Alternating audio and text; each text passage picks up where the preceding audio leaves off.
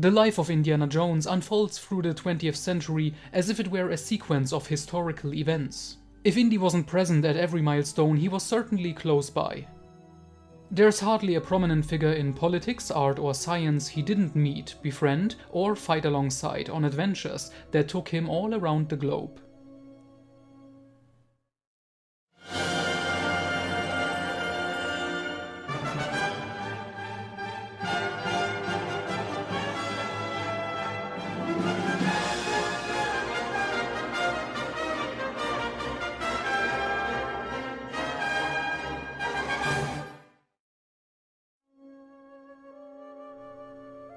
The Jones Family, July 1899 till April 1908.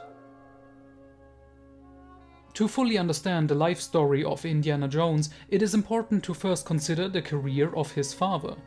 Henry Walton Jones was born on December 12, 1872 in Scotland, one of several children from a large Scottish family. Both Henry's father and grandfather were members of the Navy, but young Henry studied under the supervision of Miss Helen Margaret Seymour at the University of Oxford, where he befriended classmates Marcus Brody, Richard Medlicott, and Eric Skyve. Additionally, Professor Nigel Wolcott was one of his respected mentors. Henry graduated from the university in 1893 and eventually married an American woman named Anna in 1898. In April of that year, Henry had a vision in their new home in New Haven, Connecticut. He became obsessed with the idea of finding the Holy Grail. With no clue where to start, Henry began a diary about the artifact. A year later, Henry and Anna moved to Princeton, New Jersey, where their son, Henry Walton Jones Jr., was born on July 1, 1899. Their second child, a daughter named Susan Jones, was born shortly after, but died young from an illness. In 1900, Jones Sr. took up a teaching position in medieval literature at Princeton University. In August, he attended a conference in Massachusetts where his notes and theories about the Holy Grail met with skepticism and disdain. Nevertheless, Henry continued his search, traveling to Europe in the summer of 1905, where he met his friend Marcus Brody at Oxford, who supported his endeavor. The following year, the Jones family traveled to France to pursue possible clues about the Grail, which eventually led them to Austria-Hungary.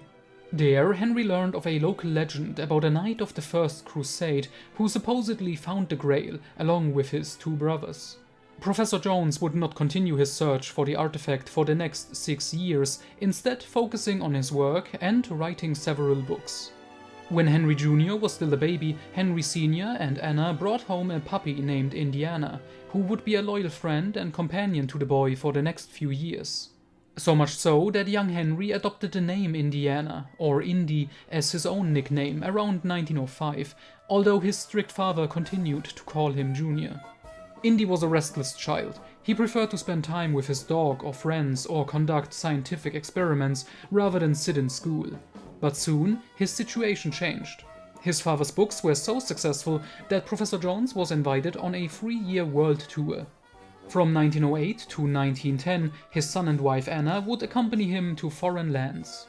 Leaving the family dog Indiana under the care of friends, the Jones family began their journey, with the first stop in England. To ensure his son didn't neglect his studies, Professor Jones engaged his old mentor, Miss Helen Seymour, who would accompany the Joneses and teach young Indy.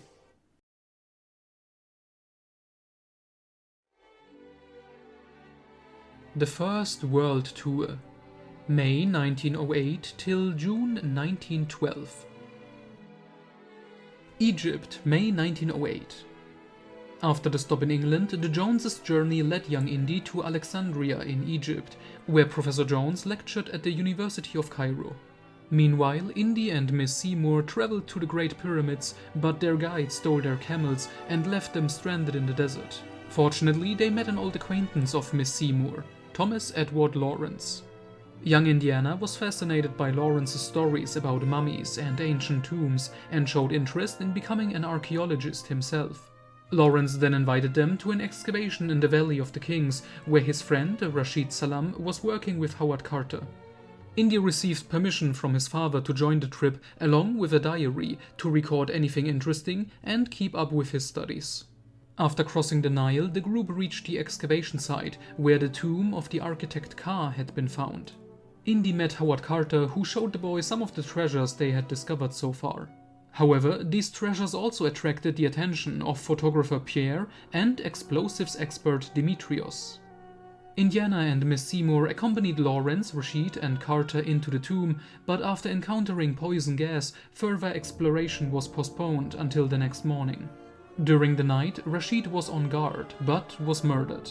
Indiana and the rest of the group tried to uncover the identity of the murderer and eventually exposed the explosives expert Dimitrios as the killer and thief of the jackal headpiece, a valuable artifact from inside the tomb.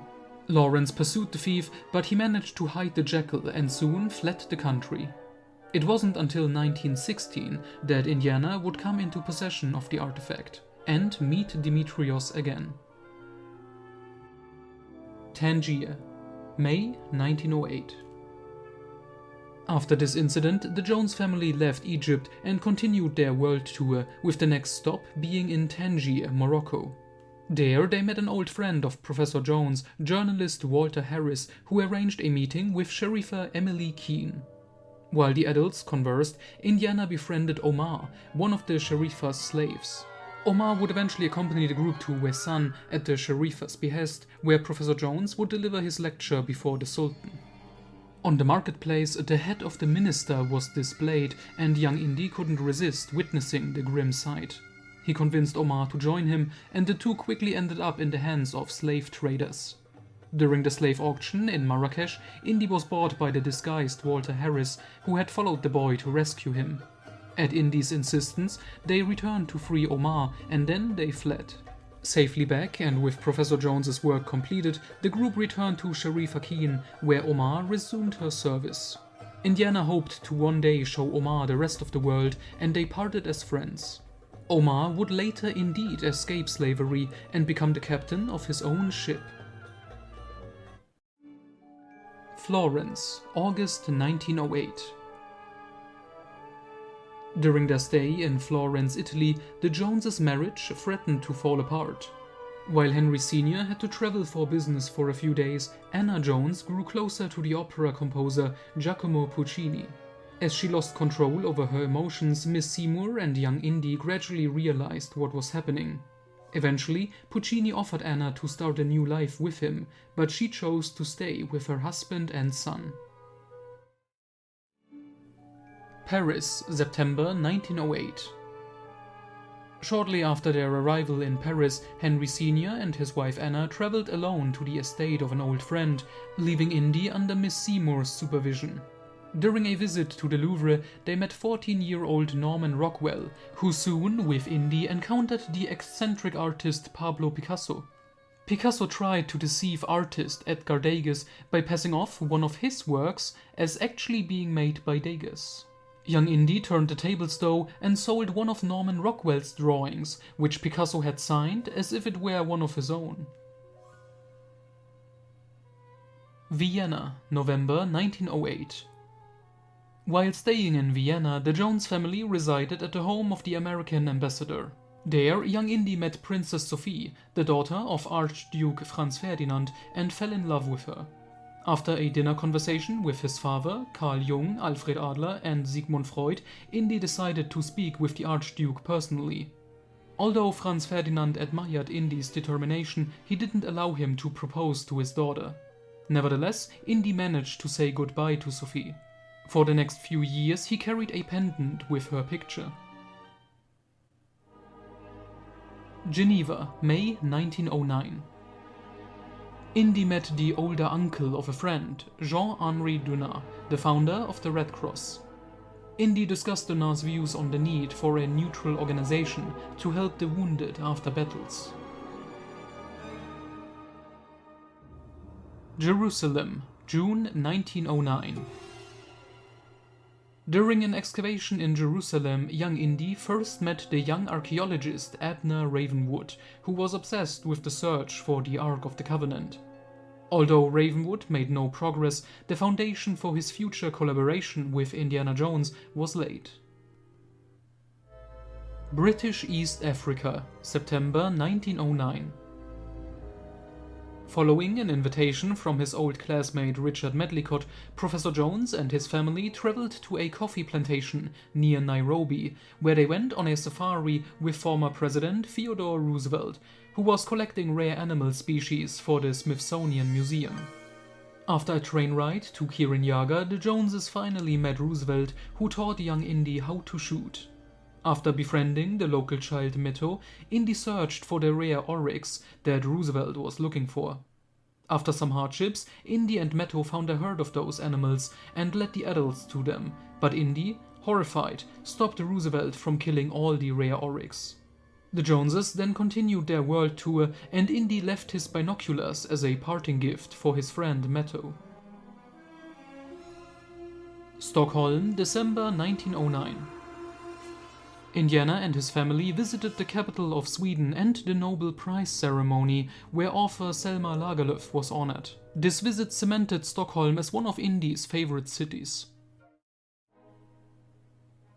Benares, January 1910. During their stay in India, near the Ganges River, the Jones family attended an event by Annie Besant and the Theosophical Society. Besant introduced Charles Webster Leadbetter, who announced that he had found a new messiah in the young Jiddu Krishnamurti.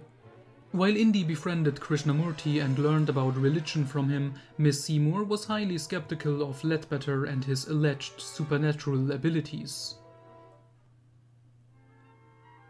Melbourne, March 1910. In Melbourne, Australia, Indy first met magician Harry Houdini, with whom he took a flight over the country. Beijing, March 1910. While Professor Jones was working, Anna, Indy, and Miss Seymour set out to see the wonders of China. After visiting a Buddhist temple and the Great Wall with their guide, Mr. Lee, Indy fell ill. After a few days in the care of a local family, his health returned, and the group continued their journey, with Indy befriending a young runaway bride named Yang Wei. Tokyo, April 1910. While Professor Jones taught in Tokyo, Indy met a samurai instructor who explained the Japanese culture to him. Additionally, Indy met the future emperor Hirohito, with whom he got involved in a shark attack. Thankfully, the two were saved by the samurai instructor. Russia, April 1910. Friends of Henry Sr. had invited the Joneses to a wedding in Russia, but after some unfortunate incidents during the celebration, Indiana was punished and sent to his room. Angry, the boy decided to run away and make his way back to New Jersey alone. Along the way, he met another runaway, an older man named Leo Tolstoy, with whom he developed a friendship during the journey. After dealing with Cossacks, Indy and Tolstoy reached the train station, but both realized they needed to return to their families. Eventually, Henry and Anna found their son at Tolstoy's estate, and after a conversation with the old man, the family set off for their next destination. But Miss Helen Seymour had become very ill during Indiana's disappearance. Athens, May 1910. After arriving in Greece, Henry Sr. visited the Parthenon with Indy, while Anna Jones cared for the still sick Miss Seymour. While Anna soon left to visit her sister, Henry and Indy traveled alone to Henry's next lecture at the monastery of Kalambaka, located atop a mountain and accessible only by a retractable lift. After a series of misadventures during their journey, father and son finally arrived at the monastery, where Indy met philosopher Nikos Kazantzakis, whose lessons helped the boy with his essay. As Henry and Indy left the monastery, an accident left them stranded in the wooden lift hundreds of meters above the ground for 2 days. During their captivity and eventual escape, father and son grew closer. They would keep the details of this shared adventure secret from Anna Jones and Miss Seymour, though. Princeton, August 1910. After several more stops around the world, the Jones family's journey ended in August, and they returned to their home in Princeton, New Jersey. Titanic, April 1912.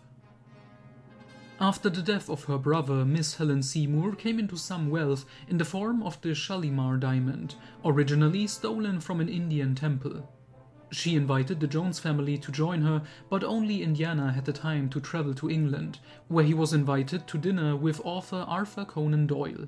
For the return journey to America, Indy and Miss Seymour boarded the RMS Titanic, where Indy uncovered a German plot to sink the ship using an Irish terrorist.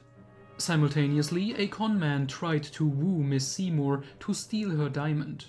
Only the fact that the Titanic accidentally struck an iceberg allowed Indy to escape the German assassins. Over 1,500 people lost their lives in the Titanic disaster, but Indy, Miss Seymour, and Indy's new acquaintance, Molly Kincaid, escaped in a lifeboat.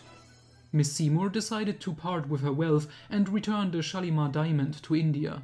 Alongside Indy and Miss Seymour, the Italian scholar Codiroli, a colleague of Professor Henry Jones, also survived the disaster. Princeton, May 1912. On the 16th of May, Anna Mary Jones unexpectedly died of scarlet fever. She had hidden her illness from her husband, Henry Sr. Her death not only deeply affected him and Indy, but also widened the rift between father and son. Maine, June 1912. To distract himself from his grief over the death of his wife, Henry Sr. traveled to Harvard University in Boston for a long conference. But Indy and Miss Seymour traveled on to Maine to visit an old friend of Seymour's named Maud Parsons. Here, Indy met Parsons' niece, Rachel, with whom he explored Eagle Island and got to the bottom of the stories surrounding Captain Kidd's hidden pirate treasure. For the first, but certainly not the last time, Indiana Jones came in contact with the supernatural. Indy encountered the ghost of the young girl Hannah Chase, after which he and Rachel set out to solve the murder of her father, Ezra Chase, who supposedly once had a map to the pirates' treasures. Through their research, Indy and Rachel were able to find part of the real treasure, solve the murder, and help Hannah's spirit to rest.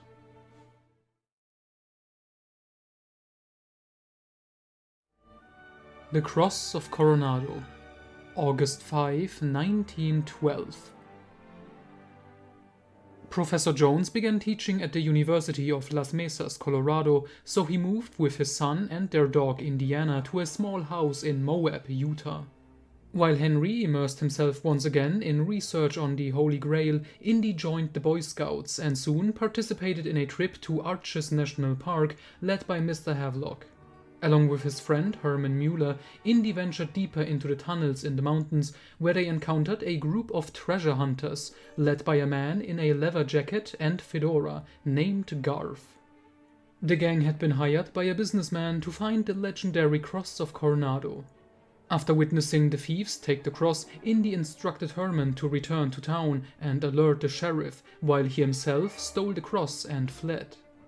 Garth and his three men, Jake, Alfred, and Roscoe, pursued Indy, who jumped aboard a passing circus train.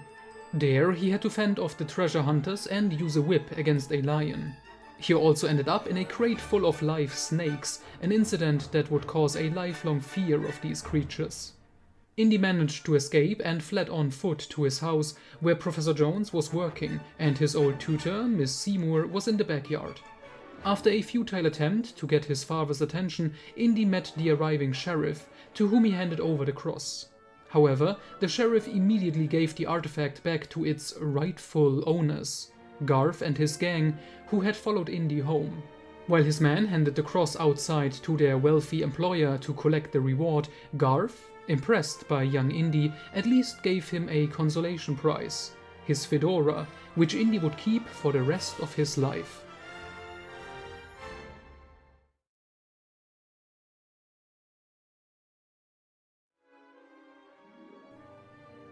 The Second World Tour, August 1912 till January 1915. Klondike, August 1912. Archibald Malloy, an old classmate of Henry Jones Sr., had come into a large amount of gold in Canada, but over the years had become a mad hermit who believed the Manitou was haunting him. In his desperation, Malloy wrote a letter to Professor Jones, but it was his son Indy who eventually came to the hermit's aid. Just a week after the incident with the Cross of Coronado, Indy traveled with Miss Seymour and Herman Mueller to the Yukon, where they uncovered the mystery of Malloy and his haunting. Malloy had obtained his gold by betraying and murdering his partner. Now he was confronted by the partner's brother, the policeman Adam Chinook. Malloy was eventually arrested and his stolen gold went to the native tribe. During this adventure, Indy also met the author Jack London and the young Italian woman Norma Bellini, whom he would encounter several more times. Soon after, Indy and his cousin Lyle set out to find the missing Professor Dante, ending up in the hands of a Mexican cult, from which they eventually escaped.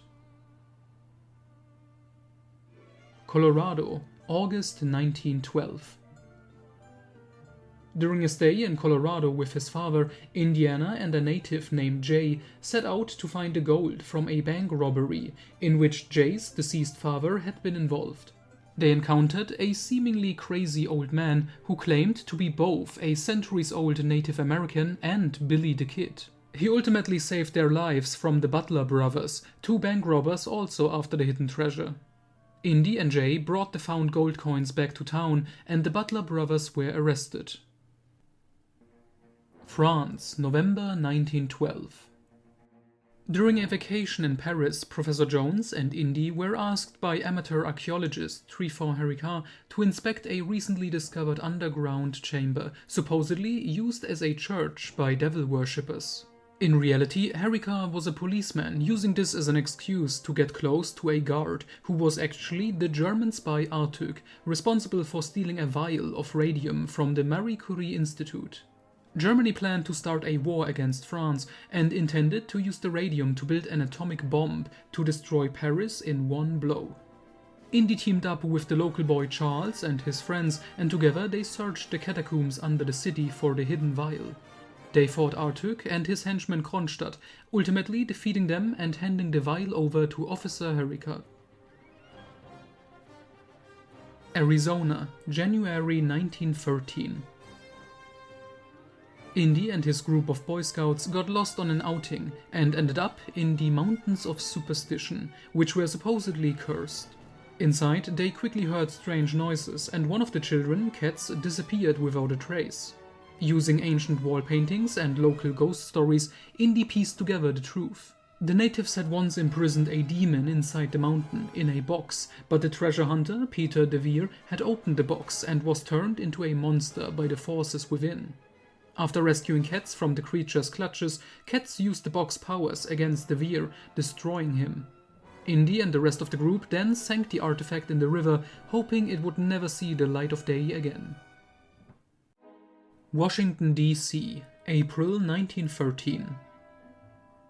Professor Jones went to teach at Georgetown University, where Indiana met the young Lizzie Ravenall, who wanted to speak with historian Zachary Walton, because her grandfather's diary suggested a former slave knew the location of an old treasure. Indy and Dr. Walton accompanied Lizzie, pursued by hired thugs of the crook Gideon Clegg, who also wanted the treasure. The treasure turned out to be old bonds and stocks, mostly worthless now. However, some documents proved that Gideon Clegg's ancestor was a thief and the murderer of Lizzie's grandfather, and a few of the papers did bring Lizzie some money. Indy bid farewell to Lizzie after the adventure, but would see her again. Canada, May 1913. Professor Jones sent his son to the icy regions of Canada for a few weeks under the supervision of his colleague Adolphus Frederick Shedderton. The local Inuits tasked Indy with safely transporting their sacred black stone, a piece of meteorite, to a holy mountain to appease their gods. During his journey to the mountain, Indy had to avoid the crook Björk, who wanted the valuable stone for himself. Along with his new friend Manu, Indy defeated Björk, and the black stone disappeared when the holy mountain collapsed. Egypt, June 1913. Soon after, Indy traveled to Egypt to spend time with his father's old friend Marcus Brody, who was conducting business for his museum. Instead of joining a regular tourist tour, Indy set off alone for the Great Pyramids, where he met a young local named Salah Mohammed Faisal El-Kahir, who saved him from a crook. The two soon discovered the scheming German archaeologist Gustav von Trappen, who had secretly discovered the tomb of Pharaoh Tutanchamun. Von Trappen, working on behalf of the Kaiser, planned to start a rebellion in Egypt and use the tomb as a hideout for German war equipment. This was the first step in a war to bring down England as a world power.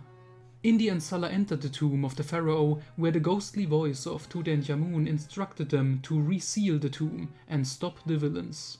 To do so, Indiana took the ring of Osiris, which had special powers. After being captured by von Trappen and brought onto his boat, the ring's powers proved true. During their escape attempt, Indy directed his ring hand at the ship, which was struck by a light and exploded, killing everyone on board. The remaining Germans who had discovered the tomb soon died of the plague. Salah's relatives helped reseal the tomb, and Indy kept the ring of Osiris as a memento. The tomb would be officially discovered years later by Howard Carter. Tibet, August 1913. Henry Sr. and Indiana traveled to the Tsadong Monastery in the heights of the Himalayas to visit Bobka Rinpoche, an old friend of Henry's.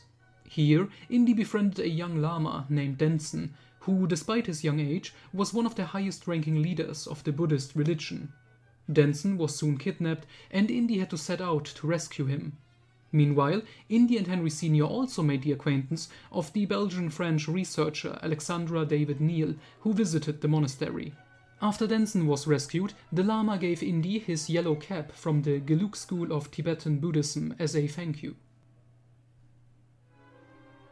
Russia, August 1913. Professor Jones was invited to Russia by Fedor Kipiani to conduct some historical work for him.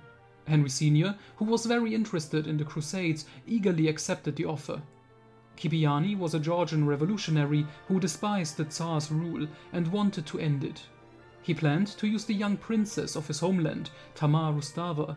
Tamar quickly befriended Indy, who had to accompany his father unwillingly. Together, the two youths were kidnapped by the men of Omar Ferrakis, the leader of a cult from Baku, who worshipped the powers of darkness. Ferrakis intended to desecrate the sacred fire of the Zoroastrians and burn Indy and the princess alive. Instead, the sacred fire retaliated and ended Ferrakis' life, allowing Indy and Tamar to escape back to St. Petersburg. New York, September 1913.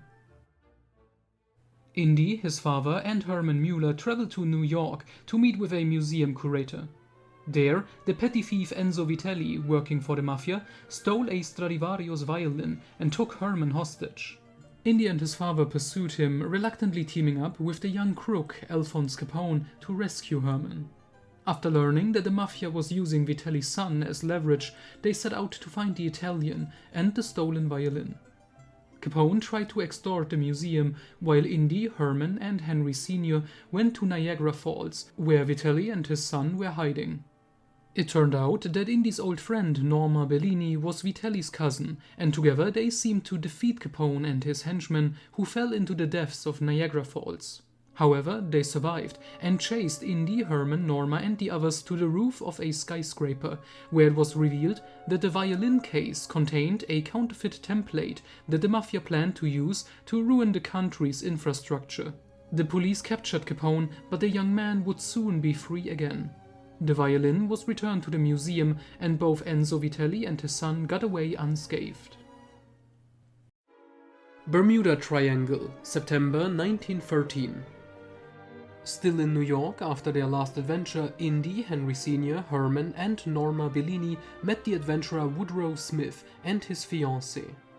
The group was invited to a trip to Florida, where Indiana, against his father's wishes, accompanied Woodrow aboard his seaplane. They ended up in a dense fog and were stranded in the Bermuda Triangle. There they encountered Walter MacDonald and his gang of drug smugglers who had set up a base on an island and had been hijacking passing ships for years. Indy and Woodrow, with the help of Professor Jones and Herman, managed to outsmart the criminals and have them arrested by the Coast Guard.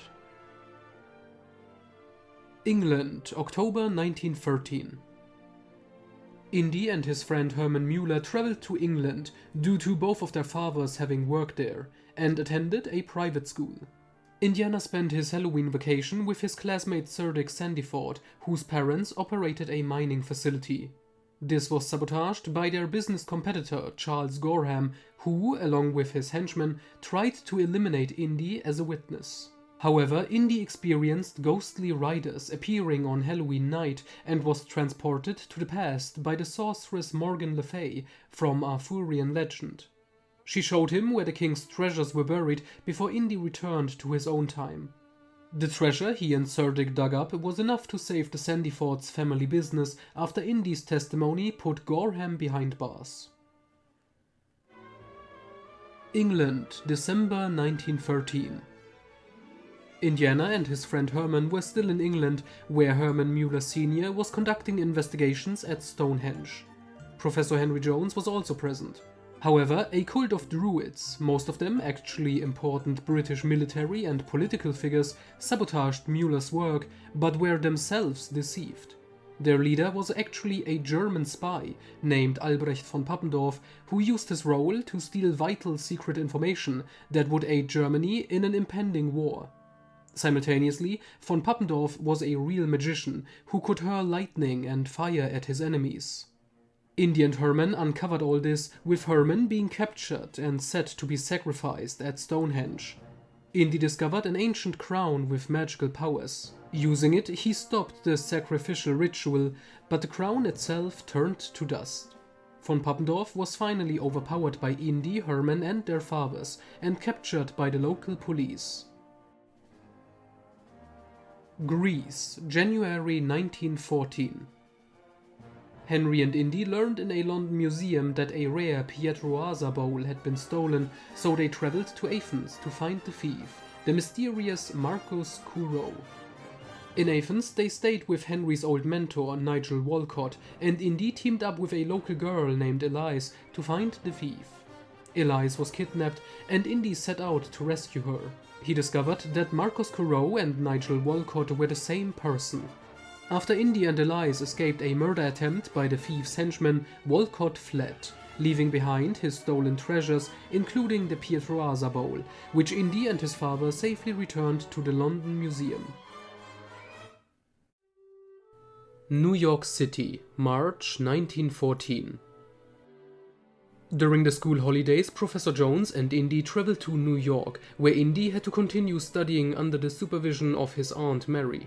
During a tour of the city, Indy got caught in the middle of a fight between the police and a parade of women marching for the right to vote. Here, Indy met his old friend Lizzie Ravenel and the local Italian Roberto Normani, whom he accompanied home. They narrowly escaped an attack at night when the building in which Roberto's family lived suddenly went up in flames. The businessman, Wilfred Frobisher, wanted to get his hands on the artifact that had been passed down from father to son within the Normani family for centuries. A golden cross with a ruby, which was the former handle of the sword of the Norman Count Roger I of Sicily. But anyone who stole the cross would die, as would the Normani who had it stolen. While Roberto was becoming increasingly weaker and threatened to die, Indy and Lizzie set out to steal the cross from Frobisher, who was planning to sell it to the highest bidder during a dinner auction. In the presence of dozens of the richest and most influential businessmen, Indy used the power of the cross against Frobisher and summoned the spirit of Count Roger I. After his presence shocked the people, Indy and Lizzie fled with the cross and gave it to the dying Roberto, who was then healed. France, May 1914. Along with student Thornton and Thornton, Indy traveled to France to buy a recently discovered manuscript for his father. The manuscript led to a hidden crown that belonged to the ancestors of a group of gypsies. However, a man in an iron mask, a member of a royal French family, wanted the crown to give it to the German Kaiser Wilhelm. With the support of the Kaiser, the man in the mask planned to become the new King of France. After capturing Indy, Thornton, and the gypsy girl Sarah, he put on the stolen crown, which, as a defense mechanism, drove a dagger through his head. Indy and his companions escaped with the crown. Thornton decided to stay with Sarah and her people to learn about their culture, while Indy returned to his father with the manuscript. Turkey, June 1914. Indiana and Herman Mueller traveled together to Turkey, where they uncovered a local cult. Around 1000 AD, Cain's knife, which he used to kill his brother Abel, fell into the hands of a warlord who used the blade to conquer an entire empire and build a secret city under Turkey. When the knife's powers began to wane, the warlord ordered his followers to wait in the secret city until the knife's power returned. After finding the underground city and discovering the plan of the monarch Zed, who intended to use the knife to conquer the world, Indy and Herman were captured and set to be sacrificed. They escaped, and Zed was cut by Cain's knife. He was consumed by an invisible fire, and then the knife was stolen by Count Igor Stravsky, who fell to his death with the artifact. This ensured that no one could claim the knife again. But the damage was done, for on the same day that Cain's knife tasted Zed's blood, Archduke Franz Ferdinand was assassinated in Sarajevo, marking the beginning of World War I. Hawaii, October 1914. After the outbreak of the war in Europe, Indiana Jones' father deemed it safer to leave the continent, and so the two traveled by steamer from Europe to Hawaii. In Hawaii, Indy not only met his Aunt Mary, but also his old friend Lizzie Ravenall. Together, they uncovered a German plot to smuggle weapons aboard their ship and sabotage British maritime trade. Their leader, Kurt Messer, threatened to kill Indy, Lizzie, and their local friend Mike Halani at the top of a volcano, but an eruption allowed Indy and his friends to escape and took care of the Germans and their weapons shipment. China, October 1914. Indy and Henry traveled to China for a business meeting, but during their voyage they were given a valuable Chinese dragon statue. Various groups in China were interested in the statue, primarily for financial gain. Since their original destination was embroiled in the war, Indiana and Henry Sr. ended up in a smaller town where they had to flee from the various crooks. They finally escaped by boat with a blind priest named Deshi. Even in a military camp, the Joneses found no peace, as the commanding Japanese officer wanted the statue as much as the German baron on the other side. After the two fought a traditional sword duel, Indy finally resolved the issue by using the artifact's magical powers to destroy the statue itself. India, December 1914. Henry Sr. and Indy left China aboard the ship of millionaire and art collector Amos Hungerford, notorious for stealing art when he couldn't buy it. As guests of Hungerford, Indy and his father barely escaped an angry mob. The group traveled to India, where Indy befriended the young prince, Kazim Khan. During an outing, they discovered the ruins of an ancient city and a mysterious medallion resembling a tiger's eye. The magical jewelry intermittently transformed Kazim, who had taken it, into a tiger. This eventually saved their lives when Kazim transformed into the tiger to protect Indy from a real, enraged tiger. Simultaneously, they thwarted Hungerford's plans, who was interested in one of Kazim's father's treasures. Finally, Kazim Khan was freed from the tiger curse by giving up the medallion. Italy, January 1915. Indiana traveled to Italy with his father to visit his old friend Norma Bellini. She got him right into the middle of the next adventure, as her friend Giovanni Casanova had found a treasure map and was convinced that the riches of his famous ancestor were somewhere in Venice, underwater. But Mario Caprini, a terrorist and self-proclaimed revolutionary who hid his disfigured face behind a mask, was also after the treasure and planned to destroy and rebuild the city, and ultimately Italy, with the help of targeted bomb attacks. Thanks to the intervention of Indy and his friends, Caprini's plans were thwarted and the terrorist himself was captured, while the treasure of Casanova fell into Giovanni's possession.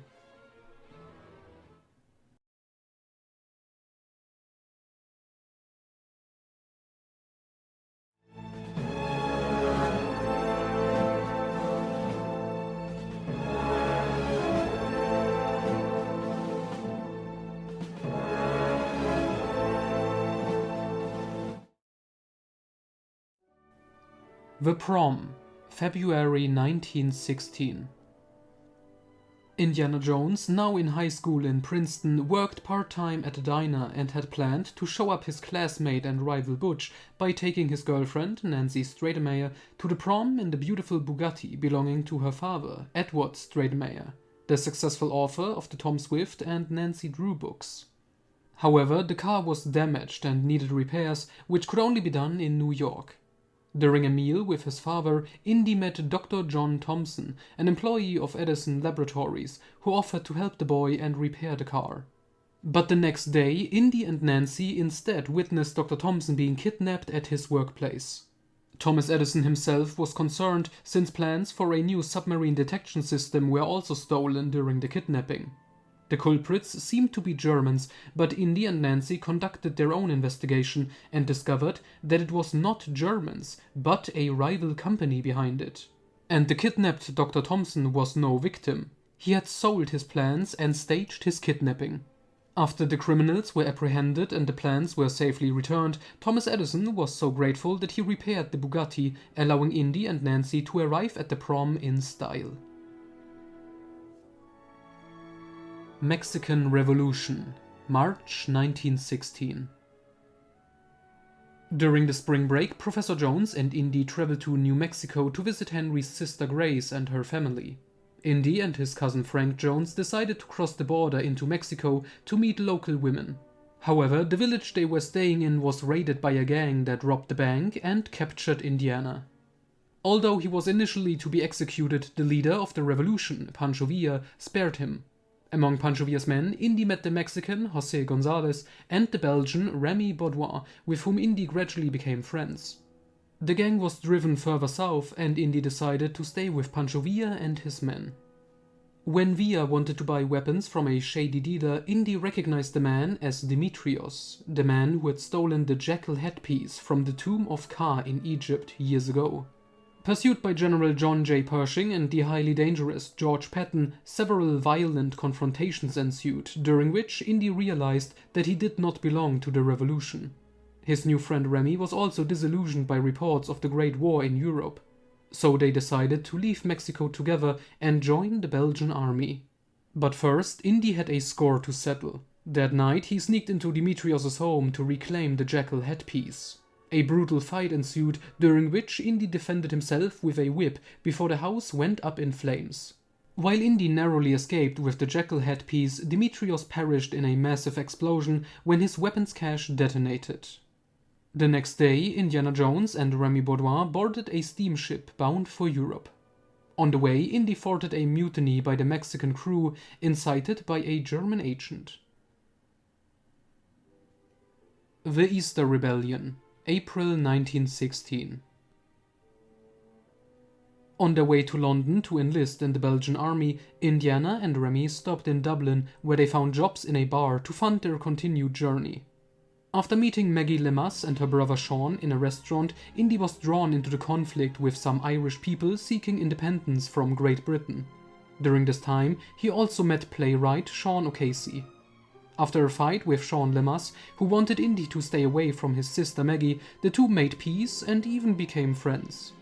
On Easter Monday, Indy and Remy had saved enough money to continue their journey, but instead they witnessed violent clashes between Irish Republicans and the British Army, and had to keep a low profile.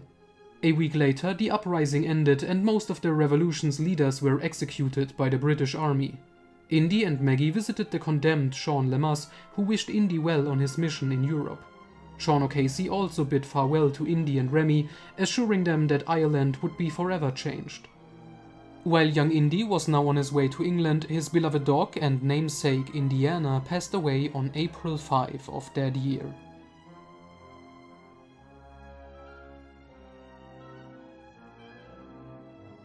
Enlistment, May 1916. After arriving in London, Indy and Remy finally enlisted in the Belgian army.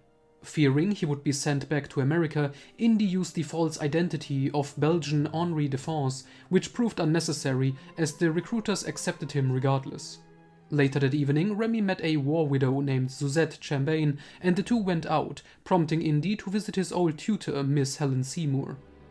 On his way to her home, he met a young Vicky Prentice who was campaigning for women's suffrage. To meet her again, Indy attended a speech by Sylvia Pankhurst, who also dealt with the issue of suffrage. Indy grew closer to Vicky, and together they traveled to Oxford to visit Miss Seymour. Indy's old tutor was glad to see him, but made it clear that his father was very worried and that Indy should write a letter home. Soon after, during a dinner party, a heated discussion arose between Vicky and Winston Churchill about women's suffrage. Indy tried in vain to defuse the situation. Despite this incident, the couple spent a few good days in Oxford before returning to London. There, they learned from Remy that they would be leaving for the war in Europe the next day.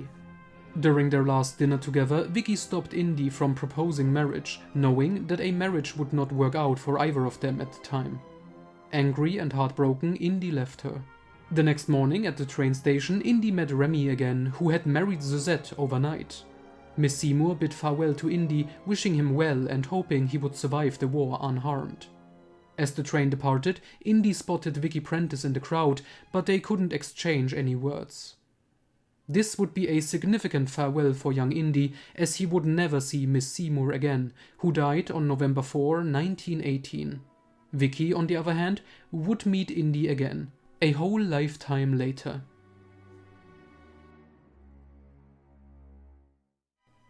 Hell of War, August till September 1916. Indiana and Remy underwent basic training in Le Havre and experienced their first combat with the Belgian army in Flanders. All the officers in the unit were killed, and the remaining soldiers were sent to the Somme, where they joined the French army led by the Frenchman Moreau. The orders during the Battle of the Somme were to capture Château-le-Maisonnet. Indy and the rest of the Belgians managed to force the Germans to retreat after brutal trench fighting, but soon after, the Germans retaliated with a gas attack. Then they advanced with a new weapon against the Belgians, the flamethrower. Indy and the rest of his troop were forced to retreat, and the mission ended as a complete failure.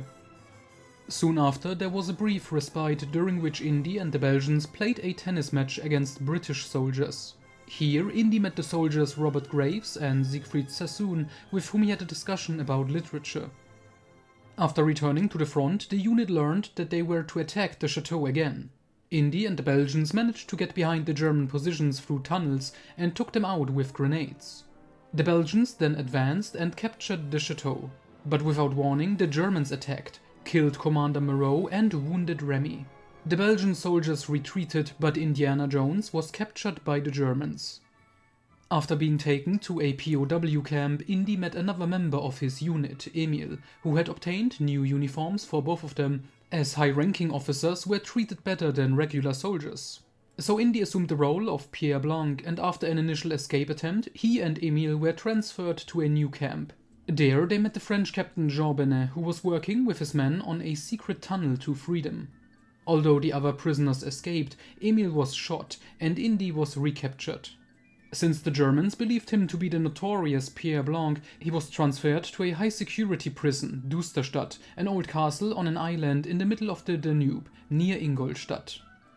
Imprisoned in the castle, Indy met his fellow inmates, the Briton Lambert and Captain Charles de Gaulle, as well as two Russians who quickly convinced Indy to join their escape attempt. This failed and the two Russians died in the river. But Indy and de Gaulle devised a plan to be smuggled out of the prison in the coffins of the deceased.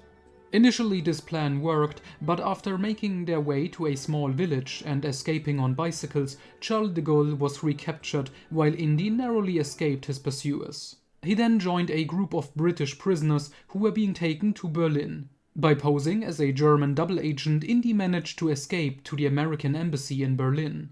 Despite the opportunity to return home, Indiana decided to stay in Europe and joined the French as a courier near Verdun. His friend Remy was now assigned to an infantry unit.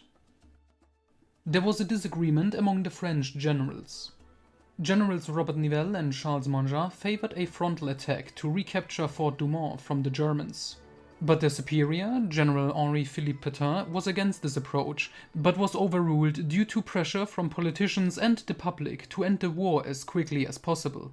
Indy was sent to deliver the attack order to the colonel on the battlefield, but the attack ended in disaster, with the French troops being slaughtered by the Germans. Indy grew increasingly disillusioned with the war. His friend Remy was wounded in battle, but soon sent back to the front. Soon after, Indy was sent on a spy mission and learned that the Germans would soon position 2 Big Berthas, heavy artillery, which would lead to a massacre. Determined to prevent the senseless bloodshed, Indy refused to deliver the attack order to the colonel and instead destroyed his motorcycle in a staged attack. No one ever found out, and hundreds of soldiers' lives were saved that day. The Mata-Hari Affair, October 1916. A month later, Indiana and Remy traveled to Paris for a 2-week leave from the front. Remy immediately sought out the company of women, while Indy felt compelled to visit his father's friends, Professor Jacques Levy and his wife. They urged Indy to send a message to his father, who hadn't seen his son since his kidnapping by Pancho Villa. First, however, the three attended an event where Indy met Mata-Hari, an exotic dancer from the Netherlands who moved in the highest circles of European society. They began an affair, but Indy grew increasingly jealous as Mata-Hari continued to meet with other men. After secretly following her, Indy was arrested by the police and questioned about his relationship with the dancer. Mata-Hari was suspected of being a spy, passing secret information to the Germans. The authorities informed Indy that the rest of his leave was cancelled and that he should stay away from Mata-Hari. Nonetheless, he spent one last night with her and left the sleeping dancer early the next morning to return to the war. Mata-Hari was eventually executed by the French in October 1917 for being a German spy. The Phantom Train, November 1916. Indiana and his friend Remy had grown tired of the war in Europe and requested a transfer to Africa. They were supposed to travel to Nairobi, but ended up in the middle of nowhere due to a mishap. There they encountered a group of Allied soldiers, led by Captain Frederick Selous, whom Indy had met as a 9-year-old during his visit to British East Africa. Before he knew it, Indy was recruited into a special unit tasked with finding and destroying a German secret weapon, the so-called Phantom Train, which was equipped with heavy artillery. The unit, named The Old and the Bold, included Captain Frederick Selous, Bertie Soames, Bill McMillan, Mr. Golo, Zoltan and Donald Parks, all seasoned veterans. Remy was far from thrilled about Indy's new job and warned him that the Belgian army would execute them as deserters if they didn't return to their units soon. The group set out to find the Phantom Train, planning to blow it up with explosives. After stealing track plans from a German camp, they discovered the solution to the mystery of the Phantom Train's whereabouts. The Germans were hiding it in a cave. A battle ensued on the moving train between the Allied team and the German soldiers. In the end, Frederick Selous managed to blow up the Phantom Train with the explosives, putting an end to the threat posed by this weapon. The successful team then returned to the Allied camp. The Lion of Africa, November 1916. After completing the Phantom Train mission, Indy and Remy just wanted to return to their unit as quickly as possible. However, they were once again drawn into a mission by Frederick Selous. An opportunity had arisen to capture the notorious German colonel Paul von Lettow-Vorbeck, known as the Lion of Africa. Selous had been tracking the colonel for a long time, and he and his men convinced Indy to take a different route back to the Belgian army. Disguised as settlers, Indy, Remy and Selous' team ventured through German territory. On the first day, they captured a young German courier, Margaret Trappe. But the next day, the group was captured and brought before von Lettow-Vorbeck, who ordered their execution. However, Selous' team managed to escape their cell and split up. Indy and Remy captured von Lettow and fled with him in an hot air balloon. Chased by German soldiers, including Margaret Trappe in her airplane, they tried to keep the balloon airborne long enough to reach safe territory. When the balloon eventually crashed, Indy, Remy and von Lettow had to trek through the wilderness. The captured colonel gradually became a mentor of sorts, offering survival and warfare tips. Eventually, Margaret Trappe tracked them down, leading to a final confrontation. Following von Lettov's logical advice, Indy realized they had no chance of escaping unscathed due to the approaching German reinforcements. He decided to release the colonel, who, in gratitude, withdrew his troops, allowing Indy and Remy to continue their march to safety. After 2 days, they met up with Frederick Selous and his team, who offered to safely return them to the Belgian army. Giver and Taker of Life.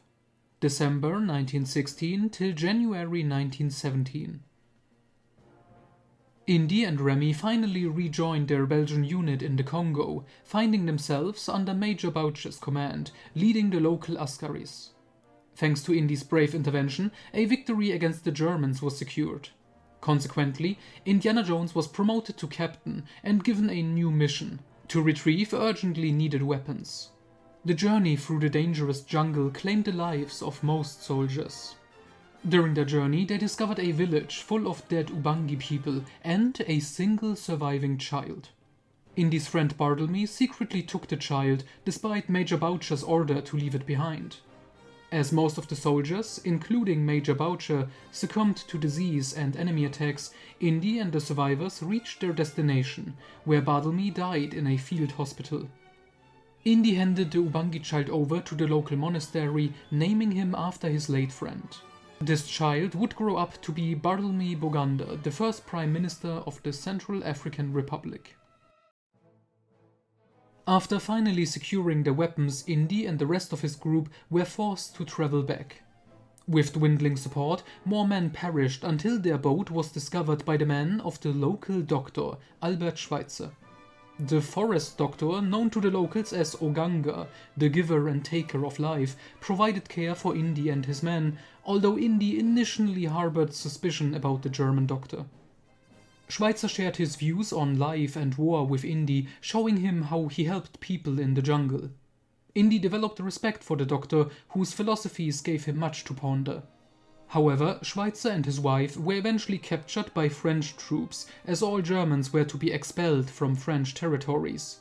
Additionally, Indy learned that the original weapons shipment was useless, as the battle had already been lost during their journey. Indy and Remy bid farewell to Dr. Schweitzer and his wife, who were deported by ship. Attack of the Red Baron. February till April 1917. Inspired by Albert Schweitzer's ethic of reverence for life, Indy forged transfer documents for himself and Remy after leaving Africa and returning to France. Hoping to end the war more quickly, Indy joined the French intelligence service, while Remy was sent to Brussels as a contact man. The two friends said what seemed to be their final goodbyes, and Indy reported for duty in his new role. He was to join a unit of American volunteer pilots as a photographer, despite his disdain for flying. During his first flight with pilot Harold Green, their plane was shot down and forced to land in German territory.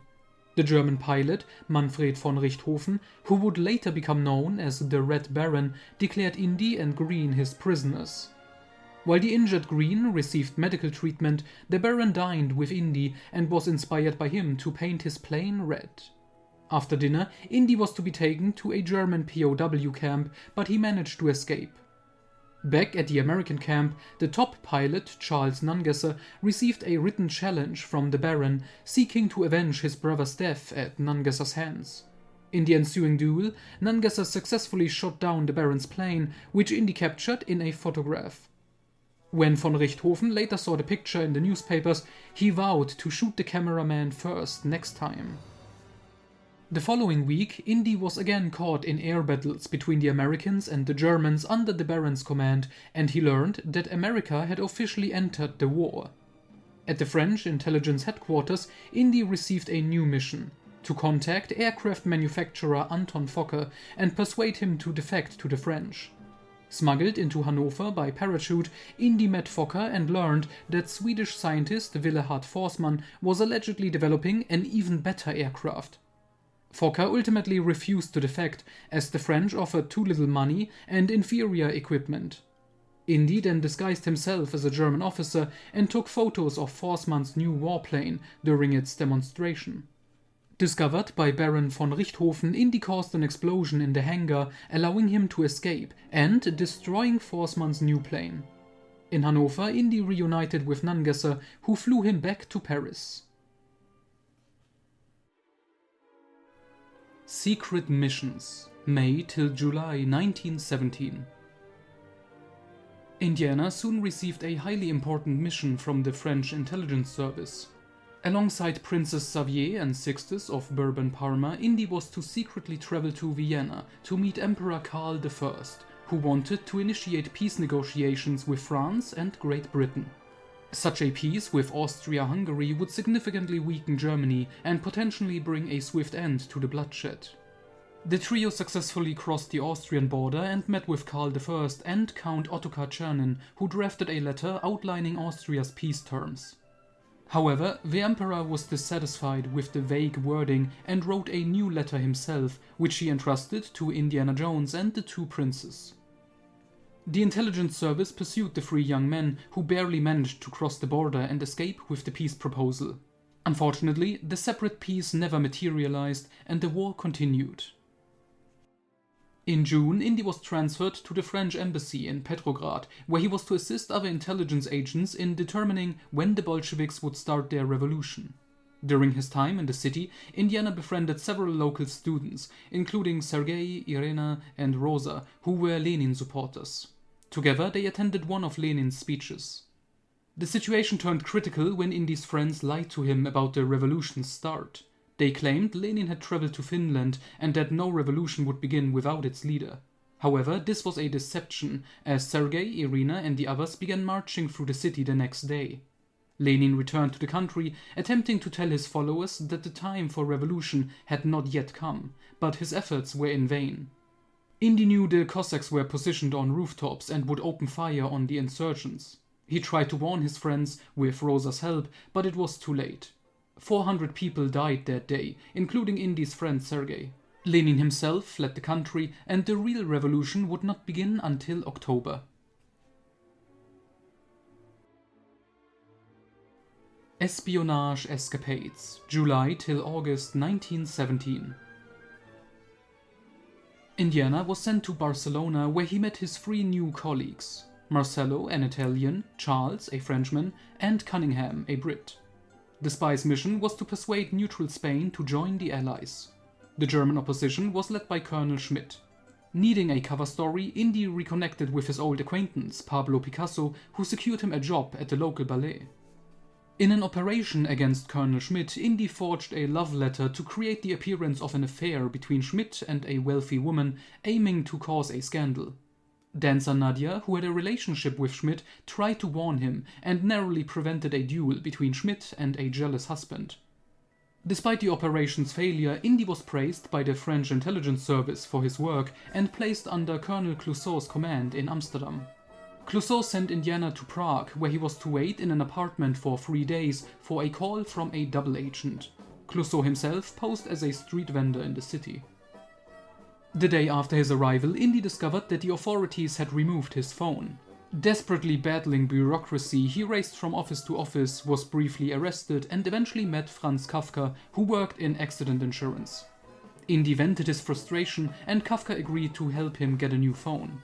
Thanks to Kafka's assistance, Indy finally obtained the necessary forms, and a new phone was installed the next day, just in time to receive the double agent's call instructing Indy to travel to Berlin and install another phone. Attack on Beersheba, October 1917. British troops had already attacked the Turks twice in Gaza and lost both times. The commanding general wanted to be in Jerusalem by Christmas by capturing Beersheba. The journey to Beersheba would lead them through the desert, and they needed to ensure enough water supplies in the city when they arrived. Additionally, the British planned to deceive the Turks into believing they would attack Gaza again. On T.E. Lawrence's recommendation, Indiana Jones, currently continuing his intelligence work in Cairo, was recruited for the mission. During his time in the camp, Indy met a group of Australian soldiers. Soon after, he was sent on a mission with an agent named Maya, who posed as a dancer. In Beersheba, Indy met his contact, Kazim, and learned about the presence of Captain Schiller, a German agent, and Colonel Ismet Bey, the local garrison leader. Maya was secretly a double agent and ensured that both Indy and Kazim were captured.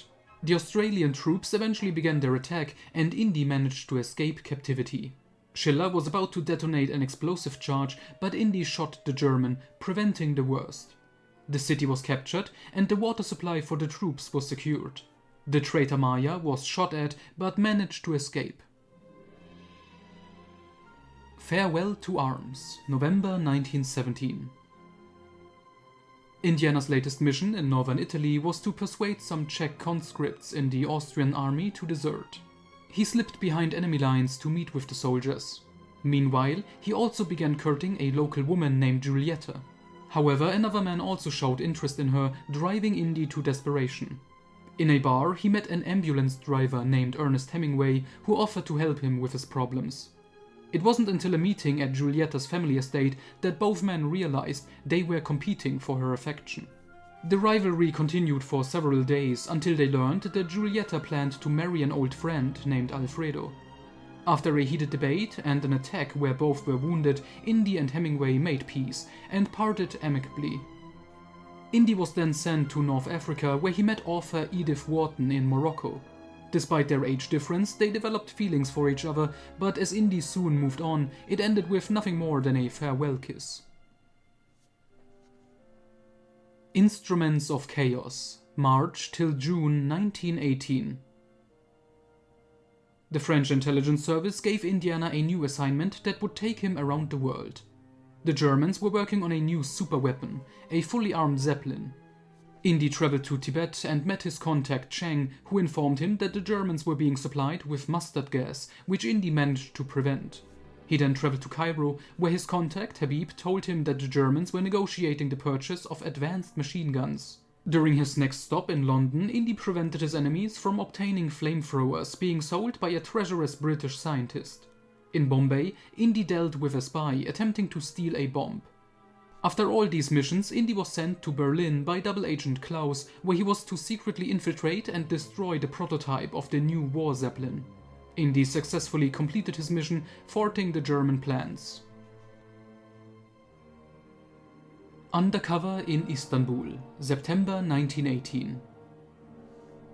Disguised as Swedish journalist Niels Andersson, Indiana Jones was stationed in Istanbul with a group of spies to determine if Turkish General Mustafa Kemal was interested in a separate peace with France.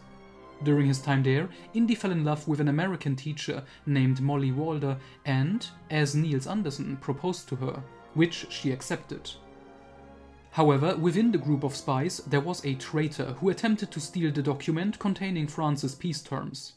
Indy eventually met General Kemal, but the general was not willing to accept the conditions. Additionally, Molly discovered that Indy was actually a spy and that he had been lying to her all along. After their initial confrontation, Molly sought Indy out again, only to be accidentally shot by the traitor in Indy's unit before Indy could eliminate the traitor. Molly, who had decided to marry Indy despite everything, died in his arms. The Prince of Darkness, October 1918. After an Austrian POW camp was attacked, Indiana Jones and several other agents were sent to Romania to investigate the actions of separatist general Matthias Targo, who was suspected to be responsible. Targo had already eliminated 2 American and 1 French agent who had been sent to his castle. Indiana Jones, Colonel Waters, Nicholas Hunyadi, Maria Strausler, and double agent Dr. Adolf Schmidt were dispatched to infiltrate the castle and uncover Targo's schemes. To their horror, they discovered that Targo had impaled his victims. The superstitious team members, Nicholas and Maria, believed Targo was actually the reincarnated Vlad Dracul, the prince of the vampires. Indeed, Targo had turned some of his captured soldiers into his undead servants and killed Colonel Waters as the group searched the castle. Despite witnessing Targo's abilities, Indy believed the general was simply insane and thought himself to be Vlad the Impaler. After Dr. Schmidt revealed himself as a double agent and was killed, the remaining team members were captured by Targo, who immediately killed Nicholas and fed on his blood. Indy and Maria managed to escape and temporarily incapacitate Targo by throwing him hundreds of meters to his apparent death. To kill the vampire for good, Indiana followed Maria's advice and drove a stake through Targo's heart. Targo's body ignited in flames, and his undead servants at the castle died with their master, freeing their souls.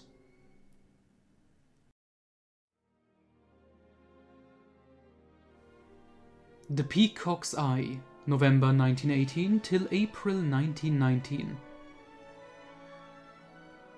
In the final days of the war, Indiana was reunited with his old friend Remy Baudouin as they were sent back to the front to track down a potential traitor named Bajendra Singh, who was allegedly passing information to the Germans. Indy and Remy witnessed a German shooting Singh, who clung to an old map and spoke of a peacock's eye before dying. Moments after his death, the ceasefire whistle blew. The Great War was over. Germany had surrendered. Indy and Remy returned to England, where Remy was reunited with his wife Suzette. Indy, on the other hand, learned that his old tutor, Helen Seymour, had passed away just a week before the war had ended. She left him a letter expressing her hope that he would make peace with his father and make something of his life.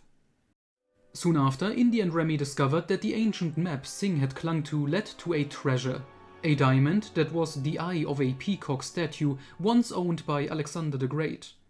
At Remy's urging, they set off in search for the diamond. In the city of Alexandria, they reunited with Howard Carter and writer E.M. Forster. However, after discovering more clues, they were attacked by the German who had killed Singh. The duo decided to follow the German named Zeich, who was also seeking the diamond. Along the way, Indy met a young woman named Lily, who was also interested in the treasure. Indy and Remy followed Zeich to a temple in Indonesia, where they found a box that apparently contained the diamond.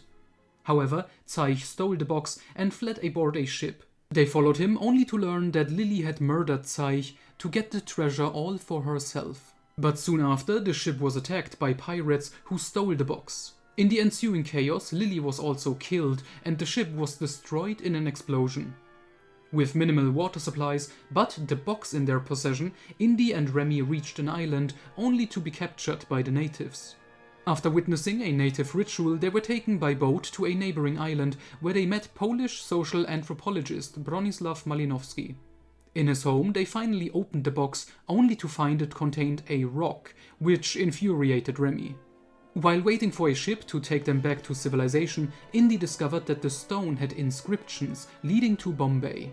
However, a conversation with Malinowski made Indy realize that he wanted to return to America to study archaeology and had no interest in the wealth the diamond could bring him.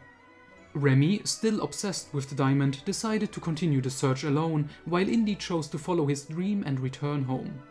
The two friends parted ways for good, and over the years the diamond was found and changed hands multiple times.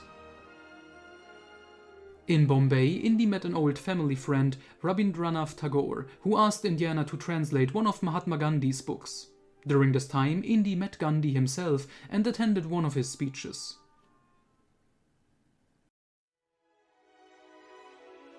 The Treaty of Versailles, May 1919. The Germans had surrendered and the Kaiser had fled the country.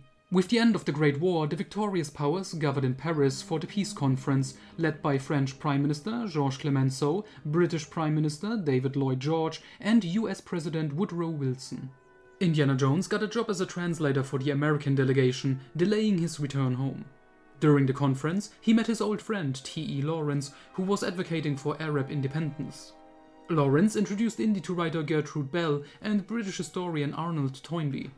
Their discussions made Indy aware of the potentially catastrophic consequences of the current events, particularly the treatment of Germany. Indy also met representatives from Vietnam led by Ho Chi Minh, who asked him to speak on their behalf to the diplomats. The Vietnamese sought some freedoms and a voice in the French parliament, but their request was ignored. Indiana also witnessed the arrival of the German diplomats, who were pursued by an angry mob. During this, he briefly met envoy Ulrich von Brockdorff-Rantzau. Indy learned of the terms of the Treaty of Versailles, which he knew would inevitably lead to disaster for Germany and Europe. Toynbee predicted that within 10 to 20 years, a new war would shake the world. After Lawrence's hopes for a free Arabia were dashed by the politicians, Indy left France, bidding farewell to his old friend.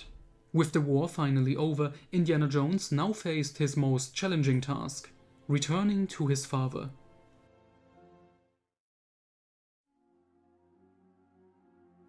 Father and Son, May till December 1919. On the ship back to America, Indy met young aristocrat Amy Wharton and they began a relationship. Upon returning to Princeton, Indy met his old high school girlfriend Nancy Stratemeyer, now a wife and mother. Finally, Indy entered his old home and found his father in his study. Henry Sr. was still angry about Indy's disappearance to Europe and joining the war, but he maintained a cold and indifferent demeanor. Nevertheless, he helped Indy secure a summer job at Princeton University as a lab assistant to Professor Robert Goddard, a scientist working on space travel.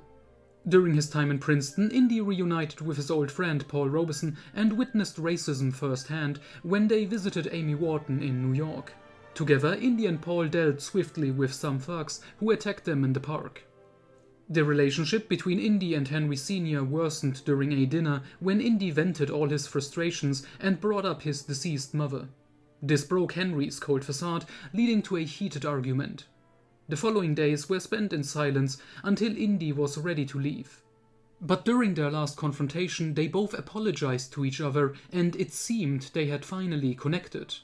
However, Indy's sudden announcement that he would study archaeology at the University of Chicago instead of Princeton, as his father wished, shattered the brief peace. Henry Sr., now entirely cold again, asked his son to close the door behind him. Indiana left his father, not to see him again for nearly 20 years. He also ended his relationship with Amy, who wanted to study medicine, and embarked on his journey.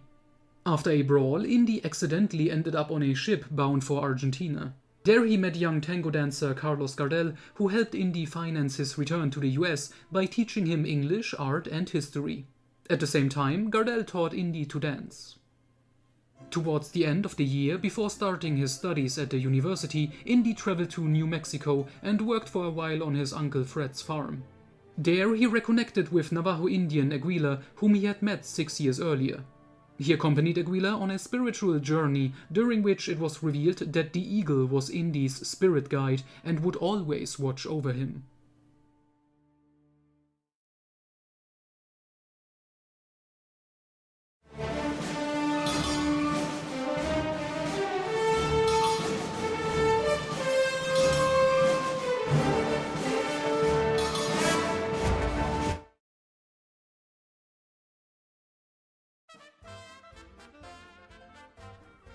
College Blues, January 1920 till June 1921.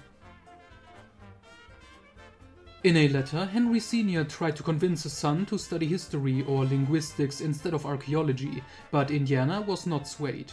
In January 1920, he finally began his studies under Professors Charles Kingston and his old acquaintance Abner Ravenwood, where he also met Abner's young daughter Marion for the first time. Additionally, Indy studied history under Professor Ted Conrad and anthropology under Professor Hunt. Indy soon befriended two classmates, Englishman Harold Oxley and German Magnus Völler, while he did not get along well with his roommate Elliot Ness. By April, Indy was working as a waiter at Colosimo's restaurant, where he befriended bandleader Sidney Bechet due to his love of jazz music. Here, Indy also learned to master the soprano saxophone and played with the group a few times. He also met Sidney's brother CJ, who was an advocate for black rights. Indy's quiet life was disrupted when the restaurant owner, Colosimo, was shot dead by an unknown assailant in his establishment. Among the reporters on the scene, Indy met his old acquaintance Ernest Hemingway, and together with Hemingway and Elliot Ness, Indy investigated to find the culprit. This brought the young men into contact with Chicago's underworld and police corruption. Although they discovered that a small-time gangster named Alphonse Capone was involved, the police protected him. Disgusted, Indy quit his job as a waiter, while Ernest decided to travel to Paris to become a writer. Ness continued his dream of becoming a policeman to combat corruption. In June, Indiana traveled to New York City, where Sidney Bechet tried to get him a summer job. Although this did not work out, Indy got a job in a theater and met several composers, including George Gershwin, George White, and Irving Berlin, as well as writer Dorothy Parker. While helping produce the play The Scandals of 1920, Indy started relationships with 3 different women, none of whom knew about the others: Peggy, Kate, and Gloria. After a chaotic month of balancing his work and relationships, the girls found out about each other and confronted Indy during his birthday party on July 1st. By August, Indy was stranded in New York without a job, but his friend George Gershwin got him a new position at Universal Pictures. On behalf of Carl Laemmle, Indy was to travel to Hollywood and convince the eccentric German director and star Erich von Stroheim to finish his over-budget new film, Foolish Wives. Along with producer Irving Thalberg and screenwriter Claire Lieberman, with whom he began a relationship, Indy struggled to get von Stroheim to wrap up the film. During this time, Indy met director John Ford and learned more about the film industry. Ultimately, von Stroheim outwitted Indy and continued filming in Mexico. Failing his mission, Indy was fired without pay. Stranded in Hollywood without any money for the trip home, Indy took a job as John Ford's assistant on his latest film, 6 Steps to Hell. Indy helped bring legendary gunslinger Wyatt Earp on board as an advisor. During filming in the desert, a series of catastrophes, including the star's death, forced Indy to step in for the main character in several scenes, including performing one of the most dangerous stunts in the film. After the shoot was finally completed, Indy bid farewell to the crew and Claire Lieberman, from who he parted ways. With a broken leg and enough money in his pocket, Indy returned to the University of Chicago. During his studies, Indy and his teacher Abner Ravenwood became good friends, and they attended a lecture by Arctic explorer Evelyn Briggs Baldwin together. In March 1921, Indiana met Jack Shannon, a jazz musician from a local gangster family. Their shared love of jazz quickly made them friends.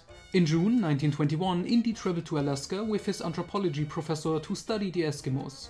There they met Nellie Cashman and Dr. Joseph Romick. While Indy got to know the local population, an illness wave struck the settlers and the necessary medications were delivered just in time by dog sled.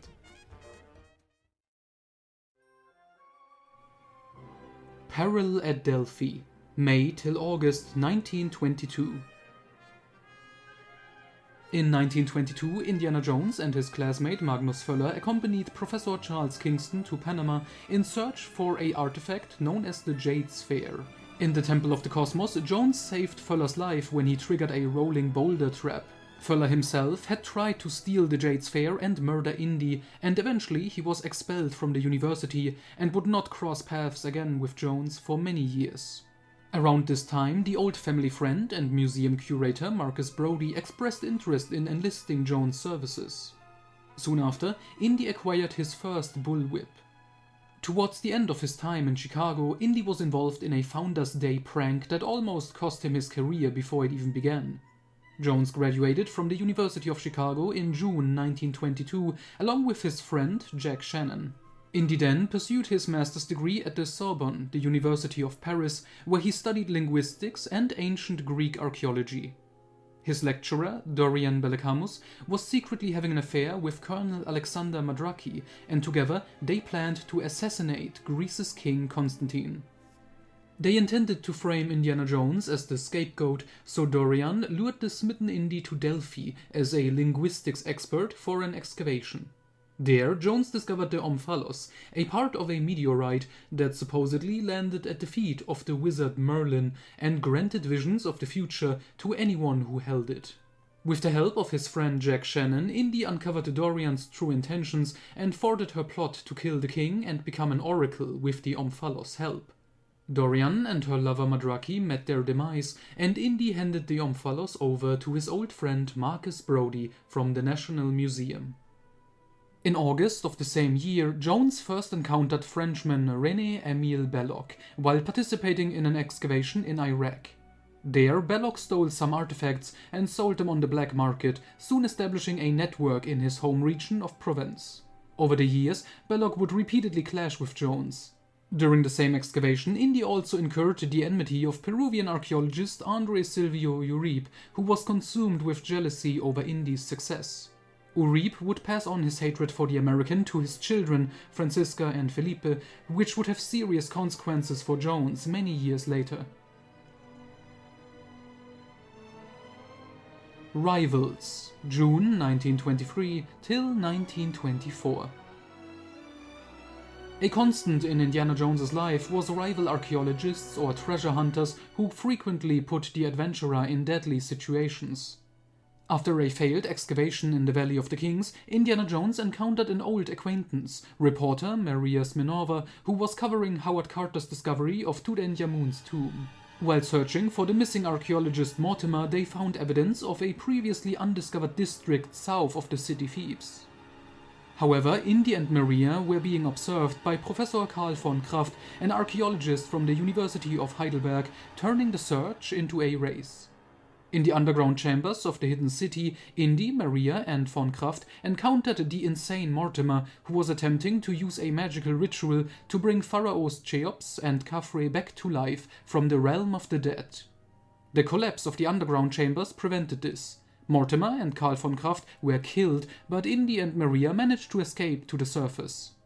The following year, Indiana traveled with two Sorbonne classmates, Roland Walcott and Mara Rogers, to Montignac, where they discovered a cave full of Ice Age paintings. The treacherous Walcott tried to kill Indy to claim the find for himself, but Indy fought with the Englishman, who was presumed dead after falling into a river. However, it would be revealed 4 years later that Walcott had survived. Sometime after this incident, Indiana made a new friend in Chinese Lin Su, whom he saved from trouble with the US immigration authorities. Abner and Marion, 1925. Indiana Jones finally completed his coursework at the Sorbonne and promptly received an invitation from his old teacher Abner Ravenwood to join him on one last expedition. During this time, Indy grew closer to Ravenwood's young daughter Marion. Around the same time, another old teacher, Basil Smith, saved Indy's life in the Yucatan, and the grateful young man promised Basil that he would repay his life debt someday. 16 years later, that moment would finally come. Dance of the Giants, August 1925. Thanks to the help of his old friend Marcus Brody, Indiana secured his first teaching job as a doctor of archaeology at the University of London. However, Indy soon felt that someone was after him. It turned out to be Adrian Powell, leader of a Druid cult and a member of the British Parliament, who planned to use the Omphalos, the artifact Indy had found in Greece some years ago, to unleash the power of the wizard Merlin at Stonehenge and ultimately become Prime Minister. Indiana accompanied the head of the archaeology department, Joanna Campbell, along with her daughter Deirdre, to Scotland to investigate rumors of evidence of Merlin's existence. While Indy began a romance with Deirdre, it turned out that Adrian Powell was really her half-brother.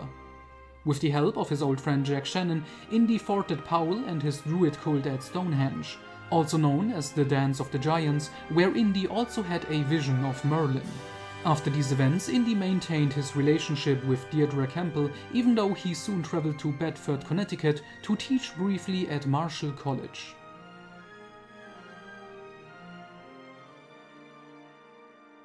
The Search for Colonel Fawcett, March till April 1926. After a dangerous excavation in Guatemala, where he clashed with New York archaeologist Victor Bernard, Indy returned to New York, where he not only faced a relationship crisis with Deirdre Campbell, but also was set on a new lead by Marcus Brody. Brody handed Indy the diary of British explorer Percy Fawcett, who had recently disappeared in Brazil. Fawcett described an ancient lost city whose inhabitants were descendants of Celtic druids and possessed magical abilities. Indy and Deirdre set out to find the explorer, and while aboard a ship to Rio de Janeiro, the captain spontaneously declared them husband and wife. After several obstacles, including an attack by Victor Bernard and his henchmen, Indy and Deirdre eventually found the mysterious city of Khyber and the captive Colonel Fawcett, but the cannibalistic inhabitants demanded fresh blood, forcing the trio to flee by plane. The plane crashed in the jungle and only Indiana survived the disaster, once again visited by the figure of Merlin, who was also connected to the city of Khyber. A month later, the injured Indy awoke from a coma and learned from Marcus Brody that Deirdre was dead. Thus ended Indiana Jones' first, albeit brief, marriage in tragedy. Later that same year, Indy had another run-in with his old enemy René Belloq, clashing over a forgery of the Shroud of Turin on a skyscraper in New York. Soon after, Jones joined Abner Ravenwood in Jerusalem, who was still obsessed with finding the Ark of the Covenant. To get closer to his goal, he was now hunting for the Staff of Ra, which, in the buried map room in Tanis, would reveal the location of the Ark. Abner and Indy traveled to Tibet, where they seized the headpiece of the staff from a Chinese warlord.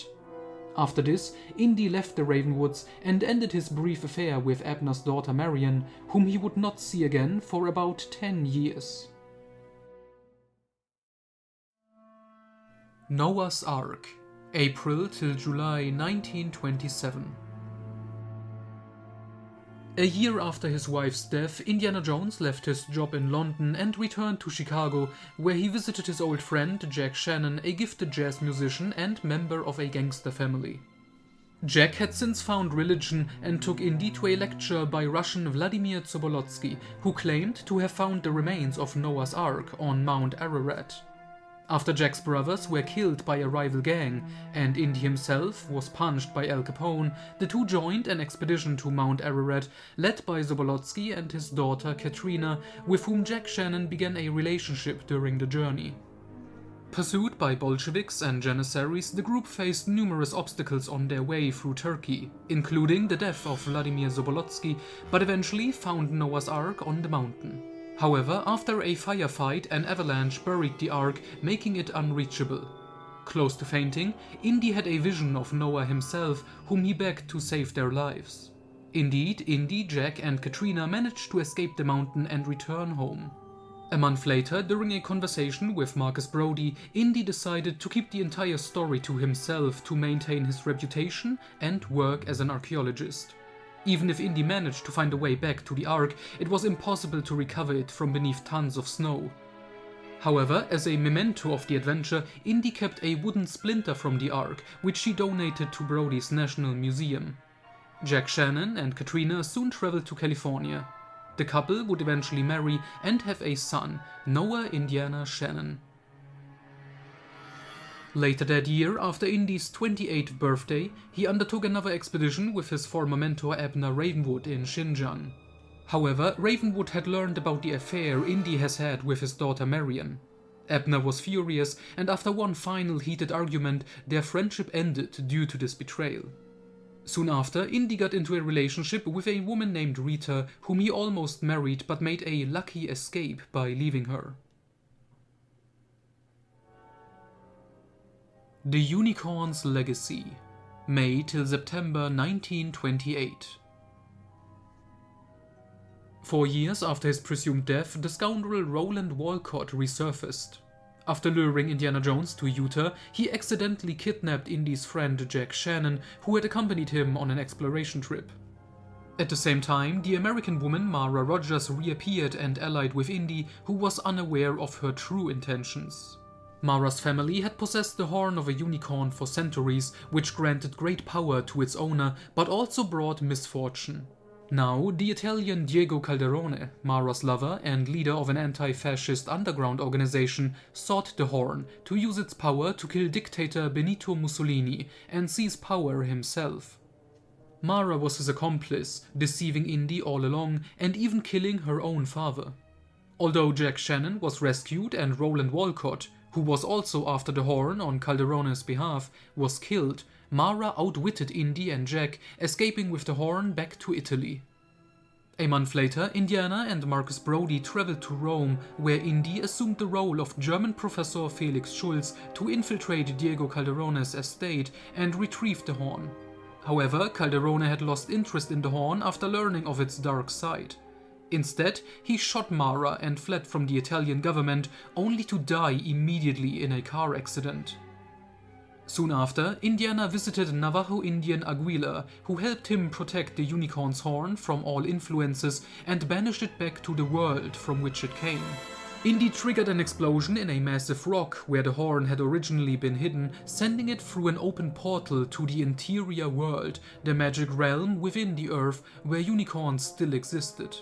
However, this would have significant consequences the following year, as villains on the other side of the portal sought to use the horn for their own nefarious purposes. The Interior World, March till September 1929. The interior world was a separate surface of water and land within the Earth's crust, accessible only through a few portals. One of these portals was where Indiana Jones hid the unicorn's horn in 1928. The ruler of the land Wayua, Malaiva, stole the horn and set his conquest plan into motion to dominate both the interior and the outside worlds. Under his leadership, the Wayuans conquered the kingdom of Pincoya, forcing King Vicard and his daughter Salandra to flee. Indy was on Easter Island with Marcus Brody and several other archaeologists when Brody received a message from his acquaintance Hans Beitelheimer. He and Indy set out to find Beitelheimer on the island of Chiloe. However, the real Beitelheimer had been killed and replaced by a double, one of Malaiva's men.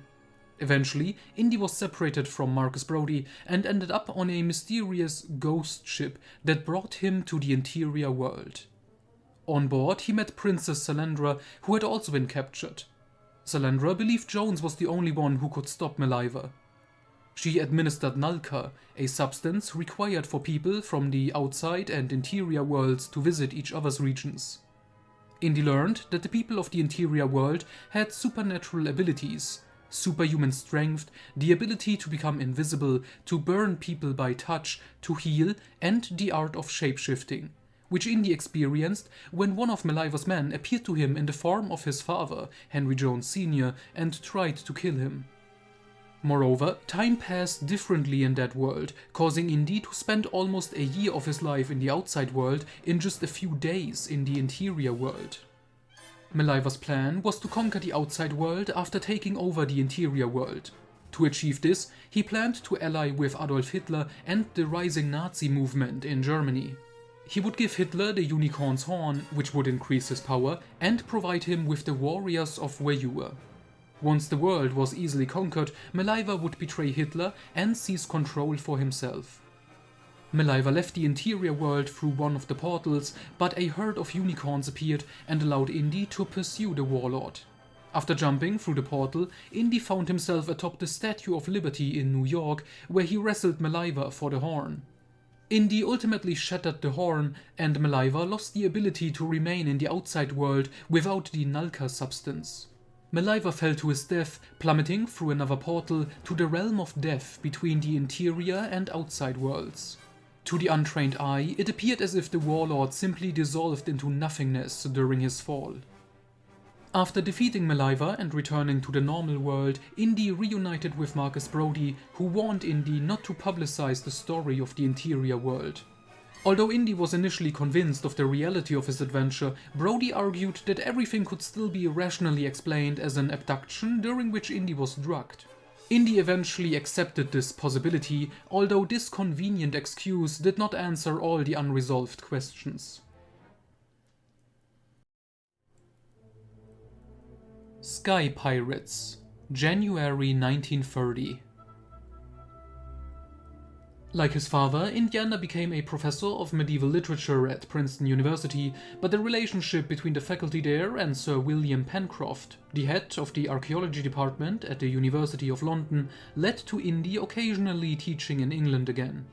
Through Pencroft, Indiana Jones was drawn into a secret government operation.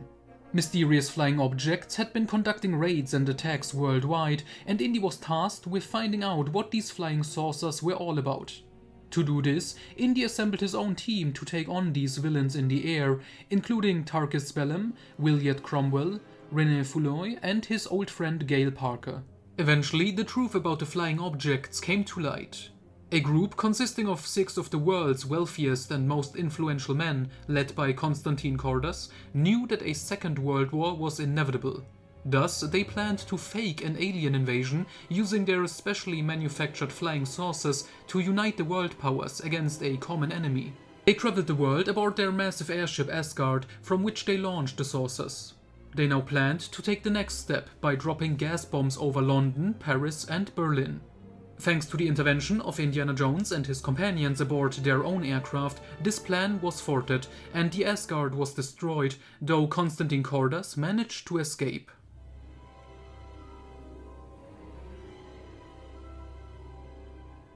White Witch, February 1930. Shortly after their airborne adventure against the flying saucers, Indiana and his old friend Gail Parker traveled to England, where Parker tried to teach Indy to fly.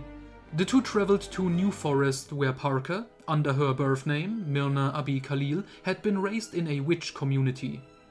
However, the village had been raided by thugs led by Indy's old enemy, Konstantin Kordas. Kordas stole a map leading to a treasure, ancient gold coins from the early days of Christianity. The raid, however, earned him the enmity of the witch, Caitlin St. Brendan, who not only wielded Merlin's magical sword Caliburn, but also wore a regenerating armor from the same era. Along with Gail and Caitlin, Indy pursued Kordas and searched for the gold coins. Indy's primary goal was to dissuade Caitlin from her thoughts of revenge so that Kordas could be held accountable and brought to justice.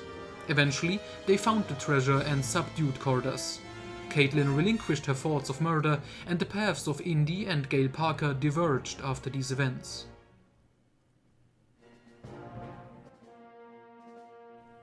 The City of Dreams, May till June 1930.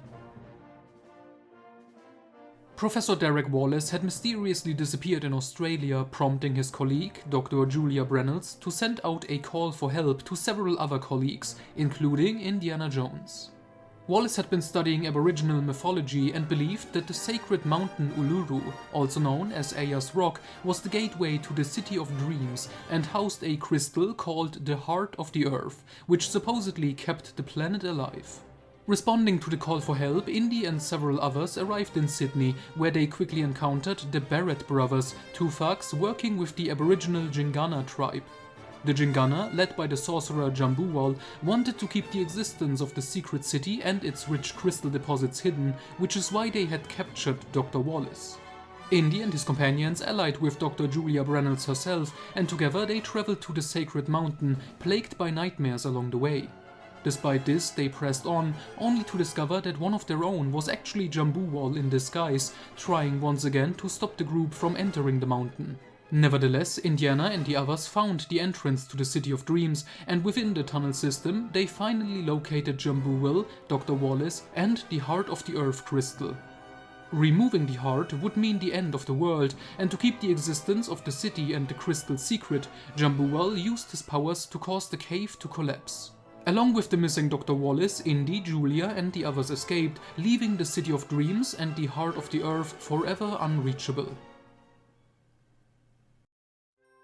Odin's Men, December 1930. Together with Marcus Brody, Indiana traveled to Uppsala, Sweden, where several archaeologists were searching for an ancient temple. Among them were Indy's old rival Forrestal and the young Teresa Lawrence from the British Museum.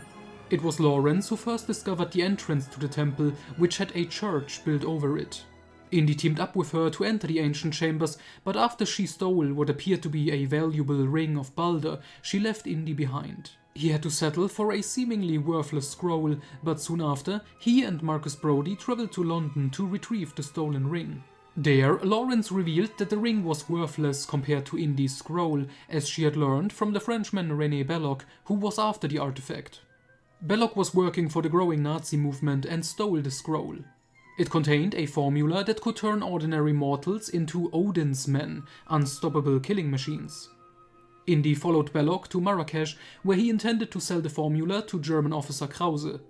Indy managed to swap the scroll with a Torah, ruining the deal. The Nazis and Belloc were forced to return home empty-handed. However, the scroll, which Indy had entrusted to Teresa Lawrence, was lost due to a mistake on her part. In the end, Jones was left with the acquired Ring of Balder.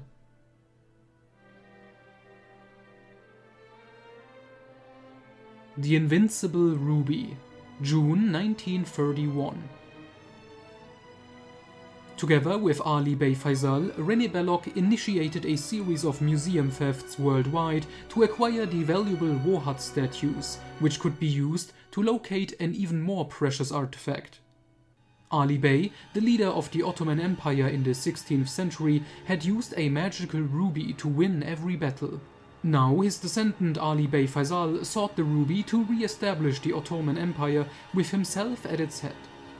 Indiana Jones, who was teaching at Barnet College, was drawn into the matter by Marcus Brody, who introduced him to Ballantine Gruber, the latest victim of the thefts. Both Indy and Gruber set out to find the statues and the ruby. Indy managed to steal the statues from Belloc in Barcelona and eventually located Ali Bey's palace in Nairobi, where Ali Bey Faisal awaited him. Gruber was already there, and together he and Jones found the ruby, but Gruber was killed by the artifact's power, disintegrated into dust. As the temple collapsed, Ali Bey Faisal was killed and buried with the ruby. Indy managed to escape and informed the freshly arrived Belloc that the search for the ruby was over. Later that same month, Indy traveled to Madagascar, where he returned a sapphire called the Jewel of Heaven to its rightful owner. This, however, incurred the wrath of the ruling sultan, who threatened to remove a vital body part if Jones ever returned. The Fountain of Youth, July 1931. Indiana Jones came into possession of half a map leading to the lost Delta River in Peru, where he found an Aztec temple allegedly housing the Fountain of Youth, but also guarded by a mysterious crystal skull with a carved face. In Peru, Indy encountered members of the League of Adventurers, an organization that possessed the other half of the map. Indy briefly allied with the group, but they were quickly driven out of the temple by the power of the crystal skull. Indy and his companion Paco continued to explore the temple alone until Indy got lost. While Indy was trapped inside, Paco turned the site into a tourist attraction, and a group of tourists eventually found Jones. Together, they fled as the crystal skull drove them out of the temple, preserving its secrets. In later years, Jones would pursue further clues about the existence of the Fountain of Youth.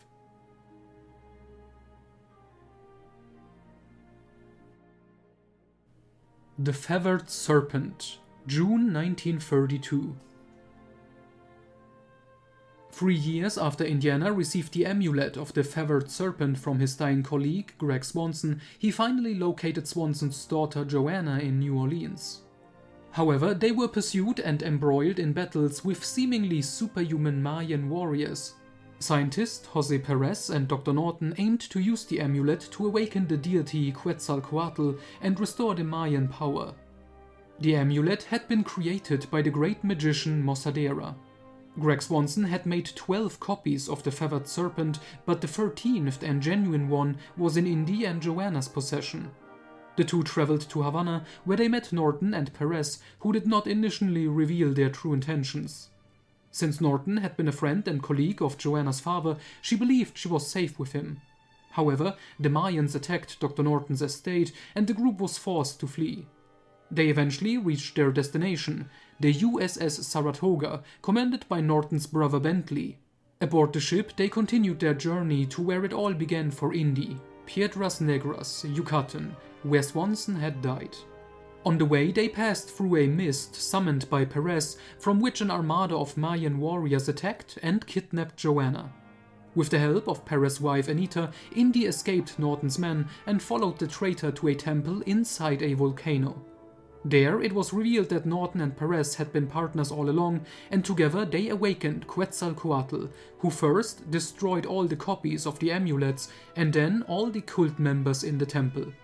Indiana, Joanna, and Anita managed to escape with the help of the magician Mosadera, who had always watched over the place before everything around them was engulfed in flames.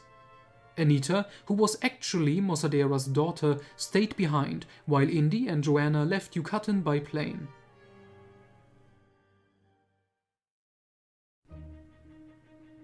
The Philosopher's Stone, March 1933. Indiana Jones returned to Princeton, where he joined the university's Department of Archaeology. His background in linguistics had helped secure his position as a teacher there.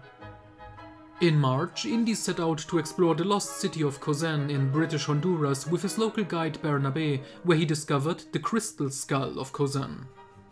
The skull was said to curse anyone who touched it, causing them to kill everything they loved.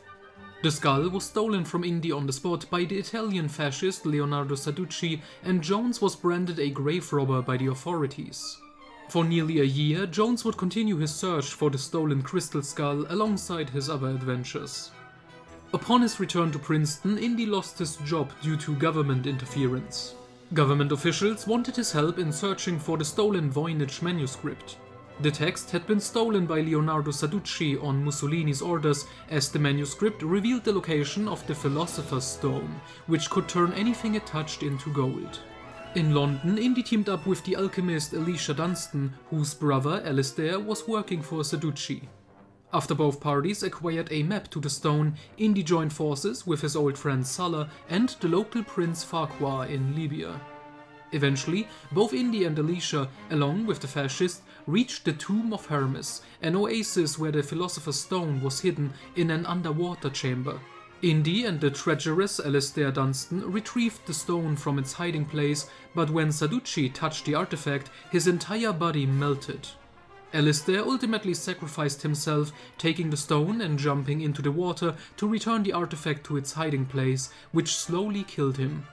Throughout his career, Jones would encounter other artifacts that appeared to be the Philosopher's Stone or stones with similar powers. Indy returned to the States, where he learned that the crystal skull of Cozan had been stolen again by an unknown person. This was particularly bad news for Indy, as he was concerned about the supposed curse, especially since he had begun a relationship with Elisha Dunstan and did not want to risk harming her.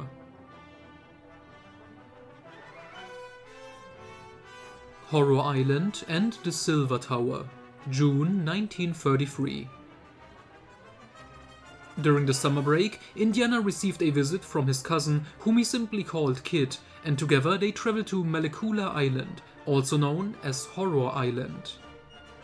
Indy's old mentor, Abner Ravenwood, had once hidden an ebony dove there. Even in New York, they encountered thugs, and on the island itself, they had to defend themselves against the locals. Eventually, Indy managed to make his enemies believe that the dove statue had been destroyed, allowing him and Kid to safely take the artifact from the island. Soon after, they traveled to Tibet, where journalist George Rogers had disappeared during a snowstorm in the mountains. His daughter Lila had made it back to civilization and claimed that they had found a silver tower, which was the entrance to a village of giants. Indy and Kid helped her search for her father, finding the tower and the native giants. Indy engaged in a fight with the strongest of the Yeti creatures, which he only managed to win by luck. Subsequently, Indy, Kid, Lila, and George Rogers fled. After these events, Indy's youthful cousin returned home, though he would join the archaeologist on several more adventures later on.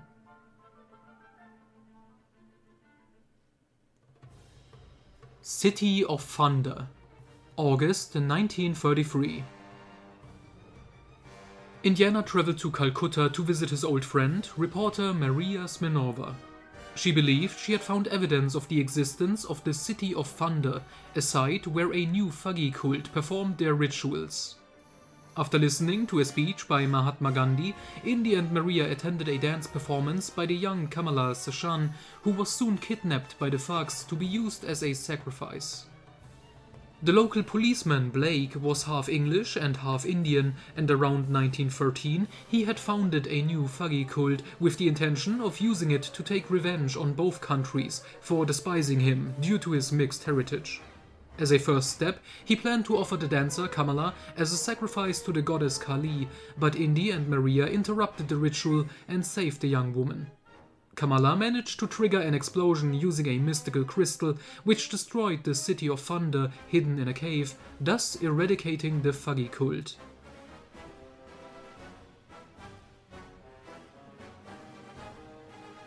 The Dinosaur Eggs, October till December 1933. Indy followed the trail of the crystal skull to France, to the private estate of René Belloc, who had sold the artifact to the Nazis. Indy managed to escape as Belloc was betrayed by the Germans, who destroyed his estate with their submarine. Alicia Dunstan then decided to end her relationship with Indy as she did not want to constantly risk her life. After returning to Princeton, Indy was visited by a nun named Joanne who wanted him to search for her father, Professor Angus Starbuck. Starbuck had apparently discovered a relatively fresh dinosaur bone in the Gobi Desert, which piqued Jones' interest. Along with Joanne Starbuck and American paleontologist Walter Granger, Indy set out for Mongolia to find the professor and possibly a living dinosaur. During a stop in China, Indiana Jones met Wu Han in Shanghai, who worked for the Chinese crime lord Lao Che. Lao Che held Wu Han's family ashes, which forced the man to serve the criminal. However, thanks to Indy's clever move, Wu Han gained his freedom. Throughout the rest of Jones's journey, his new friend would lend a hand and later begin studying archaeology himself. Continuing their journey to Mongolia, Indy, Joanne, and Granger met the Dalai Lama, Zen Khan, a descendant of Genghis Khan, a dog named Loki, and the ruling warlord Tsi, the cannibal, who was eventually torn apart by his own dogs. When the group finally found Professor Starbuck, several revelations came to light. His daughter Joanne was not a nun, but a reporter who had only pretended to be one to secure Jones's help. Indeed, the professor lived in a Stone Age society of people who watched over living dinosaurs. Of the 3 dinosaur eggs, only one survived, and Indy, the Starbucks, and Granger witnessed a living Triceratops hatch. Indy and Granger decided to keep the existence of the animal and the ancient society a secret so that the creature could live in peace. Indy had a final encounter with the proud warrior Zen Khan, who saw Indy as a potential reincarnation of Marco Polo and gave him an ancient knife of Genghis Khan as a farewell gift. Indy, in turn, left the dog Loki in Khan's care. Soon after, Indy continued his hunt for the crystal skull of Kozan and located, with Belloc's help, the sunken German submarine off the coast of Denmark. However, the chest containing the artifact had been washed out to sea.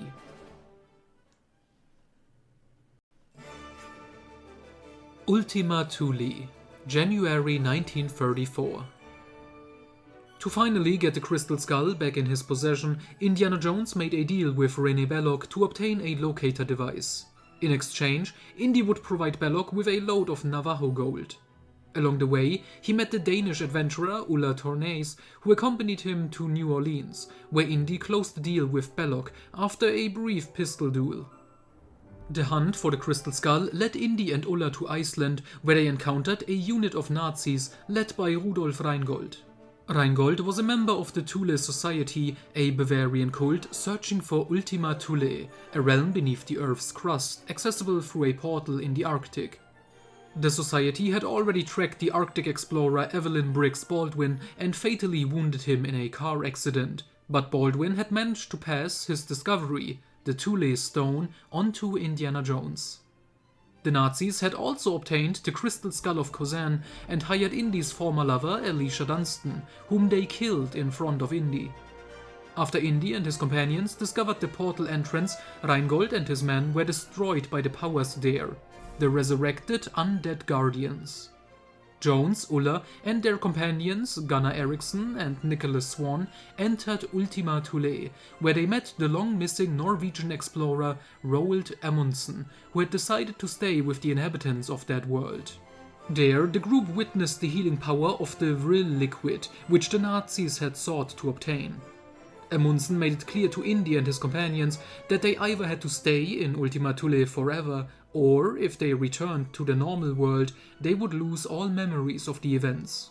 The group chose to leave, and only some vague dreams remained of the events in the Arctic that occasionally haunted Indy. However, he had finally managed to regain possession of the crystal skull of Kozan. The Omega Book, April 1934. The knife of Genghis Khan, which Indiana had been gifted during his adventure in Mongolia, now led the archaeologist to China, where he discovered the tomb of Emperor Qin Shi Huang. However, Indy was attacked by Japanese agents and forced to flee with the help of 2 street magicians, Faye Mescaline and her daughter Mystery. Faye's husband, Caspar, had disappeared in Egypt while searching for the legendary Omega Book, a text that contained the past and future of every person in the world. Indy agreed to help the two women in their search for the missing man and the book.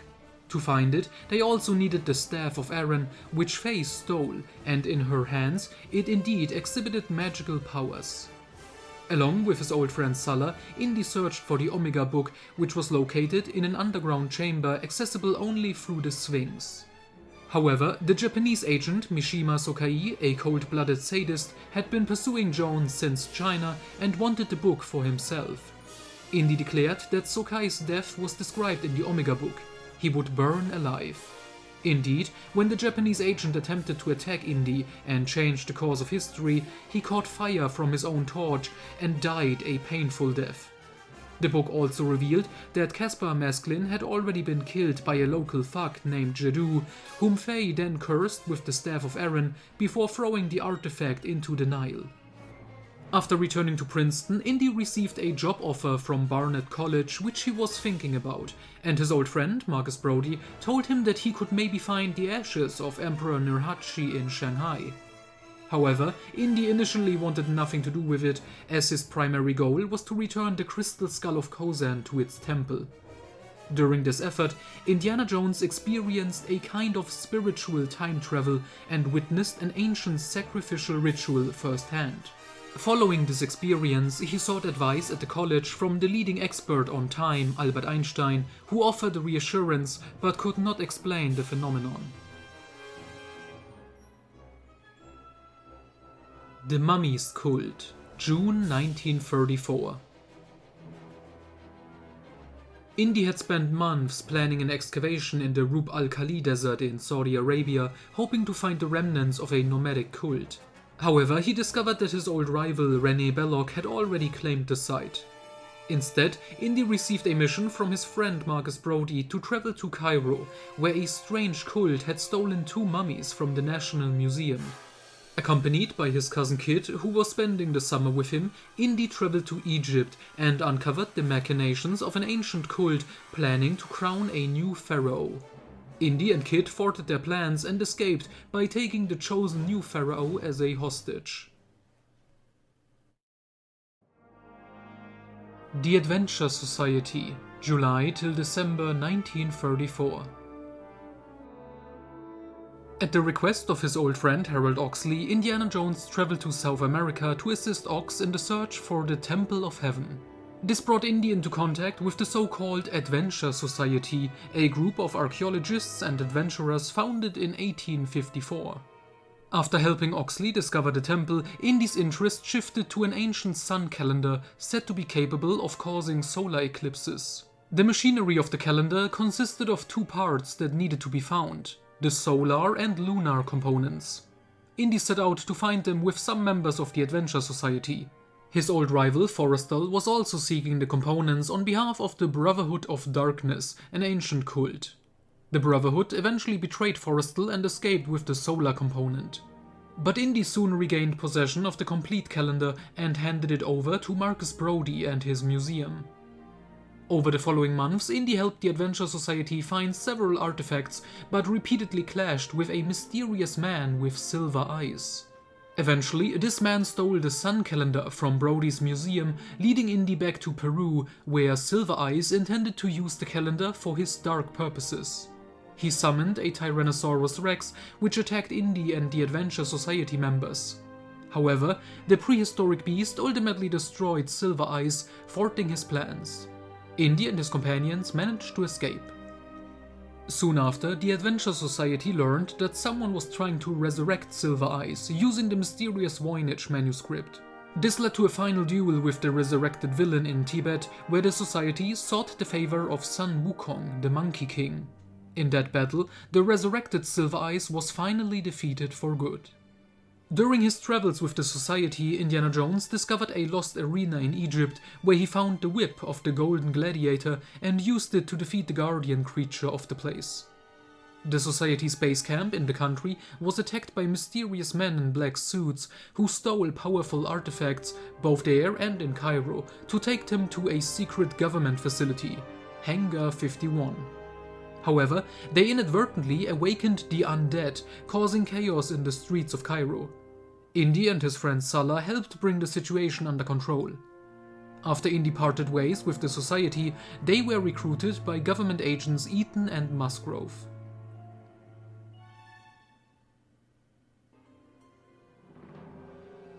The Shrine of the Sea Devil, January 1935.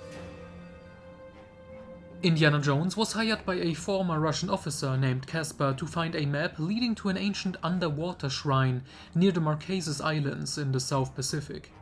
Aboard Captain Whitby's ship, the Julie Ann, Indy and his companions set out for the shrine, which was said to contain thousands of giant pearls, but was also supposedly guarded by a sea monster. The immediate threat, however, came from Captain Whitby's first mate, Terps, who led a mutiny. While Indy was underwater in a diving suit searching for the shrine, Terps and his men took control of the ship. After locating the shrine and seeing the giant statues inside, Indy was attacked by the guardian of the place, a giant octopus. The creature soon attacked the entire ship, killing most of the crew. The treacherous Terps managed to blow himself up while fighting the beast, completely destroying the ship. As the sole survivor, Indiana Jones escaped the wreckage when a plane flew over the disaster site. Using his whip, the archaeologist boarded the plane, piloted by his old acquaintance Amelia Earhart. She was in the process of setting a new flight record and dropped Indy off at the nearest safe location.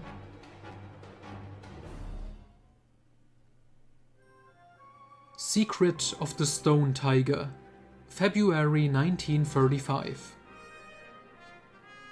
Indiana was invited to a lecture on the ancient tomb of the warrior Sherdil, accompanied by the archaeologist Rachel Flannery. According to legend, the warrior had defeated a tiger in battle, which was actually the deity Skanda in animal form. Man and beast merged into one being, and Sherdil crafted a staff with a tiger symbol at its top. After Sherdil's death, the tiger's spirit flowed into the staff to guard the warrior's tomb, represented by a stone-carved tiger. Instead of merely attending the lecture, Indy set out to find the ancient staff, which he quickly found. However, he disappeared during the search for the missing tiger headpiece, as he was trapped in an ancient snare. Rachel Flannery conducted the lecture alone based on Indy's notes, and found the archaeologist by chance afterward. After Indy entrusted her with the headpiece, Flannery betrayed him and reassembled the artifact.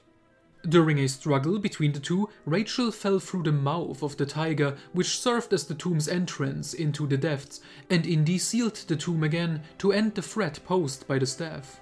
Soon after, Indy set out to find a map that would lead him to a lost temple of the deity Mara, but it would be several months before he could follow up on that lead.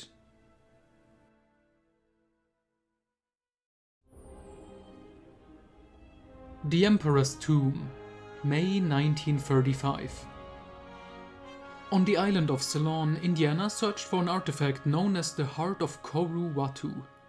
Indy learned from his old rival Belloc that a German named Albrecht von Beck was also after the heart. After a brief fight with the Nazi, Indy escaped with the artifact in his possession and returned to college. There, he was contacted by Marshal Kai Tin-Shan and his assistant Mei Ying, who informed him that the heart was just the first part of a larger artifact, the so-called Mirror of Dreams. This mirror was the key to entering the tomb of the first Chinese emperor, Qin Shi Huang. Inside the emperor's tomb was said to be a pearl known as the Dragon's Heart, which could subjugate people to its will. Since the Nazis were interested in this legend, Indy agreed to obtain the complete key to the tomb. In a castle in Prague, Indy found the second part of the key, but was captured by von Beck and imprisoned in Istanbul, where the Nazis were searching for the third part of the key. With Mei Ying's help, Indy escaped and acquired the last artifact. Mei Ying revealed that Marshal Kai Ti-Chen was actually a crime lord and leader of the Triads who had allied with the Germans. Like the Nazis, the Triads were interested in the pearl hidden in the tomb.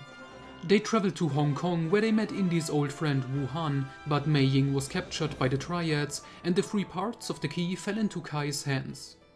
Indiana and Wuhan infiltrated Marshal Kai's base on Penglai Island, where Indy prevented Kai from sacrificing Mei Ying in a mystical ritual to the demon Kong Tin. After finally uniting the three parts of the key, Indy, Wuhan and Mei Ying traveled to the Emperor's tomb, which they opened. As they ventured further into the ghost-haunted interior, Marshal Kai and his triads, as well as Albrecht von Beck and his Nazis, arrived, but they quickly met their end in the trap-filled tomb. Indy found the dragon's heart in the Emperor's sarcophagus, but removing the pearl resurrected the Emperor. The power of the artifact was too much for Indy, who dropped the pearl. It fell into the hands of Kai Ti Cheng, who used its powers to animate several terracotta statues to attack Indy. He then took Mei Ying captive, levitated into the air, and summoned a dragon to kill Indy. However, Indy used an ancient weapon, the Pa Cheng, against Kai. After defeating Kai, the criminal boss dropped the pearl. Believing Kai to be the Emperor, the ghostly figures of the Emperor's former servants dragged him into the underworld, where he was devoured by the dragon. Indy and Mei Ying soon parted ways, as she was tasked with dismantling the remnants of Kai's organization. Indy stayed in China for a while longer and soon found himself caught in another catastrophe.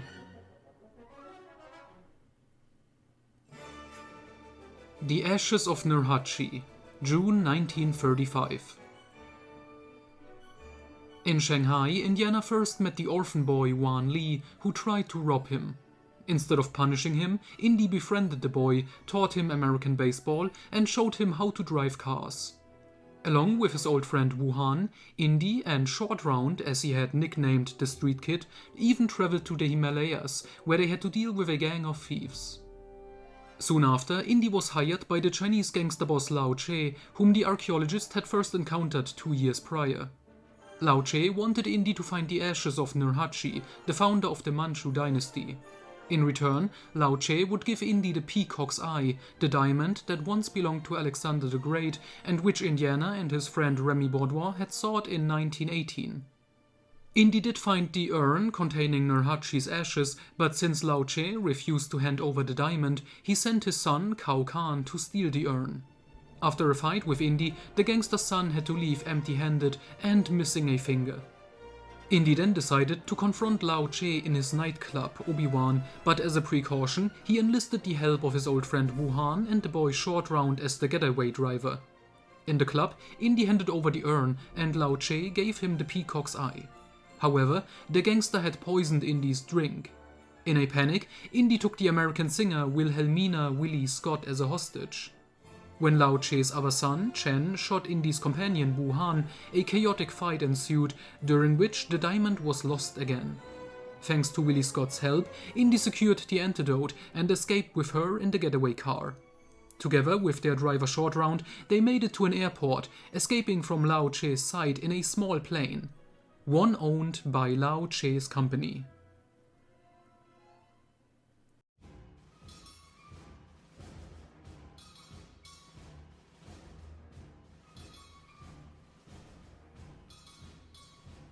The Temple of Doom, June 1935. In the air somewhere over India, the pilots working for Lao Che parachuted out of the plane, leaving Indy, Willie Scott and Short Round to die. Unable to land the aircraft, the trio was forced to jump from the vehicle using an inflatable lifeboat and barely survived the landing in the snowy mountains before drifting down a river. Indy and his companions eventually encountered the old shaman of the Indian village of Mayapur. The village had once been protected by a sacred Sankara stone, but an evil force had stolen the stone and all the village's children. The fields of the village were also withered and the people were starving. The shaman convinced Indiana to make a detour to Pankot Palace on his way to Delhi, where the evil resided. A reborn Thuggy cult, secretly worshipping the goddess Kali with human sacrifices. At the palace, Indy, Willie and Short Round met the Prime Minister Chatar Lal and the young Maharaja.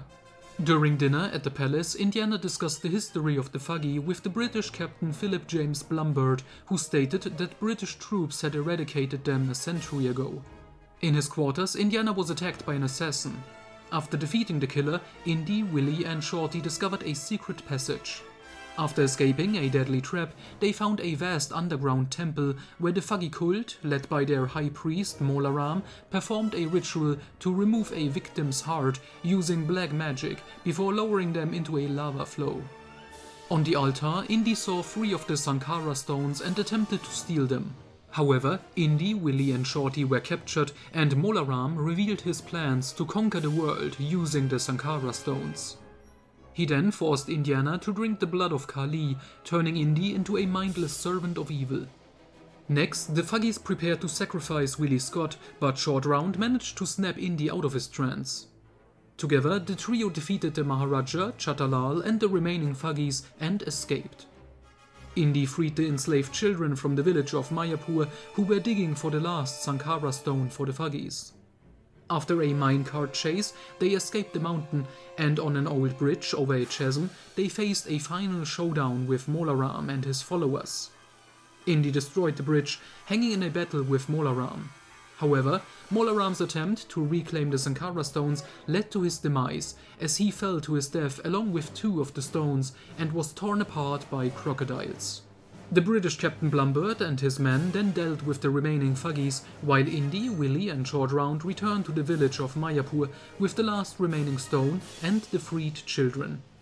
After restoring life to the poor village, the 3 finally returned to America, where Indy enrolled his young friend Short Round into a boarding school.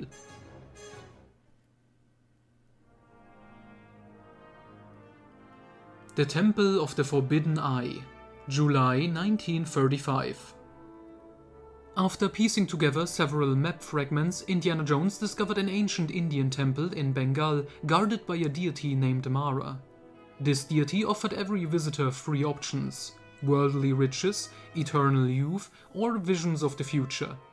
The only condition was that no one looked into the deity's eye, earning the temple its name, the Forbidden Eye. Although the discovery was sensational, Indy quickly ran out of funds to continue the exploration of the temple, prompting him and his old friend Sala to offer tours of the site. However, when some tourists disappeared, Indy investigated and also vanished inside the temple. At the urging of Marcus Brody, Sala and some other guests continued the search until Indiana was eventually found.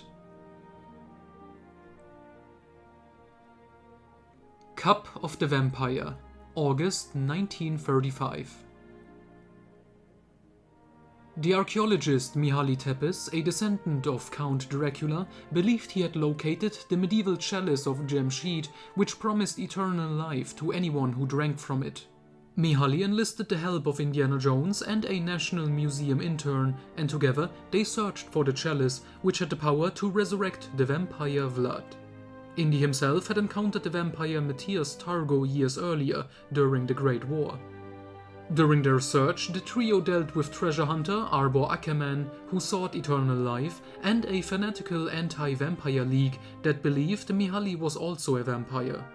Indy and his companions escaped the league and found Dracula's corpse in his coffin, along with the chalice. When the Romanian anti-vampire league attacked them, Indy pulled the wooden stake from Dracula's body to defend himself. This scared off the Romanians, as Indy had just resurrected the vampire lord. The corpse itself vanished, but Indy and his companions left the castle unharmed, with the sought-after chalice of Jamshid in their possession. Soon after, Indiana traveled to Greece, picking up his young friend Short Round from boarding school to assist with an excavation in Olympia. During the dig, they discovered some ancient coins, leading to a skirmish from which they emerged unscathed.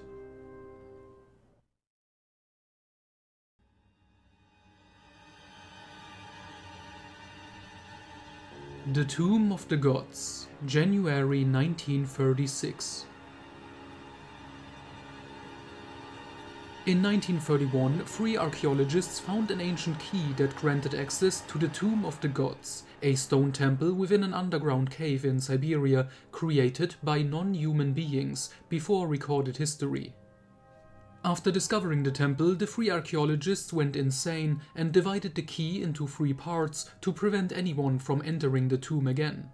However, a Nazi special unit, die Ahnenerbe, led by Friedrich von Hassel, sought the tomb and the key to open it. They hunted down the 3 men who held the parts. In Manhattan, one of the men informed Indiana Jones about the key before his death, and since the Nazis already had one part, Indiana and Marcus Brody traveled to Tibet, where they met Alex Beresford Hope, who had the third part of the key. Indy traveled to Shanghai, where he teamed up with the thief Janice Leroy after Friedrich von Hassel stole his part of the key. Finally, Indy, Marcus, Janice Leroy, and Alex Beresford Hope raced against the Ahnenerbe group in the snowy mountains of Siberia. Upon reaching the underground tomb, von Hassel killed the young Alex. Before the Nazi could complete his work, the tomb drove some of his men insane, causing them to open fire on their own ranks. Indy and his companions dealt with the possessed man, but von Hassel used the key and opened the tomb's door, revealing a giant tunnel leading to the Earth's deepest depths. Indy pushed the Nazi into the abyss and threw a load of dynamite after him, causing the cave to collapse and ruining the Nazis' chances of using the tomb's strange powers for their purposes. Indy, Janice, and Marcus escaped unscathed.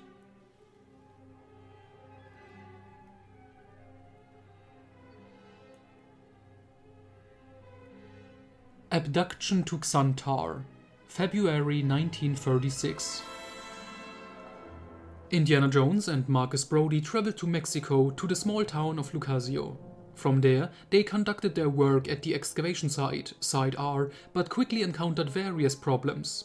A private collector named Dr. Victor Van Loon attempted to steal several artifacts found at Site R, including the Toltec crystal skull and the Eagle dagger. Additionally, a Nazi unit led by Anton Schlossberg was searching for artifacts that could be used as weapons. To secure Jones's help, Schlossberg kidnapped Marcus Brody, but Indy was able to rescue his friend and thwart the Nazis' plans. Shortly afterward, Indiana was approached by a humanoid being with grey skin and black eyes. The being promised the archaeologist far more interesting treasures and abducted him aboard its interstellar spaceship to the planet Xantar. However, after a long, fruitless march through the swamps of that world, Indy had enough and demanded to be returned to Mexico. His captor agreed and safely deposited Jones back at Site R.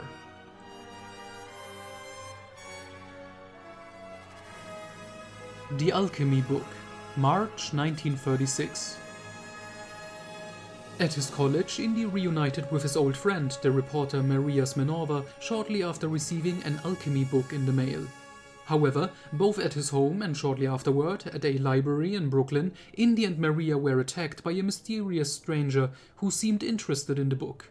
In France, based on clues from the book, they discovered a powder that supposedly could transform things into gold. After a successful test of the powder, Maria was kidnapped by the Dutch professor Joost van Meert, who demanded the powder from Indy in exchange for her. Van Meert was actually a Nazi who operated a secret research station in the US, and the ability to transform things into gold would greatly benefit German plans for world domination. Indy was forced to hand over the formula to Van Meert, but the powder caused an explosion that destroyed the Nazi base and allowed Indy and Maria to escape. Soon afterward, Indy was hired by the millionaire Waldo Scheisterhaven to find a lost collection of Inca artifacts in the South American jungle. Indy's acquaintance, the archaeologist Sir Reginald Brooksbank, had already gone missing while searching for the relics, which further motivated Indy. The locals blamed mysterious legions of death for their disappearance. Indy eventually found Sir Reginald and a secret Inca city which had remained hidden from the outside world. Indy promised to keep the city's existence a secret and left his friend with the locals. Several years later, Indy and Sir Reginald would meet again.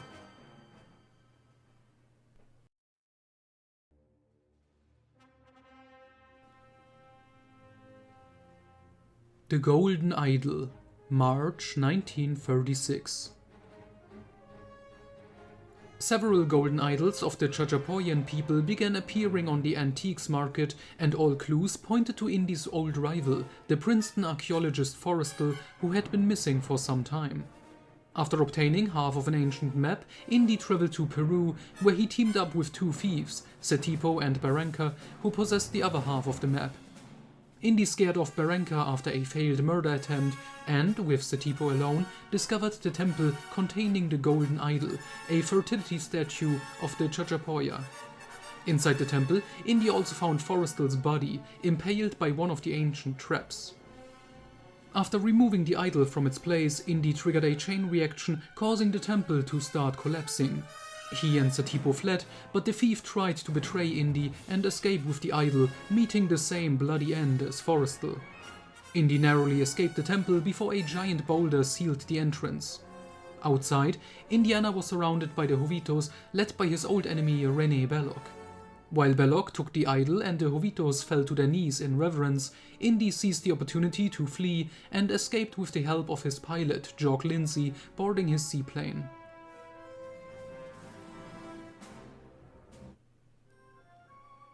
The Ark of the Covenant, April 1936.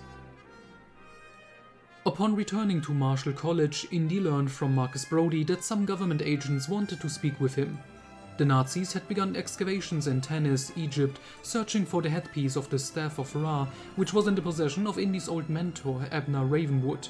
Using the staff, they could locate the resting place of the Ark of the Covenant, the golden chest holding the 10 Commandments, which would grant the Germans immense power. Indy began his search for Abner and the Staff of Ra, traveling to Nepal. There he learned that Abner had recently died in an avalanche and reunited with his old flame, Marion Ravenwood, who had the headpiece. However, Gestapo agent Arnold Ernst Todt also arrived, seeking the artifact.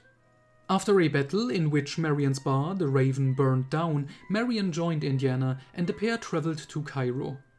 In Cairo, they teamed up with Indy's old friend Sulla and learned that Rene Belloc was leading the Nazi excavations. Marion was soon captured by the Nazis, while Indy and Sulla used the Staff of Ra to pinpoint the location of the Ark, the Well of Souls.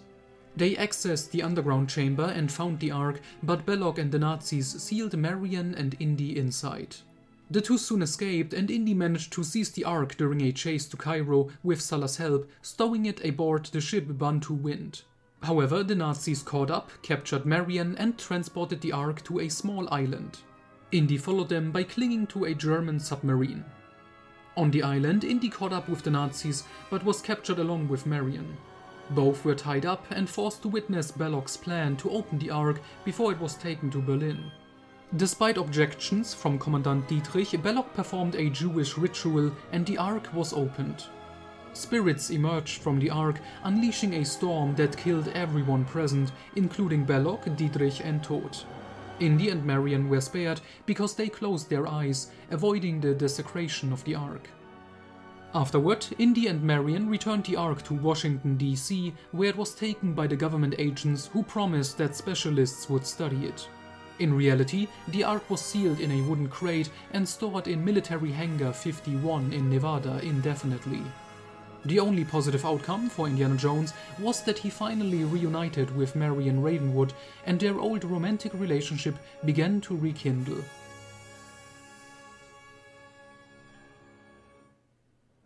The Key of Power, April 1936. According to an old legend, the Mazatec Key of Power controlled the pulse of the earth, and the Nazi archaeologist Plebenheim sought the artifact. The US government sent Indiana Jones to Mexico to find the key before the German did. During his search and escape from the Nazis, Indy received support from his lover Marion Ravenwood. The two infiltrated Plebenheim's hideout to take the key from him, but they were captured and were to be sacrificed in a ritual. However, during their transport to the destination, Indy escaped. Disguised as a Nazi, he infiltrated the Temple of the Moon, where Plebenheim intended to unleash the power of the key. Indy managed to save Marion, kill Plebenheim, and escape from the Nazis with the key in his possession.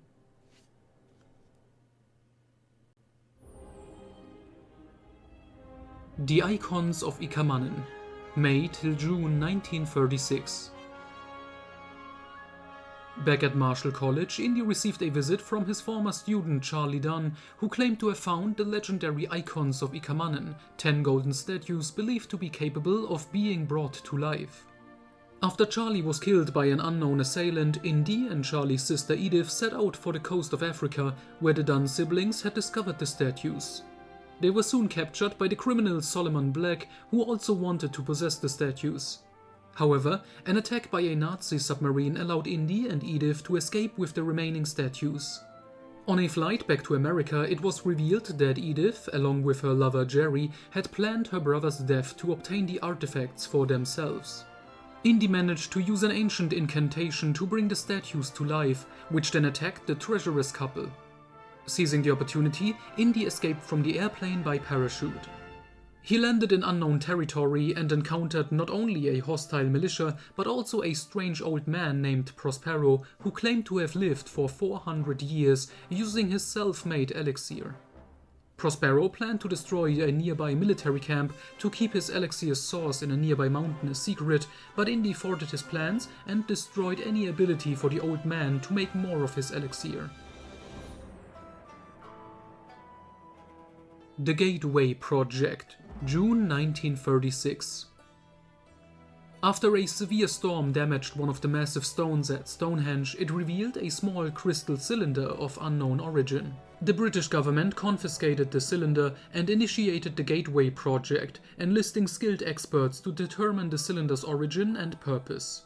Indiana Jones worked with Professor Karen Mays, concluding that the cylinder was a key to an interdimensional portal. Apparently, beings beyond human comprehension had once used Stonehenge as a portal to another reality, promising to return one day. However, a Nazi unit led by Captain Emil Loeb was also interested in the artifact and pursued Indy and Karen through London to Stonehenge itself. There, Loeb used the cylinder to open the interdimensional gate, nearly allowing the otherworldly beings to enter our world. Indiana ultimately prevented this by reluctantly destroying the cylinder, simultaneously eliminating any chance of learning more about these strange entities. Trail of the Shintai, June 1936. After the destruction of her bar, The Raven, in Nepal, Marion Ravenwood, financially supported by Indy, opened a new nightclub in Manhattan, The Raven's Nest, which was sabotaged at the grand opening. Marion suspected the local gangster Emil Marco was behind it, but in truth, her assistant Jamal had used the club as a hideout for smuggled goods and was responsible for the sabotage. During the ensuing brawl between Indy and Jamal, the Raven's Nest, like its predecessor, went up in flames, and Jamal himself perished in the fire. Shortly afterward, Indiana encountered the artifact thief Ian MacIver for the first time and found a map leading to the Shintai people, who were rumored to be descendants of the Atlanteans. Along with Marion, Indy traveled to Africa to find Shintai relics, but encountered Nazis led by Kurt Vogel and the thief Ian MacIver. They were all captured by the Shintai, who still existed. Inside the Shintai citadel, Vogel tried to steal one of their sacred artifacts, causing the entire structure to collapse. Only Indy, Marion and MacIver survived and escaped.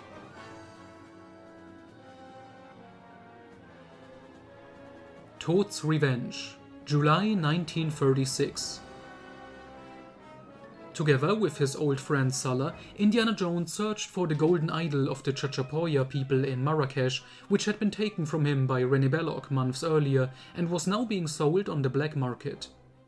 Indy brought the goddess statue to New York and handed it over to Marcus Brody and the National Museum, but it was soon stolen again, this time by a descendant of the Chachapoya warriors. Indy pursued him to Brazil, where he met Ilse Todt, the sister of the deceased Gestapo agent Arnold Todt. Ilse, on behalf of the Third Reich, intended to use the idol to unite the indigenous tribes of South America into a fighting force in case of a war between Germany and the United States. She also sought revenge on Indiana for her brother's death. During an aerial battle, Indy managed to crash Ilse's plane into the sea. Indy escaped unscathed, but Ilse Todt's fate remained unknown after the crash.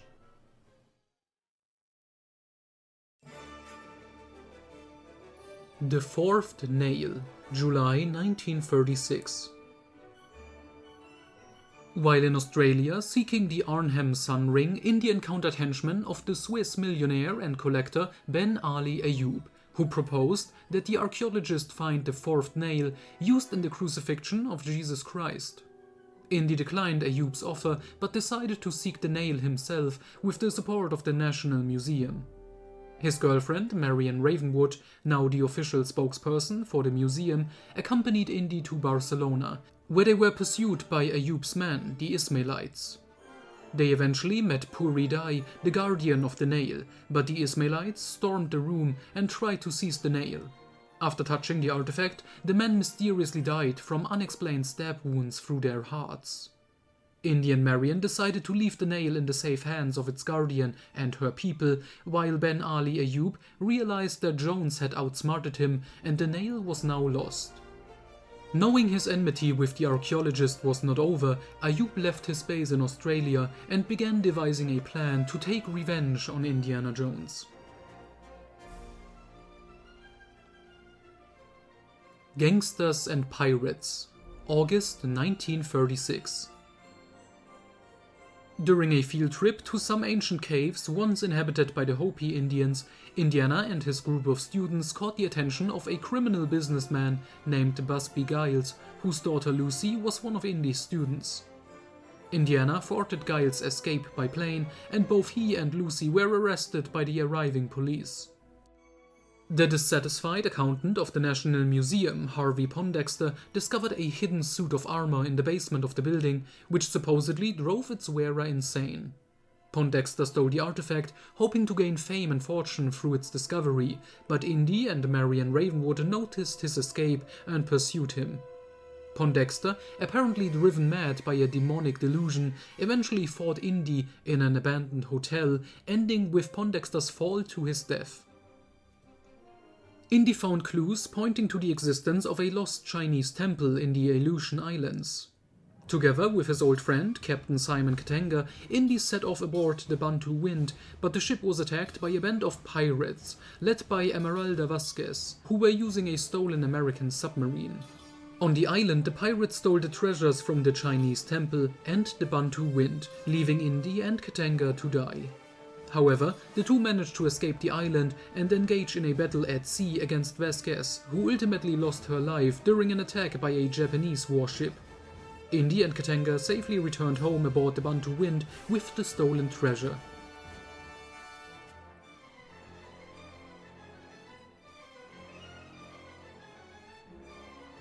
The Search for Abner Ravenwood, August 1936. Marion Ravenwood unexpectedly found clues suggesting that her father Abner, who was believed to have died earlier that year in an avalanche in Nepal, might still be alive. Indiana and Marion followed the trail, which initially led them to Crete, where they eventually met one of Abner's old partners, Andre Lafont, who possessed a map to Ra-Lundi, a legendary city.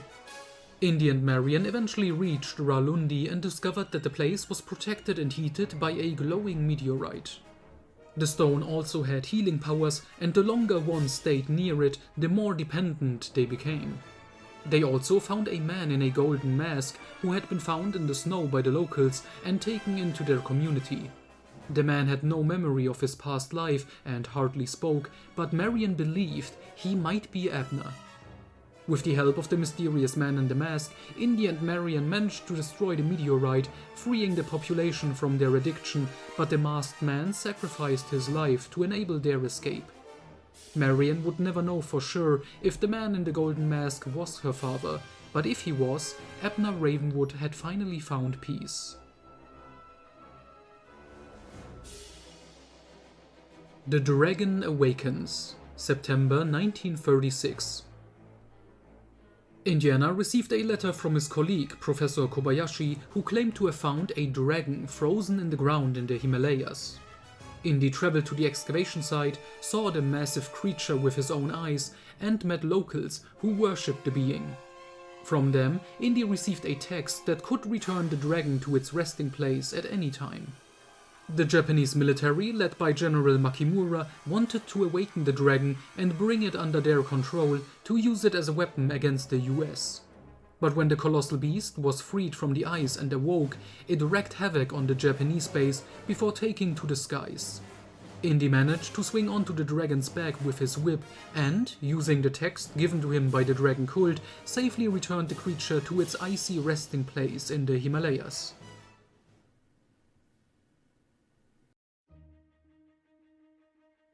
The Collector's Revenge, September 1936. The millionaire and artifact collector Ben Ali Ayoub had devised a plan to get revenge on Indiana Jones for interfering in the search for the fourth nail. He hired the arms dealer Joanne Soto to replace the Arnhem calendar ring at the National Museum with a forgery, costing Indy's friend Marcus Brody his job. Determined to uncover the truth, Indiana, Brody, and Marion Ravenwood traveled to Havana to confront Soto, who revealed he had acted on Ayoub's orders. They then traveled to England, where another of Ayoub's henchmen, Austin Coleridge, sought the Lucifer Chamber, which was believed to be a portal to hell and contained an amulet set to hold the soul of Satan. After breaking through the portal, Coleridge was killed, and the power of the place caused the chamber to collapse. Indy, Brody, and Marion escaped with the amulet, but Indy was confronted by a Nazi agent seeking revenge for Indy's interference in the Ark of the Covenant affair. After Indy saved the man's life, the German joined the group and sacrificed himself in the final confrontation with Ben Ali Ayoub in Switzerland. Ayoub was killed by the power of the amulet, and Indy was able to recover the genuine Arnhem calendar ring, restoring Brody's good name.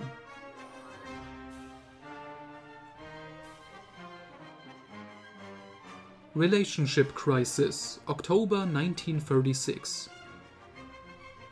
Indiana Jones embarked on a search for the Crown of Rurik, a Viking artifact located on the island of Kalu, controlled by the warlord, Lord Harry. To reach the island, Indy joined a film crew allowed to shoot on Lord Harry's land. As a stuntman, Indy's task was to jump from a waterfall into the depths, which suited him as the crown was at the bottom of the lake. Indy and the film crew were then taken by the warlord and had to flee the island. In the end, the crown turned out to be a fake, and upon returning to America, Indy was kissed goodbye by the actress Stephanie, which Marion Ravenwood happened to see. Their relationship was already strained, and this incident only further threatened to tear them apart. Before he could talk to Marion, Indy had to deal with the criminal archaeologist Siegfried Klecks, who planned to sacrifice a young woman, Julia Valdez, in a diabolical ceremony to gain access to an ancient temple in Central America. Indy saved Julia, while the temple's self-destruct mechanism took care of Klecks. On behalf of the New York City Museum of National History, Indy was sent to the Andes, where Jesse Hale needed his help translating some stone tablets that supposedly led to the legendary City of Gold, El Dorado.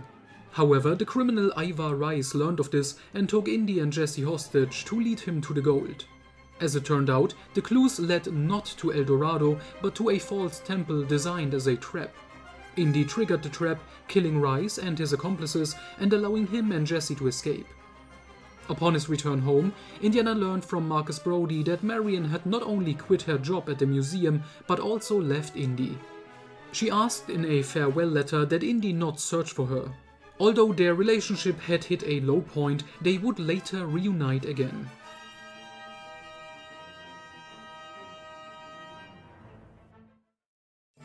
The Man with the Golden Guns, November 1936.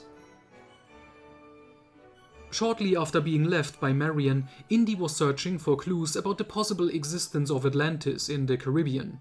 He was assisted by his young friend Short Round, who saved Indy from a shady sailor at the helm of a boat. After this incident, Short Round returned to his boarding school, continuing to work towards becoming an archaeologist like Indy. Back at Marshall College, Indy was visited by Elizabeth Cody, the granddaughter of Buffalo Bill Cody. She asked for Indy's help in retrieving her grandfather's antique revolvers, which had been stolen from a museum by a Russian count named Alexander Salkovich. In Ukraine, Indy and Elizabeth encountered a band of Cossacks led by the old man Yuri Rostov, who had once lost the golden revolvers in a duel to Buffalo Bill. His band teamed up with Indy and Elizabeth to attack Salkovich's fortress. During the attack, the Russian was killed and the two golden revolvers were found. Shortly after, Elizabeth and Rostov had a shooting match, which she intentionally lost to give the dying man his long-awaited triumph. Following his last wish, Elizabeth received the two Colts back, which she and Indy then returned to the museum. Under Fire, December 1936 till January 1937. Alex Sutherland, a student of the late Dr. Arthur Hecht, asked for Indy's help in continuing Hecht's work. Hecht had theorized that there were 7 mystical towers around the world where 7 sorcerers aimed to bring about the end of the world. Indy and Alec traveled to the Tower of Tears in Iran, where they indeed encountered a sorcerer who claimed to be the last of his kind. He died in an explosion that leveled his tower. This was not the end of the 7 magical towers, as Indy would encounter another dark magician a month later. First, Indiana had to pick up the mummified remains of a Chinese emperor in San Francisco, but 2 groups were also interested in the shipment. The Tongs, who saw it as a desecration of an ancestor, and the Irish Republican Army, whose men had replaced the mummy with a weapons shipment in China. When the crate was opened, all parties were surprised to find the body of the Irish arms dealer. The Tongs withdrew, but the IRA leader Michael Cobb demanded Indiana's help in obtaining weapons for his organization, leading them both to China. They confronted the responsible arms dealer, who revealed his plan to overthrow the Chinese government. In a battle, both he and Cobb were killed.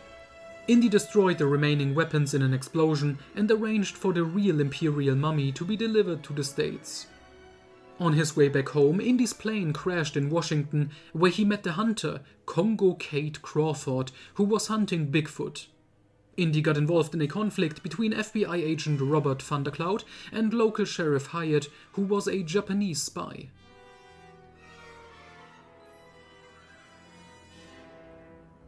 Sorcerer's Amulet, January 1937.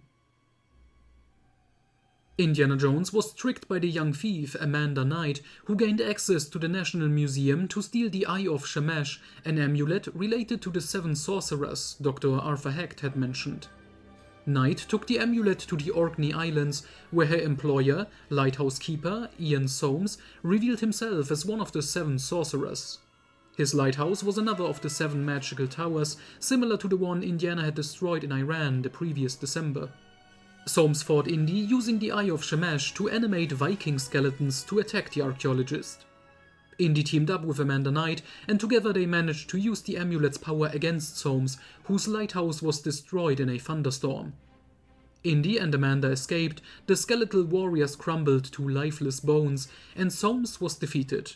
Indiana brought the amulet back to Connecticut, and the threat of the 7 sorcerers was apparently over with Soames' death.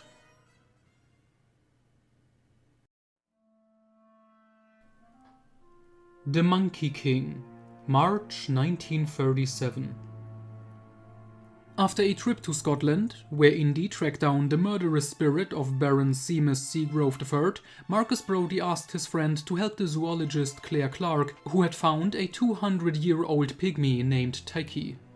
Together with Claire, his old friend, Scraggy Breer, and the student Betsy, Indy traveled to Mozambique, where they quickly came into contact with a group of Nazis led by the 2 men Mephisto and Gutterbug. The Nazis kidnapped the old Tyche, who was able to give Indiana a map beforehand that showed how to reach a lost city from the Zambezi River. On the way there, they allied themselves with a group of pirates led by the ruthless Kizur. Together, they were able to escape an attack by the Nazis alive, and Indy managed to save Tyche from Mephisto's captivity. Old Tyche then led the group to the city of Sun Wukong, the king of the monkeys. The city was home to the Garden of Immortal Peaches, and anyone who ate this fruit was said to become immortal. After it was revealed that Tyche was a prince, there was another attack by the Nazis, who were after the powers of the garden. Although the Nazis were completely defeated, Mephisto had previously managed to mortally wound Indiana Jones. Tyche then brought Indiana to the Sacred Garden, where Sun Wukong brought the archaeologist back to life. The pirate Kazua took the opportunity to steal one of the peaches, but because his heart was impure, the fruit did not bring him along alive, but death. Claire and Betsy decided to stay in the secret city, while Sun Wukong gave Indiana his staff as a parting gift.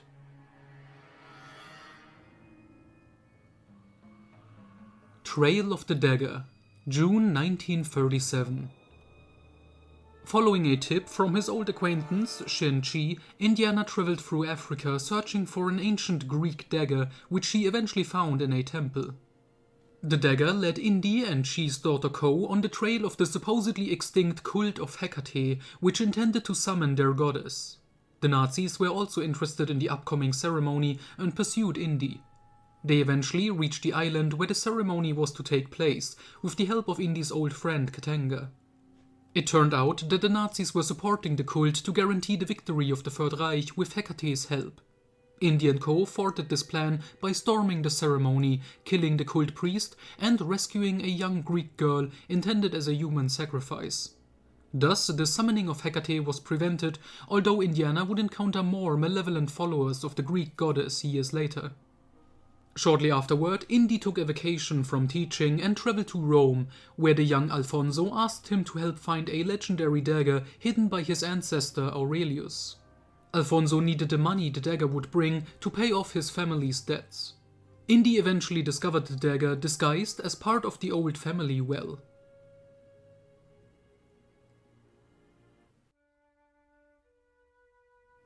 The Ring of the Nibelungen, July 1937. Indiana Jones followed the legends of King Ludwig II, who had built Neuschwanstein Castle in the Bavarian Alps. According to legend, the so-called fairy tale king had hidden the Ring of the Nibelungen inside the castle, a ring made of pure gold that granted its wearer enormous powers. The Nazis knew about the ring's legend and occupied Neuschwanstein Castle in the hope of securing the artifact, but Indy and his companion Jack managed to enter unnoticed and found the ring in a secret chamber in the castle's basement, where it magically attached itself to Indy's hand. As the castle threatened to collapse due to the ring's removal, Indy and Jack escaped the Nazis with the help of their getaway driver, an MI5 agent. The castle remained intact and the ring was safely stored once more.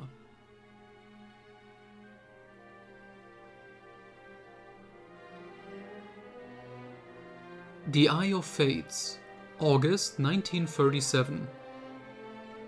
On the coast of Greece, Indiana Jones discovered the Shield of Perseus, which contained a fragmented clue to the Eye of Fates, a crystal ball said to have been used by the three fates of Greek mythology to foresee the future.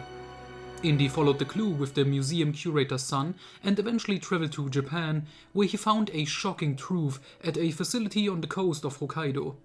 The clue to the eye's existence was a forgery created by Claude Belloc, the twin brother of Indy's old rival. Claude, also an archaeologist, sought revenge on the man he blamed for his brother's death. Indy barely managed to escape, and Claude Belloc was arrested by the authorities. But this would not be the last time Indy faced a vengeful member of the Belloc family.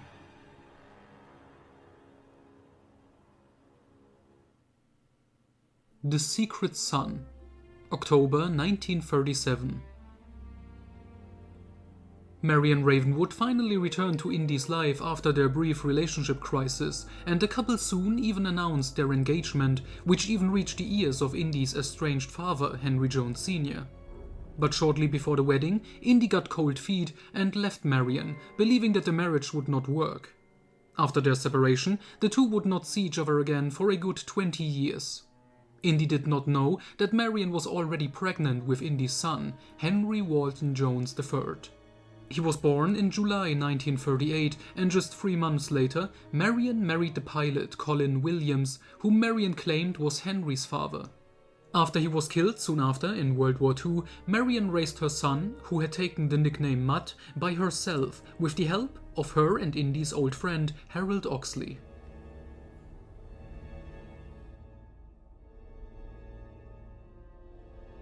The Great Circle, October 1937. One night at Marshall College, Indy surprised a burglar named Locus who stole one of the artifacts. Indy followed the thief's trail to the Vatican, where he learned that Mussolini and his men were working with Nazi archaeologist Emmerich Voss to uncover the secret of the Great Circle, a series of sacred sites around the world forming a perfect circle. Indy allied himself with reporter Gina Lombardi, who was looking for her sister, who had worked for Voss. It also turned out that the Marshall College burglar, Locus, was part of a secret organization that was supposed to keep the secret of the circle. To do this, Locus had stolen a statue from the college because it contained one of the magical stones related to the secret. Indy and Gina traveled to several places where Voss and the Nazis were searching for the remaining stones: Giza, the Himalayas, where it turned out that Gina's sister was dead, Shanghai, and Thailand. But after Gina was captured by Voss, Indy allied himself with Locus to rescue her. While Locus and the rest of his order created a distraction, Indy sneaked down into the depths beneath the Ziggurat of Ur, where he and Gina, both now captured by Voss, learned the secret of the Great Circle. In the huge cave was a ship that appeared to be Noah's Ark, the same or at least a similar ship to the one Indiana had discovered on Mount Ararat 10 years earlier. Voss revealed that God gave Noah the power of the Great Circle so that he could teleport anywhere in the world to collect 2 animals of any kind. Using the stones he had collected, Voss wanted to take this power for himself, but instead he risked triggering a new flood. The unstable forces of the Great Circle destroyed Voss, while Locus took the opportunity to teleport the Ark away. As it had done 10 years earlier, the huge ship ended up buried in the snow, where it would hopefully remain undiscovered. Indy and Gina parted ways as friends. However, due to his renewed absence, Jones was fired from Marshall College, but quickly found a new permanent job at Barnett College. Inca Uprising, November 1937. After a hasty escape from New Delhi, where Indy had tried to buy a Shiva statue, he returned to Barnett College to find that his lecture on Incan history had been taken over by another professor, Francisca Uribe del Arco. She was the daughter of an old rival of Jones, and her brother, Felipe Uribe, led an Inca cult that sought to restore their people's former power. He aimed to acquire the Chimutaya arms of Cusco, which allegedly had the power to reshape stone. While Marcus Brody filled in for Indy in the archaeology lecture, Indy traveled with Francisca to Buenos Aires, where Felipe had his base. There they found more clues about the location of the so-called Arms of Gold near Lake Titicaca. However, Indy and Francisca were captured, and it turned out that Francisca had been working with her brother all along. Indiana was buried alive on a snowy mountain by Felipe's followers, but he managed to escape with the help of the ghostly apparition of a native who seemed to be the Inca god Viracocha. Indy infiltrated Felipe's hideout, but a private militia led by Claude Reed Whitby of the Transatlantic Global Mining Company also wanted to thwart the Inca plans. In the ensuing battle, Reed Whitby and his men were killed, and Indy was captured again. With Francisca's help, Indy escaped while Felipe Uribe used the golden arms, causing the chamber to collapse and killing himself and his cult followers. Indy and Francisca traveled to Lima before returning to America.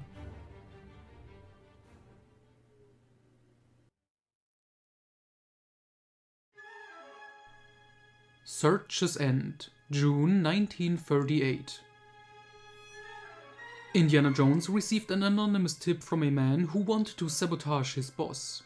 This tip led Indy to the artifact collector with the Panama hat who had stolen the Cross of Coronado in 1912. Indy immediately traveled to Portugal, where he boarded Panama's ship bound for the US. But it turned out to be a trap. Panama Hat was in financial trouble and had to sell the Cross of Coronado to a wealthy collector, Walter Donovan, who had set the condition that Jones be eliminated. During a severe storm at sea, Indy managed to steal the cross and blow up the ship, killing Panama in the process. Indy saved the life of a surviving sailor, Bill Lawton, who lost a leg in a shark attack. They were soon picked up by another ship, and Indy returned to Barnett College with the cross, finally in his possession after decades of searching.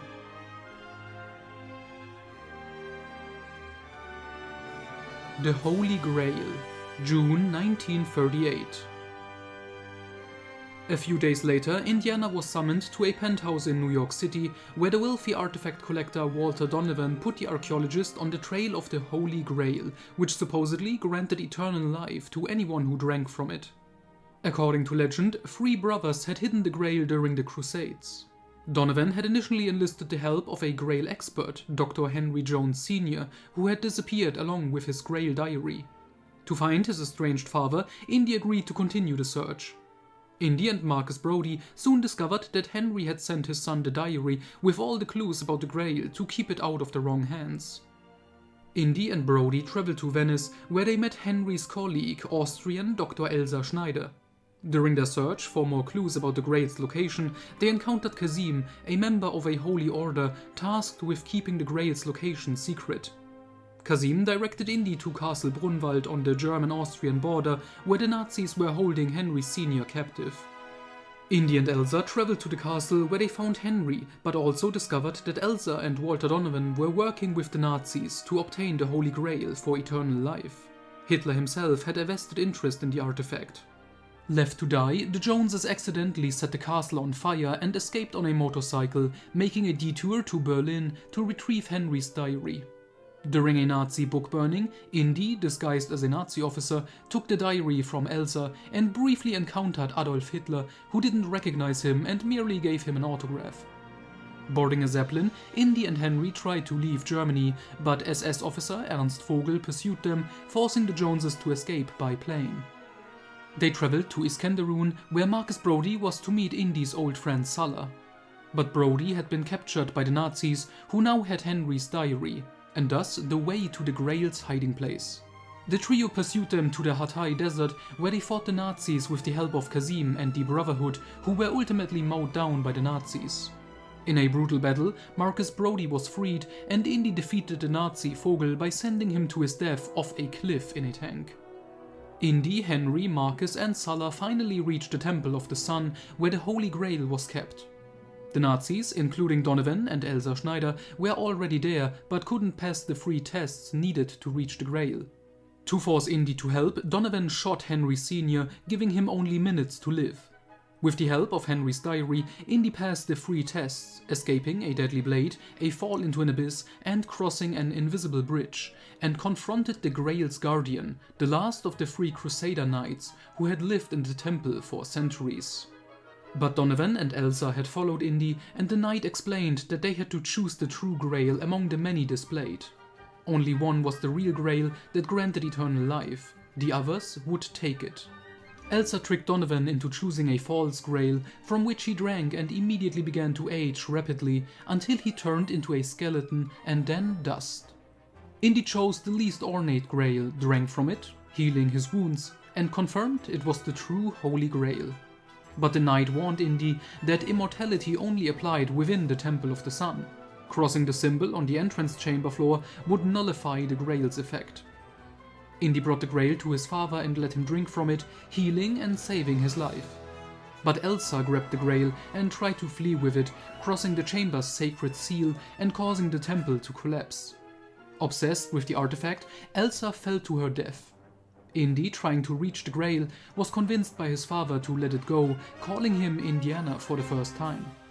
The Grail fell into the abyss, and after a final look at the now dying knight who saluted them, the Joneses escaped the temple. Along with Sulla and Marcus Brody, Indy and Henry rode out of the valley, having thwarted the Nazis' plans and finally healed their strained relationship. Asia's Treasures, June till August 1938. New York Museum curator John Penniman had learned of the hiding place of the legendary Jade Dragon statue, prompting his murder by the cult of the Golden Lotus. Before his death, he managed to call Indiana Jones, who was staying at a hotel. Indy teamed up with the hotel manager's son and traveled to China in search of the Jade Dragon. The statue was not only a valuable artifact, but also the subject of a war between the Golden Lotus and the White Tigers, who had fought over it for ages. After battling both parties, Indy and his companion secured the statue and convinced the Chinese to display it in the Beijing Museum. Shortly afterward, Indiana received another visit from his cousin Kid, with whom he intended to have a quiet vacation in Venice. However, they clashed with the fascist antique dealer Giacomo Andrini, who knew of a hidden gold treasure belonging to Genghis Khan.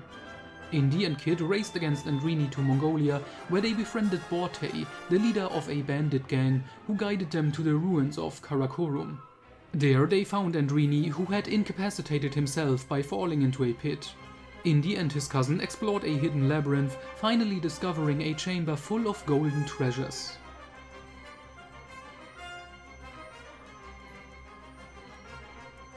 Covenant of Buddha, October 1938. Indiana Jones traveled to Libya for an excavation in the ruins of the city of Bas Shamra, where he was joined by an orphan boy named Kamal. Together they soon traveled to India after Indy received a message from his old friend Sophia Hapgood. She believed she had found a lead to the writings of Gautama Buddha containing Buddha's teachings in his own words. If discovered, these texts could unite all Buddhists in Asia under a single doctrine. However, the Japanese forces, who had already begun their conquests before the start of World War II, were determined to obtain these texts, as they believed it would grant them ultimate control over those countries. Indy, Sophia, and Kamal found themselves in a race against the Japanese forces led by General Masashi Kyoyo.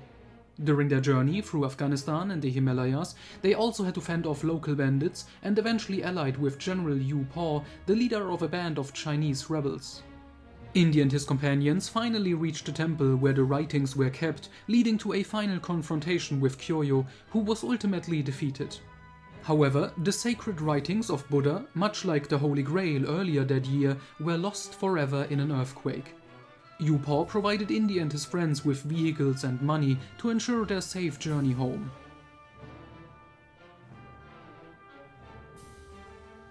Rescue in Ethiopia, December 1938. Fascist forces kidnapped military engineer Roger Ballantyne, who possessed not only information about a new diamond laser, but also a map leading to the lost treasure of Sheba in Ethiopia. Roger's son, George Ballantyne, teamed up with Indiana Jones to rescue his father and find the lost treasure. Their journey to Ethiopia first led them to Addis Ababa, where Indy was captured by the Italians. However, in prison he found the missing Roger Ballantyne, and with George's help, they managed to escape. They then ventured into underground catacombs, where they used an ancient trap to deal with their pursuers, and eventually stumbled upon the treasure chamber, crowned by a statue of the goddess Sheba. After securing some of the jewels, Indy and the Ballantynes returned to America to prove their discovery, planning to return later for a more thorough investigation.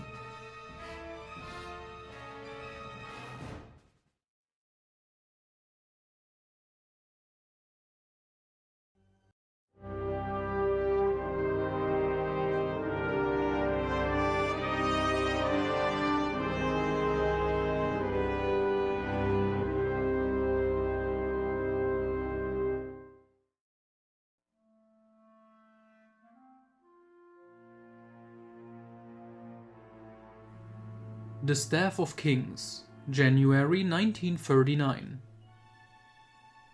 After receiving a message from his former teacher Charles Kingston, who was believed to be dead, Indiana Jones traveled to San Francisco to obtain the Jade Sphere, an artifact he and his old classmate Magnus Föller had discovered years ago in the Temple of the Cosmos in Panama.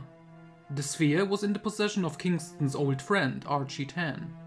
Both the Chinese Tong and Gestapo agents under Magnus Föller's command were also looking for Archie. During the Chinese New Year celebration, Indy found Archie and escaped with him from the Nazis. They aimed to complete Kingston's mission, finding the Staff of Moses before the Nazis could. In Panama, Indy teamed up with the Irish photographer Maggie O'Malley, who turned out to be a British intelligence agent. Along with Archie, they fled from Föller and his troops. After proving themselves worthy to the indigenous people, they entered the Temple of the Cosmos. They escaped from psychic traps and discovered Kingston's next clue in the temple's planetarium using the Jade Sphere. Still pursued by Föller, Indy and Maggie traveled to Istanbul to meet a museum curator, an old friend of Kingston's. Föller awaited them, but Indy and Maggie escaped again with a special compass pointing to the staff's location. Their journey led them to the Himalayas, where they discovered the City in the Clouds and found the still living Charles Kingston, who had been nursed back to health by monks after being injured during his search for the Staff of Moses. Their reunion was interrupted when Föller and the Nazis attacked the city with their experimental airship, the Odin. Indy tried to secure the staff, housed in a tower, but Föller overpowered him, seized the staff, and returned to the Odin with Kingston and Maggie as hostages. Indy infiltrated the airship and after a battle during a severe storm, retrieved the staff and escaped with Maggie by jumping from the Zeppelin. They landed safely at the sea's bottom, which had been parted by the staff. After crossing and reaching the shore, the staff restored the sea, drowning the pursuing Nazi troops. Indy struck the ground 3 times with the staff, summoning a massive fire from the sky that destroyed the Odin and killed Magnus Föller. The staff then turned into a living snake and disappeared.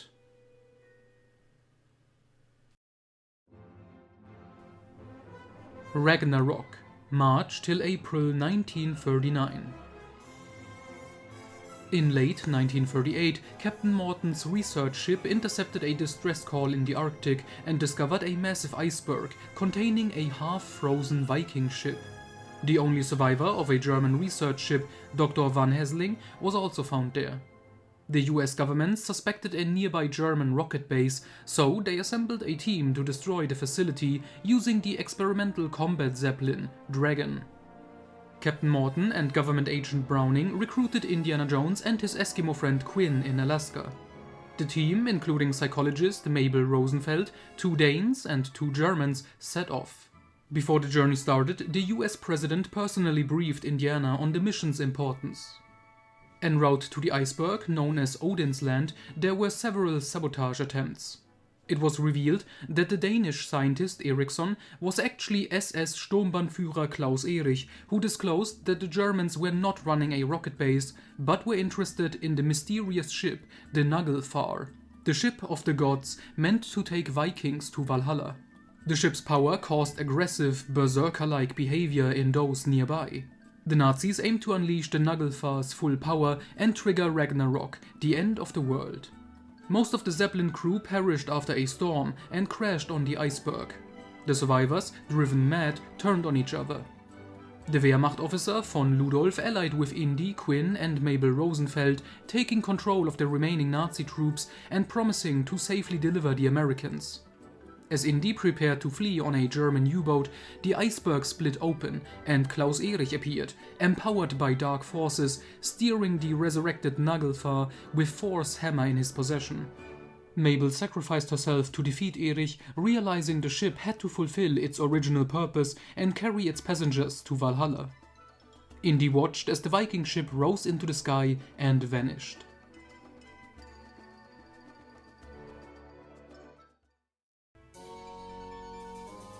The Fate of Atlantis, May 1939. 10 years earlier, Indiana Jones and Sophia Hapgood were part of the Jastro expedition in Iceland, where they found artifacts.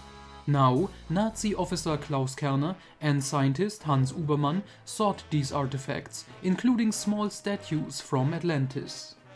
Kerner's men attacked Indy and Sophia to obtain these statues, prompting the duo to search for Atlantis themselves. Their journey took them to Iceland, Mexico and Russia, where they discovered 2 more statues and the tomb of a deformed creature from Atlantis.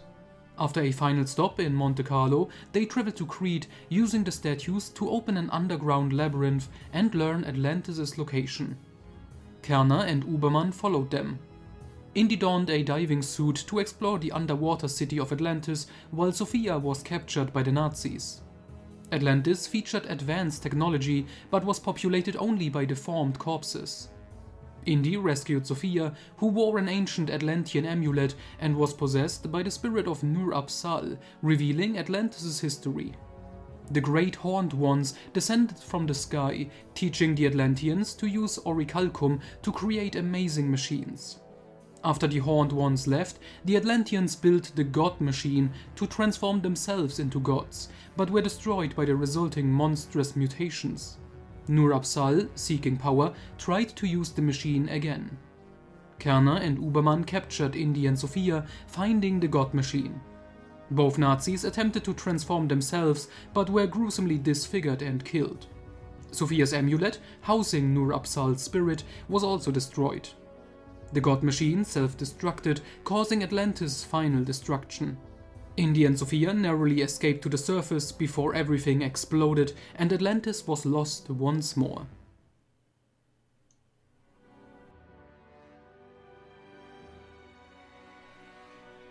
The Batman, July 1939. Since March of that year, there had been sightings of a giant bat-like creature in Gotham City, New Jersey. Hearing these rumors, Indiana Jones set out to uncover the truth.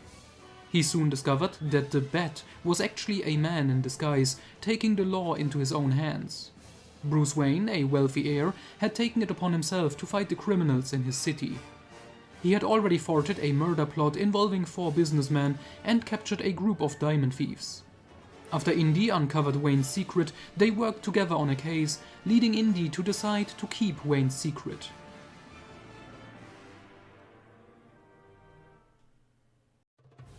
Howling Island and the Sargasso Pirates. July till September 1939. Indy's cousin Kit spent another summer with the archaeologist. After narrowly escaping a gang of bandits in China by destroying an ancient vase, they planned a real vacation. Instead, they met the young archaeologist Billy Simpson, who told them that her excavations on Howling Island were interrupted by scientist Dr. Foster McKay, who had driven her and her team away. Indy and Kit traveled to the island, where they discovered McKay was hiding stolen artifacts guarded by trained monkeys. It was also revealed that he was Billy's brother. Indy managed to turn the monkeys against their master, who met his end in a bottomless pit. A few months later, Indiana Jones teamed up with Bill Lawton, a sailor whose life Indy had saved during the hunt for the Cross of Coronado. Aboard his ship, they discovered a Viking ship frozen in ice, containing corpses and Leif Eriksson's battle axe.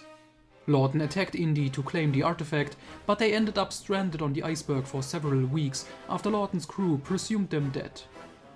When they were finally rescued by another ship, Indy encountered the beautiful swindler Cairo and con artist New Jersey Jones, who posed as Indy's brother and sold cheap junk as valuable artifacts. Along with Bill Lawton, they accidentally went overboard and ended up in the Sargasso Sea, inhabited by pirates, led by the Sea Witch. She took Indiana and his companions hostage, but Lawton instigated a mutiny after wounding the Sea Witch. He and his men tried to kill Indy, but with the help from Cairo, New Jersey Jones, and the recovering Sea Witch, Indy thwarted the would-be Pirate King, killing him in a final battle on a submarine, during which Eriksson's ancient battle axe was lost to the water.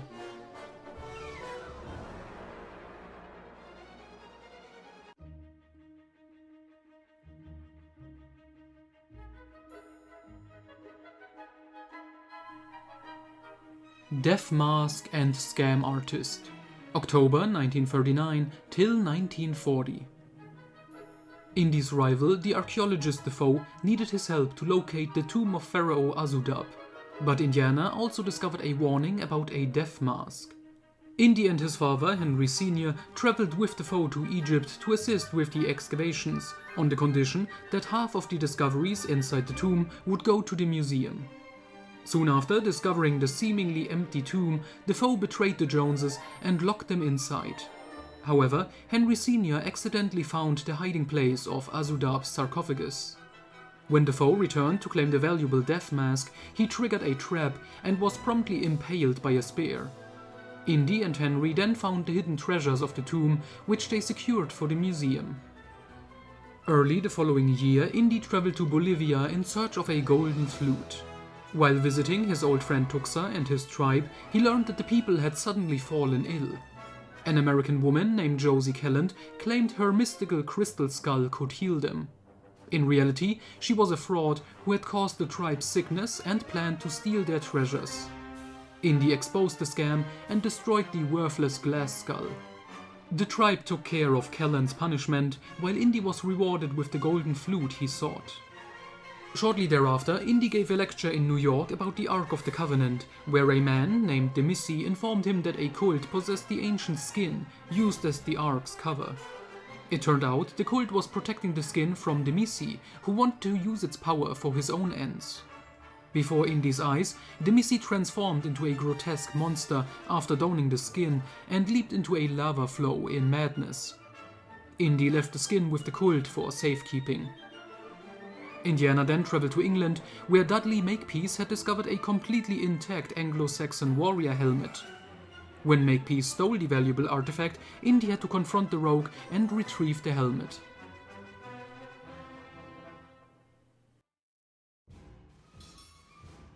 The Smoking Mirror, June 1940. In the Himalayas, Indiana Jones encountered the Asian art thief Mickey while searching for an artifact, the Flower of Siddhartha, but managed to escape alive, with his enemy killed and no flower in his possession. After returning to Barnet College, Indy received a visit from Marcus Brody, who was worried about an old friend, historian Dr. Jonathan Hatfield. Shortly afterwards, they found the dead Hatfield in his hotel room and learned that the SS, led by Friedrich von Burgwald, were after what the doctor had discovered. An ancient manuscript led to the smoking mirror, an Aztec artifact in which the deadly deity Tezcatlipoca was supposedly imprisoned. Von Burgwald planned to use the power of the mirror to overthrow Hitler and become a god himself. In Morocco, Indy came across the manuscript that would lead to the hiding place of the mirror, but also Hatfield's daughter Meryl. The two of them only narrowly escaped an attack by the Nazis and traveled to Mexico City, where, with the help of Indy's old friend Ortega, they found the next clue to the location of the mirror in a tunnel system under the city. Indy and Meryl were able to escape from Burgwald and his fanatical followers again, but Ortega was tortured to death by the Nazis to find out Indy's next target, and they followed the archaeologists to Brazil, where Indiana and Meryl were captured in the Amazon. Together, the group finally discovered the underground temple in which the mirror was hidden. Here, Indy was confronted with his worst fear when he had to fight a gigantic snake. But the real horror began when von Burgwald, in his madness, had his most capable assistant executed, cut out his heart as a sacrifice, and stuck it through the mirror frame enthroned on an altar. The frame then filled with smoke and showed the Nazis a gruesome vision of the future in which they committed the most gruesome crimes. While his followers, seized by the power of Tezcatlipoca, committed suicide, Friedrich von Burgwald was torn apart and absorbed by the smoking mirror. While the underground chambers seemingly collapsed, the power of the mirror brought Indiana and Meryl safely back to the surface. After the ordeal, during a dinner with Meryl Hatfield, Marcus Brody and his father Henry Sr., Indy suspected that Tezcatlipoca had spared him and Meryl because he wanted to maintain the balance between good and evil. But in fact, the smoking mirror remained in its hidden chamber, patiently waiting for the day when it would subjugate the already unbalanced world.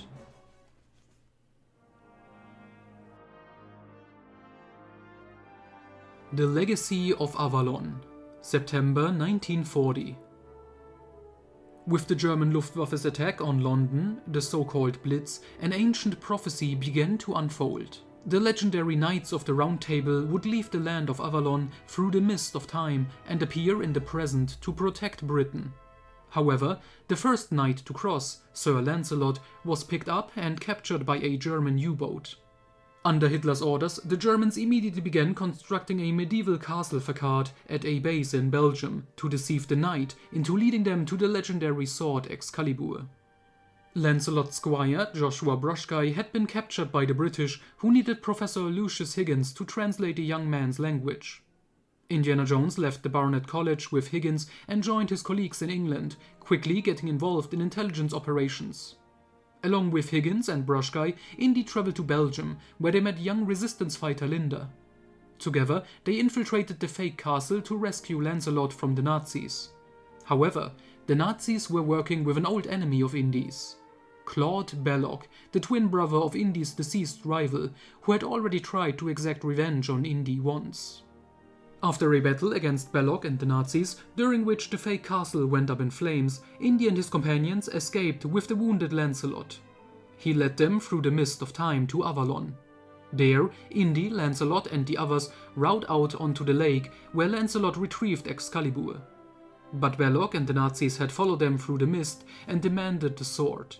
Lancelot drove the blade into the ground, and when Claude Belloc tried to pull it out, the sword resisted and instead dissolved the unworthy Belloc into nothingness. The remaining demoralized Nazis surrendered without resistance.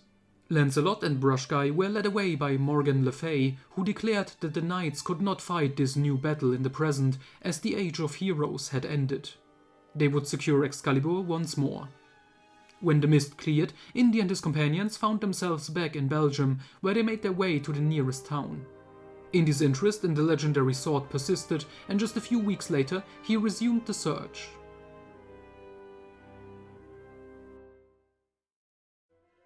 Horseman of the Apocalypse, October 1940. Indiana Jones traveled to an island in the Indian Ocean where the plague had struck the locals, slowly killing them. He discovered that the pestilence was being spread by the fourth horseman of the apocalypse, who wanted to unleash his horrors upon humanity. Indiana had to fend off zombies and survive an earthquake that hit the island before he managed to defeat the horseman and stop the spread of his plagues. Excalibur, November 1940. During the London Blitz, Indiana Jones was in the city researching the legendary sword Excalibur.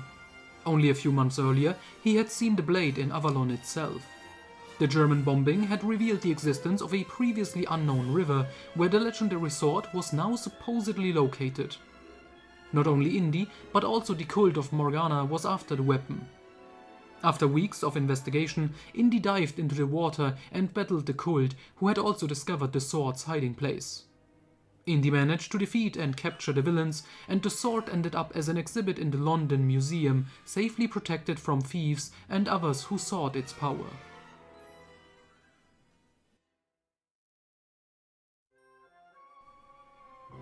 The Golden Fleece, April 1941. While accompanying an expedition in Greece, the archaeological site was attacked by a group of Nazis, forcing the archaeologists to flee. Indiana Jones was separated from the others, but managed to save an artifact, the Knife of Atreus. With the help of a pregnant local woman, Omphale Kiapos, he escaped to the harbor, only to be attacked by the cult of Hecate, who stole the knife. Indy and Kiapos flew to Istanbul, where they learned more about the cult and their plans regarding the Golden Fleece. The fleece was a material supposedly created by the goddess Hecate from the wool of the ram Chrysomalos and was completely indestructible. However, it had lost its magical powers after being desecrated centuries earlier. The cult stole the fleece and planned to restore its powers by stabbing it with the Knife of Atreus in the Valley of Hecate.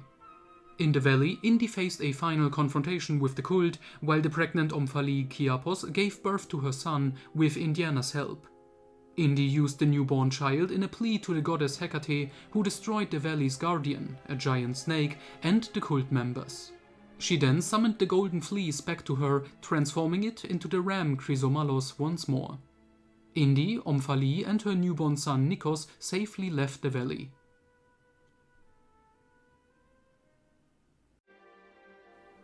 The Labyrinth of Horus, May till June 1941. Along with his colleague Griswold from Barnet College, Indiana Jones had to flee Casablanca quickly as a local gang was after the death mask of the goddess Mog, which Indy had found. He then received a message from his old teacher Basil Smith, who had saved his life 16 years earlier. To repay his life debt, Indiana traveled to Istanbul, where he met Basil's two children, Liz and Raymond. They had sent a message to Indy because Basil had mysteriously disappeared and they needed his help. Basil had discovered a massive labyrinth in the Egyptian desert that contained the tomb of the god Horus.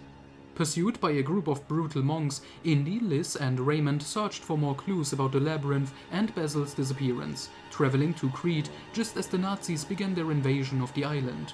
With the help of the British military and Sergeant Finley, they safely escaped to Cairo, where the truth slowly emerged. Basil Smith had discovered the Labyrinth of Horus with some British soldiers and had been chosen by the imprisoned god as his high priest. Possessed and endowed with superhuman strength, Basil searched for 3 ancient Horus statues that could open the god's tomb. After another encounter with the local monks, who wanted to keep the tomb sealed forever, Indy, Liz, and Finley were captured by Basil Smith and his mindless followers. Raymond revealed that he had been working with his father all along to use Indy's help to find the 3 Horus statues. However, Indy had tricked the possessed Basil by giving him a fake statue. With only 2 real statues, the tomb could be opened, but Horus himself could not escape. Instead, the god took control of Basil's body and tried to transform him into his true form. Both Basil and Raymond were killed before Indy removed the 2 statues, seemingly destroying the god. Indy, Liz, and Finley left the labyrinth and handed the 3 real statues to the monks, who vowed to keep the labyrinth's existence secret and ensure that its ancient powers would never be awakened again.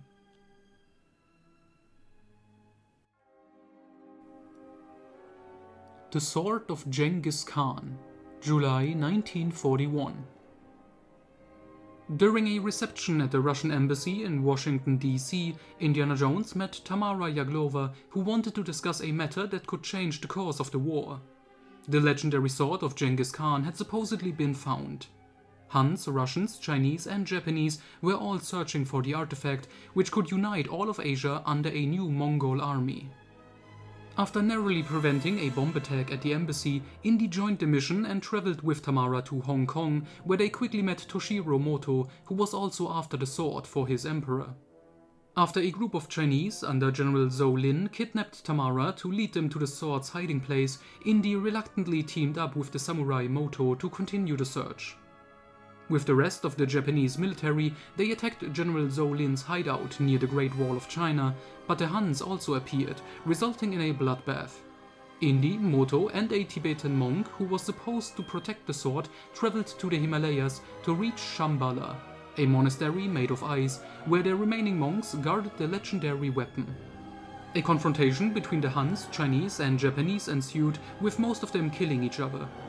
Indiana finally retrieved the sword and used his enemy's obsession to send Moto and Zhou Lin plummeting into an abyss. The monks recognized that the sword was no longer safe and entrusted it to Indy. After leaving with the rescued Tamara Yaglova, Indy found the perfect hiding place for the artifact, disguised as an ordinary ancient sword in the Moscow Museum.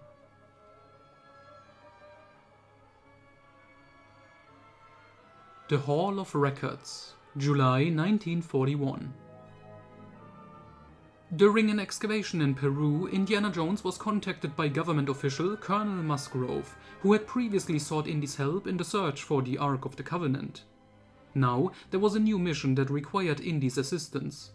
His old friend and colleague, Sir Reginald Brooksbank, had discovered the legendary Hall of Records, a library where all events that have ever happened and will happen are recorded. However, Brooksbank was apparently killed by the Nazis, who were also searching for the hall, which could change its location independently. During their search for the hall, it was revealed that Musgrove's aide, Major Nichols, was a Nazi who had already orchestrated an assassination attempt on Indy. Without military support, Indiana traveled with pilot Bert Brodowski to Uxmal, Mexico, where the hall was currently located. Indy finally found the entrance to the hall and discovered that Reginald Brooksbank had faked his death and had been hiding inside the chamber. By touching small orbs scattered around the chamber, they received visions of events from the past, present and future. Suddenly, Nichols appeared with Bert as a hostage and shot Brooksbank, but Indy disarmed the Nazi and claimed to have foreseen Nichols' death in the jungle. Fearful of his fate, Nichols fled deeper into the hall, touching too many of the strange orbs simultaneously, causing them to explode and sealing his fate. Indy and Bert escaped the hall, which once again changed its location and disappeared without a trace.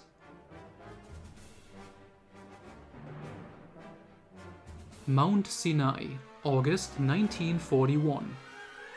Continuing to operate under the orders of government official Musgrove, Indiana Jones and Bert Brodowski investigated the latest Nazi project, which was now seeking another ancient weapon.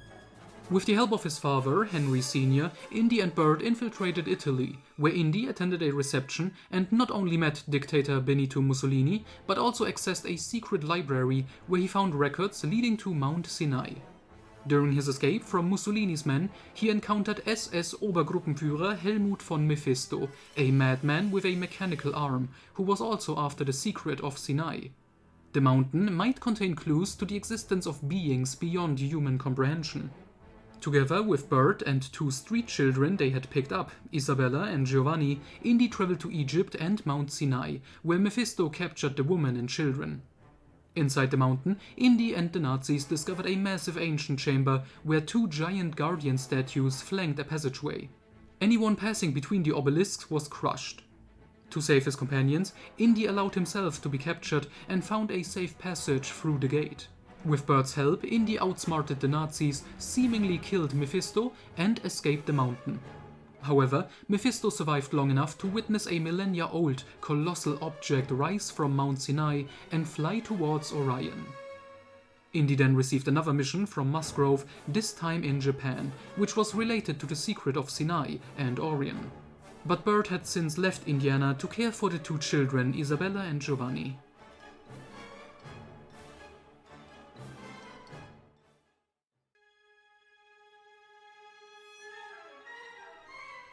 Mi Pao Lo, November 1941.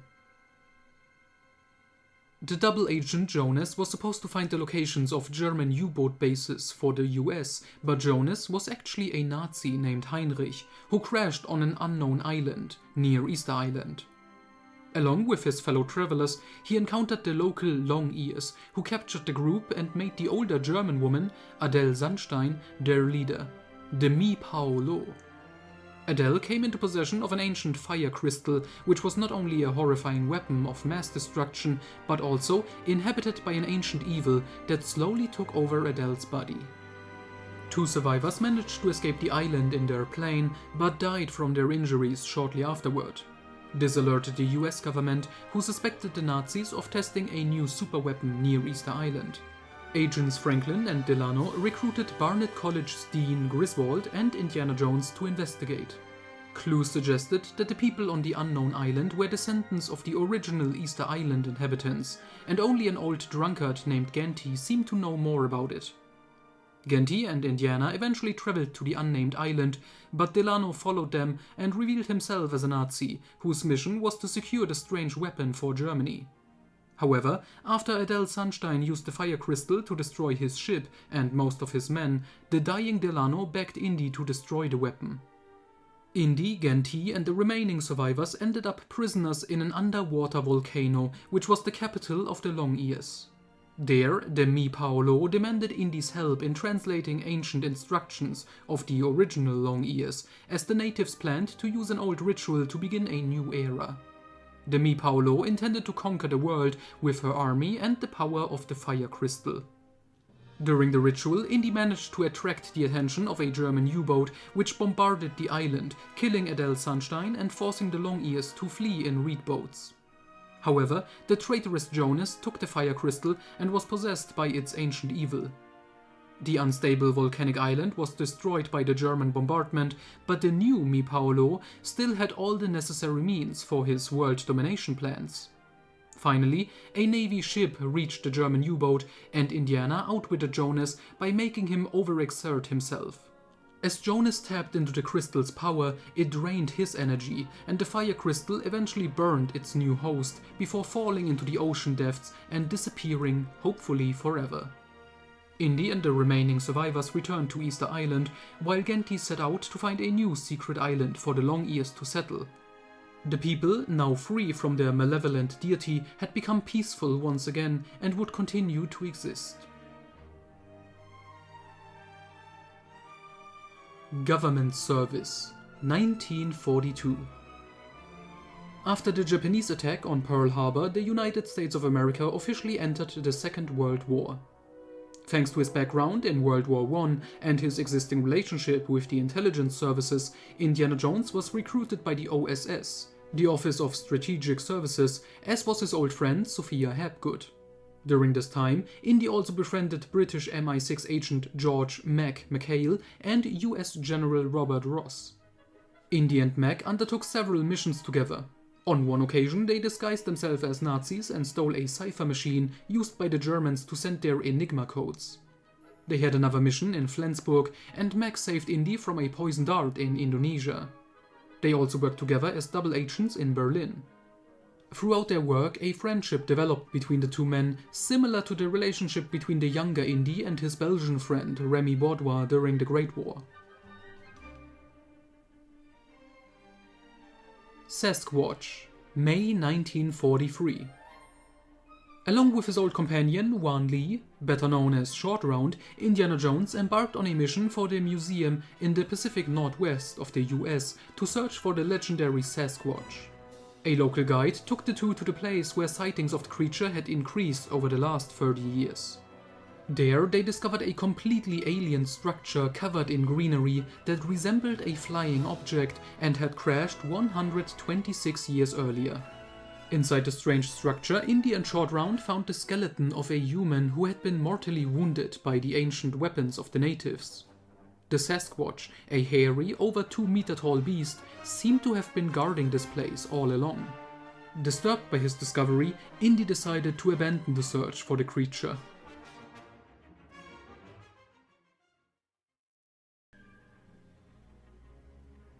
The Gold of El Dorado, June 1943.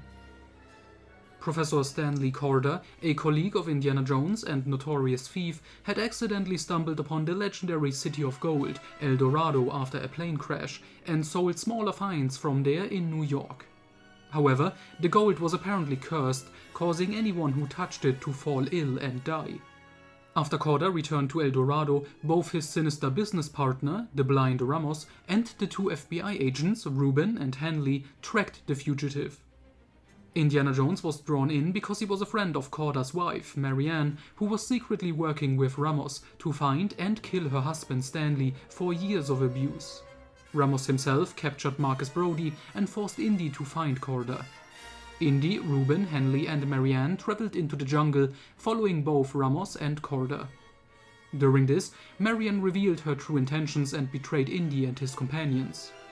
After their boat was destroyed, Indy and the FBI agents were saved by the intervention of some natives.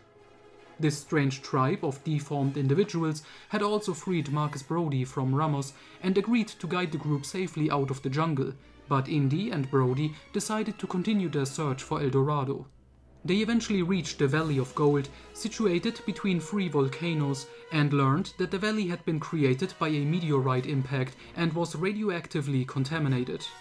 This radioactivity had drawn the FBI's attention, as the government was currently trying to develop an atomic bomb before the Germans and feared that Korda's discovery might be related. In the final confrontation with the cruel gangster Ramos, Marianne shot and killed him. She revealed that she was already contaminated and dying. She stayed behind with her equally dying husband, Stanley Korda, while Indy and Marcus left the valley before they too were exposed to the deadly radiation for too long. They told agents Rubin and Hanley that El Dorado was just a legend and left it to the native tribe to continue guarding the dangerous place.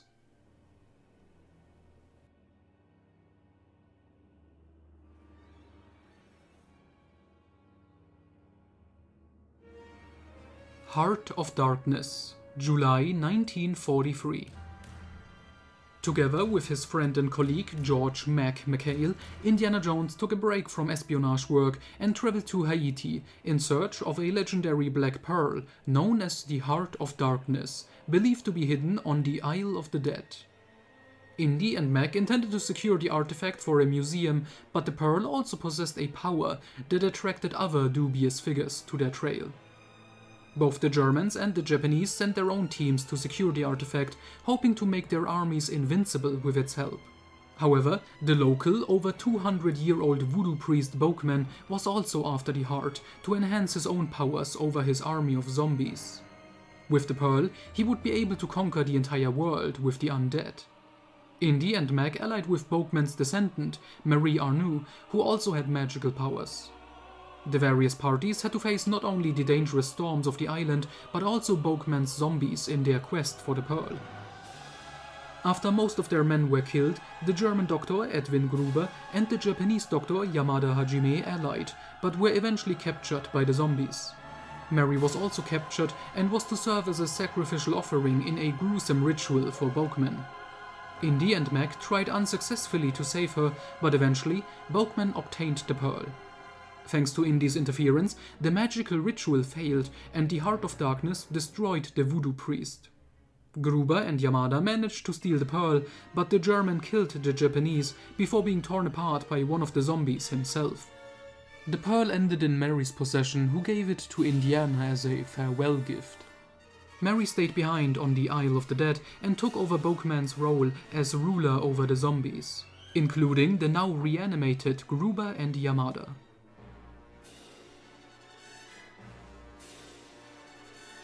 The Lost Tribe, August till September 1943.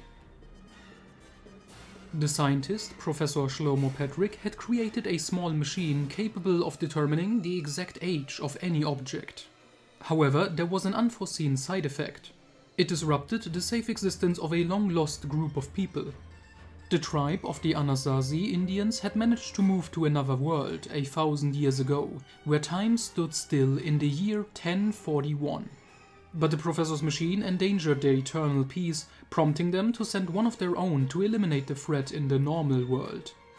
This Anasazi man died in the Mormon town of Hiob in Utah, and his appearance led the local cleric Kinsworthy to seek the old world of the Anasazi to make the people there his subjects. Simultaneously, Indiana Jones and his colleague Shlomo Patrick were pursued by a gangster named Malone and his henchmen from Chicago to Utah, as they were also interested in Patrick's invention. Indy and the professor learned from the young Zack Kramer that strange things were happening in the town of Hiob, so they traveled there together and also teamed up with the twin sisters Jill and Jane along the way. Upon arriving in the town, they quickly discovered that Kenworthy had allied with a criminal from Indy's past, the half-blood Jake from the band of the treasure hunter Garth, the man from whom Indy had once received his fedora as a consolation prize in 1912. Jake eventually kidnapped Indy and the rest of the group using Patrick's machine to transport them to the still world of the Anasazi, where he wanted to steal their treasures. However, with the help of Malone and his companions, who turned out to be government agents, Kenworthy and Jake were defeated and the day was saved. Indiana and his companions returned to their own time using the machine, while the device itself remained in the world of the Anasazi, making another incursion into this realm impossible.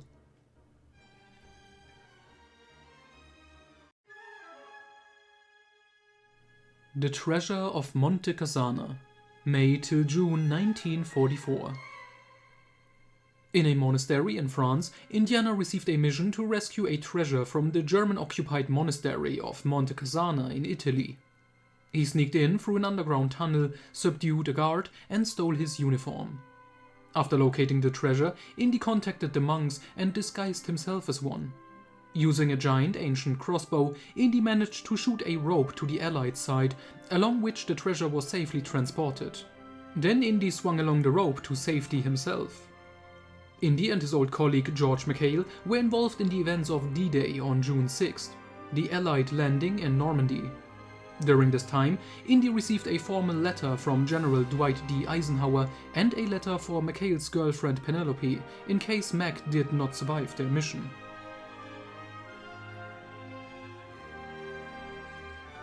The Spear of Destiny, 1944 till September 1945. Together with his friend and colleague, Oxford University professor Basil Shaw, Indiana ventured behind enemy lines in eastern France to investigate rumors about the Holy Lands of Longinus, which was supposedly stained with the blood of Jesus Christ. The Nazis, led by Oberführer Weber, evacuated an occupied castle and planned to flee with a train full of stolen artworks and artifacts. Indy was captured in the castle and left to die by Weber, while Basil Shaw ended up as a prisoner on the Nazi train. However, Weber's colleague, Dr. Jürgen Voller, revealed at that point that the artifact was a fake. To avoid returning to Berlin empty-handed, Voller tried to convince his superior of the importance of another artifact in their possession, the Antikythera mechanism, which was once built by Archimedes. Voller, however, only had one half of the device. Indy managed to escape execution in the Allied-attacked castle and boarded the train, where he freed Basil Shaw, killed Weber, and took the Antikythera mechanism from Dr. Voller, who fell from the train to his presumed death. Indy and Basil escaped, not with the lance, but with one half of Archimedes' dial in their possession. This artifact and its potential powers would become a true obsession for Basil over time. A year later, in March, Henry Jones Sr. was approached during a lecture by some men who were also very interested in the lands and were obviously Nazis. Henry immediately informed his son Indy, who was currently on an excavation in Ireland. Together with student Brandon O'Neill, Indy narrowly escaped an assassination attempt by the Nazis, who had discovered that Jones also knew about the spear. In England, Indy and Brandon allied with Henry Sr. and the young Rebecca Stein, and the fourth led from Standartenführer Dieter Hoffmann, who despised Hitler and wanted to use the Spear of Destiny for his own rise to power. After Rebecca was captured and the spearhead fell into the Nazis' hands, Indy, Henry and Brandon traveled back to Ireland, where the spear was reassembled, revealing its true power.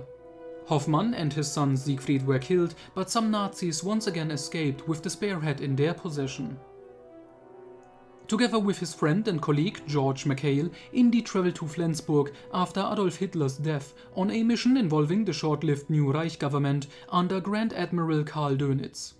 However, in August, Indy returned to Wales, where he informed his friend Brendan O'Neill that the spearhead had been found and secured by the Americans in Nuremberg. With the end of World War II, Indiana Jones retired from military service with many decorations, holding the rank of colonel.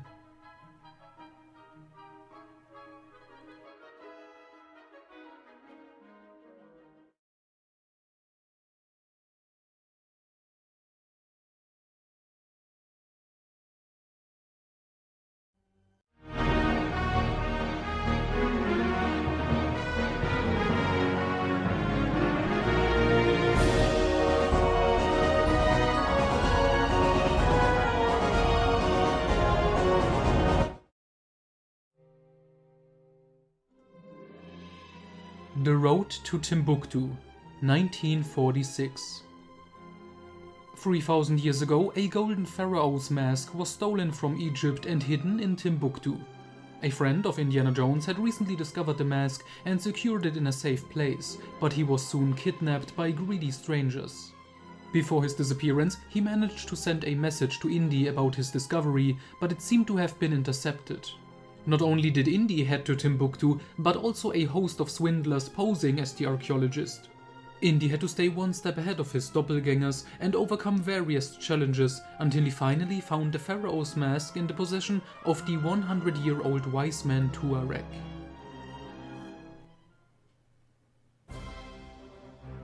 The Iron Phoenix, January till April 1947. In the Russian zone of Berlin, Indy, operating with Marcus Brody from the American Embassy, discovered an ancient scroll that contained the locations of 3 scattered pieces of the Philosopher's Stone around the world. Indy had previously encountered artifacts believed to be the Philosopher's Stone. However, this stone had the power to revive dead matter and was sought by the monstrous Dr. Matthias Jäger and his right-hand man, Dunkelvolk. In Berlin, Indy first encountered Dunkelvolk and the Russian officer Nadia Kirov, who had a personal vendetta against Jäger.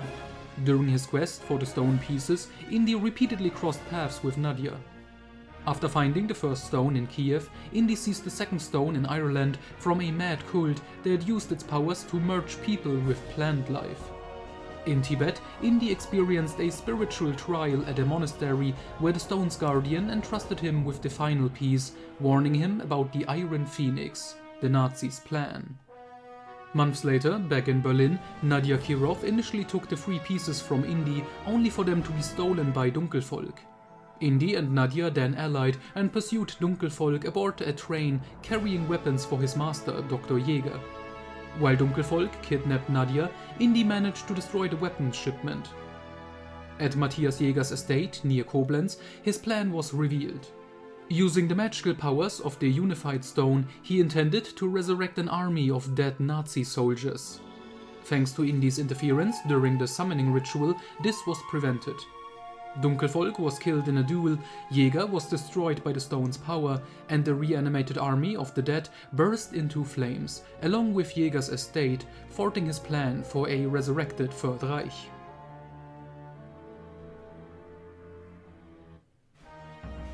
The Tower of Babel, May till July 1947.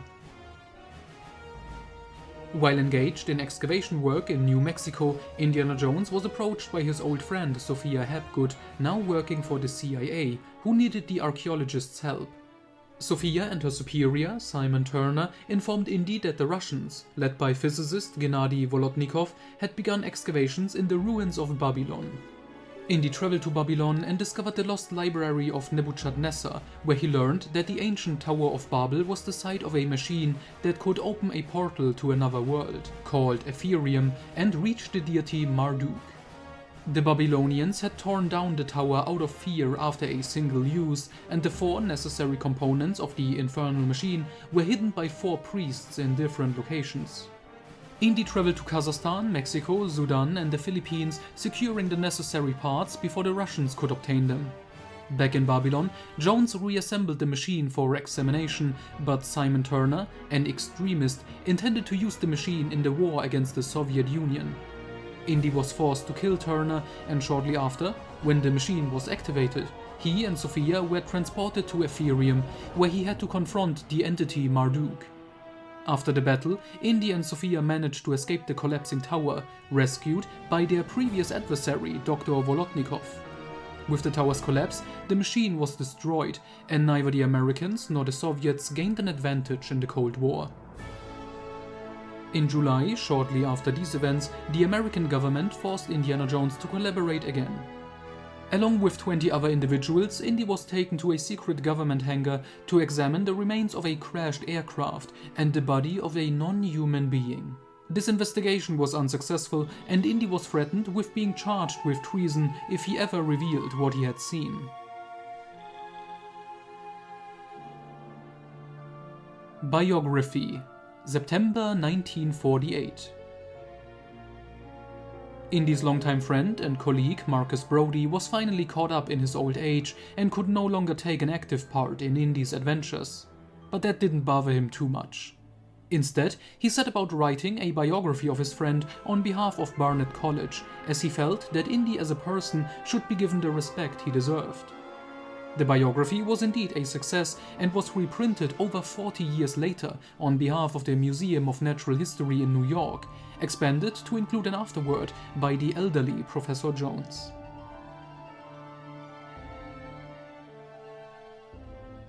The King's Temple, 1949. In some ancient writings, Indiana found clues to the location of a temple in Thailand, which was built in the 14th century at the behest of the king of Chiang Mai. Indy planned to launch a full expedition to the temple the following year, but Clifford, an intern at the university, had rifled through Jones's documents, prompting Indy to immediately travel to Thailand alone. With his local guide, a boy named Bhakti, Indy reached the temple, where Clifford was already waiting for him. Indy and Bhakti managed to take Clifford's weapon and his copy of the code to enter the temple. They left the site, knowing that Clifford would now have no access to the treasures, and that a thorough expedition could take place the following year. However, Clifford had a second copy of the code and attempted to gain entry. In doing so, he awakened an ancient guardian statue, which quickly dealt with the intruder.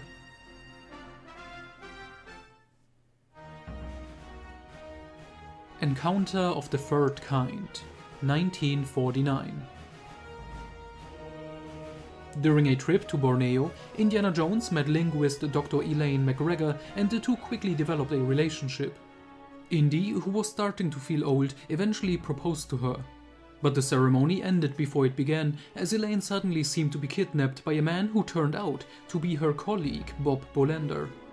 The United States government had recovered the remains of a crashed, unidentified flying object and discovered a cylinder that was decorated with strange symbols and seemed to have great power. Elaine was needed to translate the language on the cylinder, and Indy, who did not want to give up his fiancée without a fight, sneaked into the military base and was eventually persuaded to work on the project. Indy and Elaine discovered that the cylinder contained the coordinates of Mount Kibo and a glimpsing countdown. But the Russians were also after the cylinder, hoping to use the alien technology as a weapon.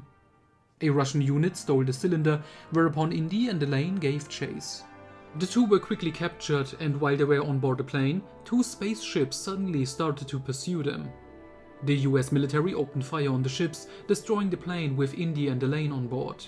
In the chaos, the two were able to get the cylinder and survive the crash, but both the Russians and Bolander were still after them. Eventually, they reached the top of Mount Kibo, where 3 flying saucers appeared in the sky. Bolander took the cylinder and used its energy to destroy the Russian agents before aiming the object at the UFOs. But the spaceships and the cylinder glowed with an incredible bright light, and Bolander was killed by the energy of the cylinder. The alien ships disappeared without a trace. Indy himself lost his memories and returned home alone.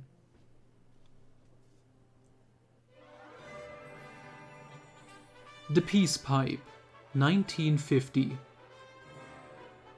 In the snowy winter, Indiana Jones and his friend, the Native American Grey Cloud, were pursued by some criminals who were after an ancient peace pipe of his tribe. After a chase through the icy landscape of Wyoming, Indy managed to shake off the pursuers, but in the process, he destroyed their car. As a severe storm approached, Indy and Grey Cloud continued on foot until they discovered an abandoned cabin where they sought shelter. There, Indy found an old soprano saxophone which reminded him of his youth in Chicago. To pass the time during the storm, Indy told his friend about the events of 1920 when he stumbled into the jazz scene and got involved in a murder case. Just as the story and the storm outside ended, the pursuers stormed the cabin and overpowered the two. As the criminals stepped outside with the peace pipe in hand, Indy used the sound of the saxophone to cause a mountain of snow to fall from the roof and trees, burying the three attackers. With the peace pipe back in their possession, Indy and Grey Cloud set off back to civilization.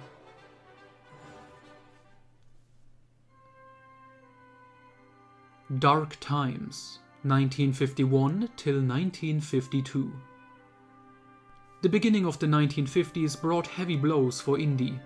In 1951, his father, Henry Jones Sr., passed away at the age of 79. Marcus Brody, the old and faithful friend of the Jones family, died just a year later at the age of 78. Indy soon left Barnett College and returned as a professor to Marshall College in Bedford, Connecticut, where he convinced the faculty to erect a bronze statue of Marcus Brody on the university grounds in memory of the deceased dean. During this time, Indy also befriended Charles Stanford, Brody's successor. Later that year, Indy visited his old friend Basil Shaw, who was still obsessed with the Antikythera mechanism. After a discussion with Indy, Basil handed him the half of the dial that they had once saved from the clutches of the Nazi Jürgen Voller. This visit also marked the last time for many years that Indy saw his godchild Helena, Basil's daughter.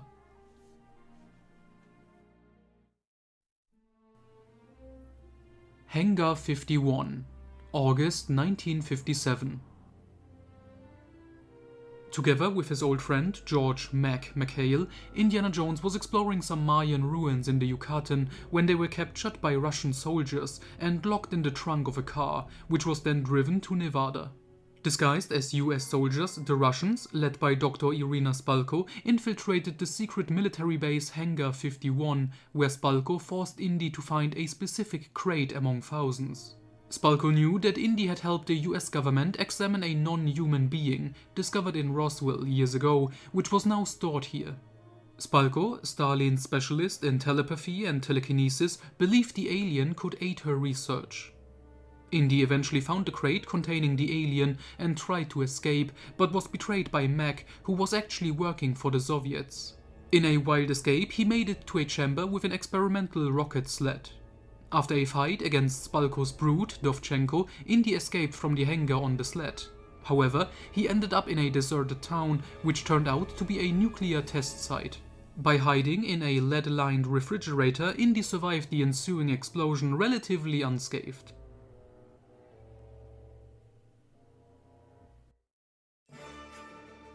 Old Friends, September 1957. Indy received disturbing news from a friend in Washington. A sketch showed that the government was apparently trying to build its own UFOs based on the spaceship remains from Roswell and other places. In addition, Indy noted in his diary that he had finally found the hiding place of the Ark of the Covenant in Hangar 51 and that he would love to know what else the government was hiding in the huge hall.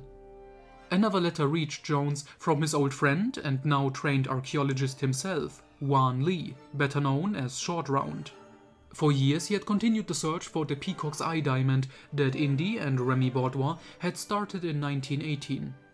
After the diamond had disappeared in the chaos at Club Obi-Wan in 1935, it eventually made its way to Hawaii and ended up in the hands of indigenous people on the island of Niihau.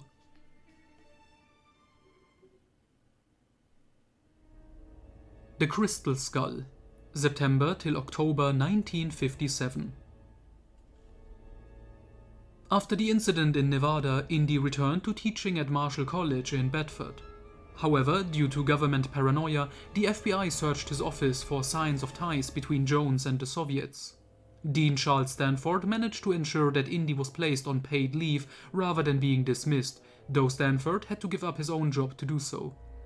Indy planned to leave Bedford to seek a new teaching position in Leipzig, but a young man named Matt Williams intercepted Indy's train and told him that his old friend and classmate Harold Oxley had disappeared while searching for the crystal skull of Akator in Peru, as had Matt's mother.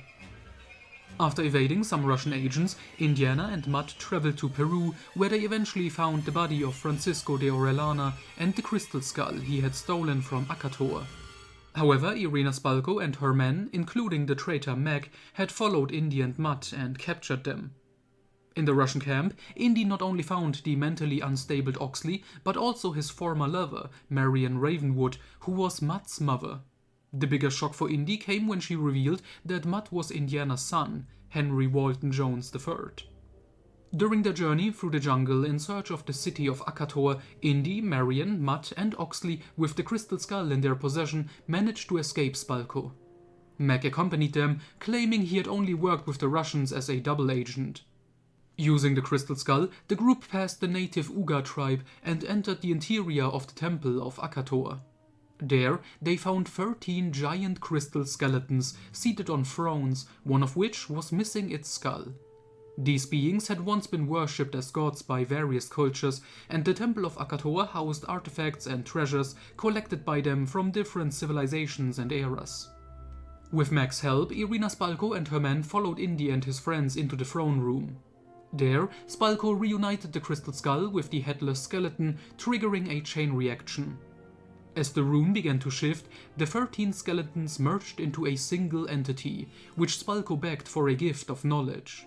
The silent entity complied, and while Indy and his companions fled the collapsing throne room, it shared its knowledge with Spalko, driving her insane and killing her. The chamber's ceiling collapsed, transforming into a portal that sucked in Spalko's soldiers and her own remains. Indy, Matt, Marion and Oxley escaped the portal, but Meg was caught and sucked in. The others fled the collapsing structure to a hilltop, from where they watched the entire valley, including the huge temple, collapse and reveal a rising disc-shaped spaceship before the entire valley flooded, erasing any evidence of the extraterrestrial being's existence.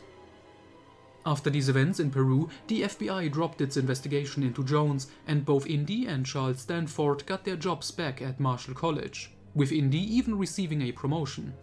Soon after, Indiana Jones and Marion Ravenwood were married in the university chapel, with their son, Matt, Harold Oxley, Charles Stanford, and many other old friends as guests. Belloc's Revenge, November 1957. René Emile Belloc, Indiana Jones's old rival, had vanished without a trace on an island near Crete in 1936, at least as far as his son knew.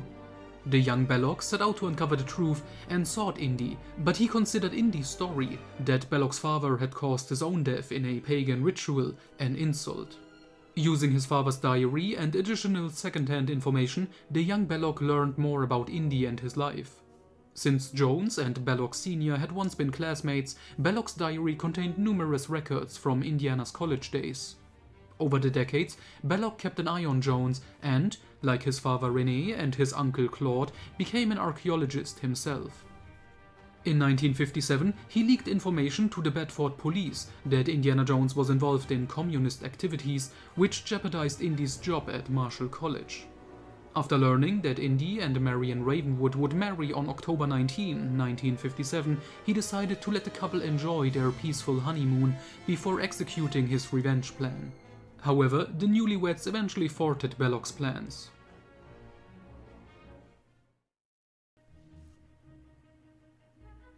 The Dial of Destiny, August 1969.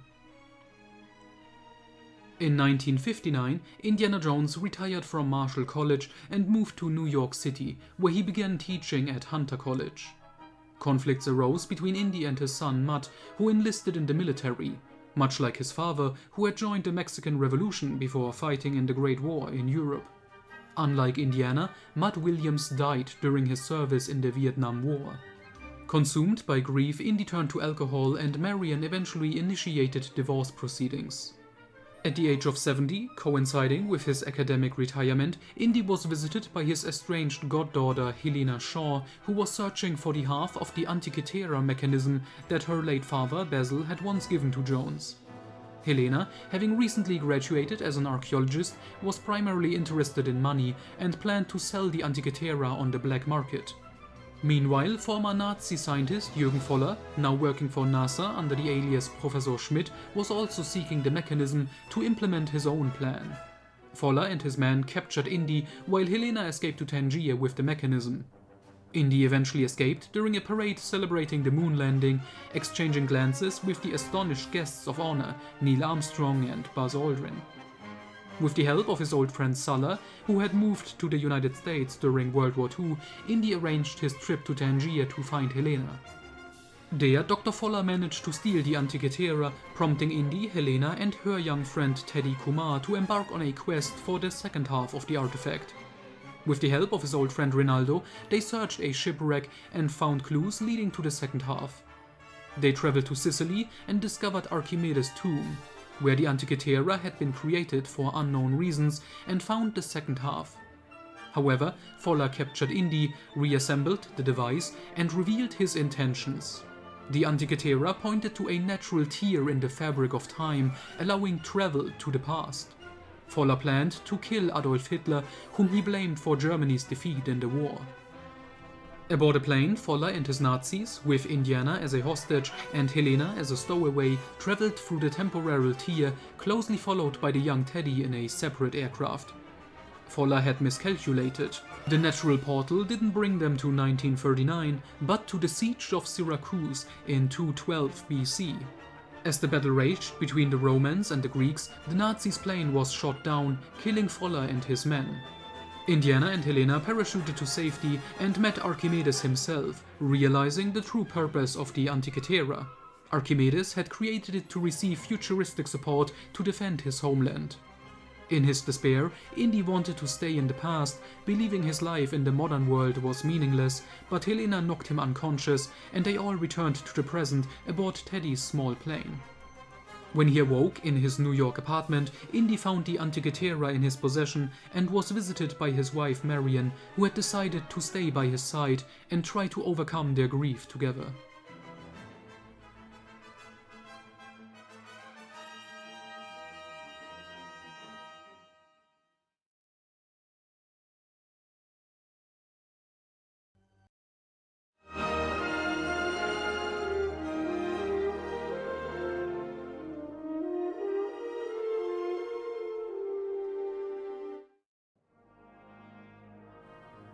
In the years that followed, Indiana Jones experienced significant changes. After overcoming the loss of his son, he continued his adventures, which began to take a toll on him in his old age. He lost his right eye, resulting in a black eye patch and a large scar on his face. Additionally, he soon required glasses and a cane permanently. A pleasant surprise was discovering that the Jones family did not end with Mutt's death.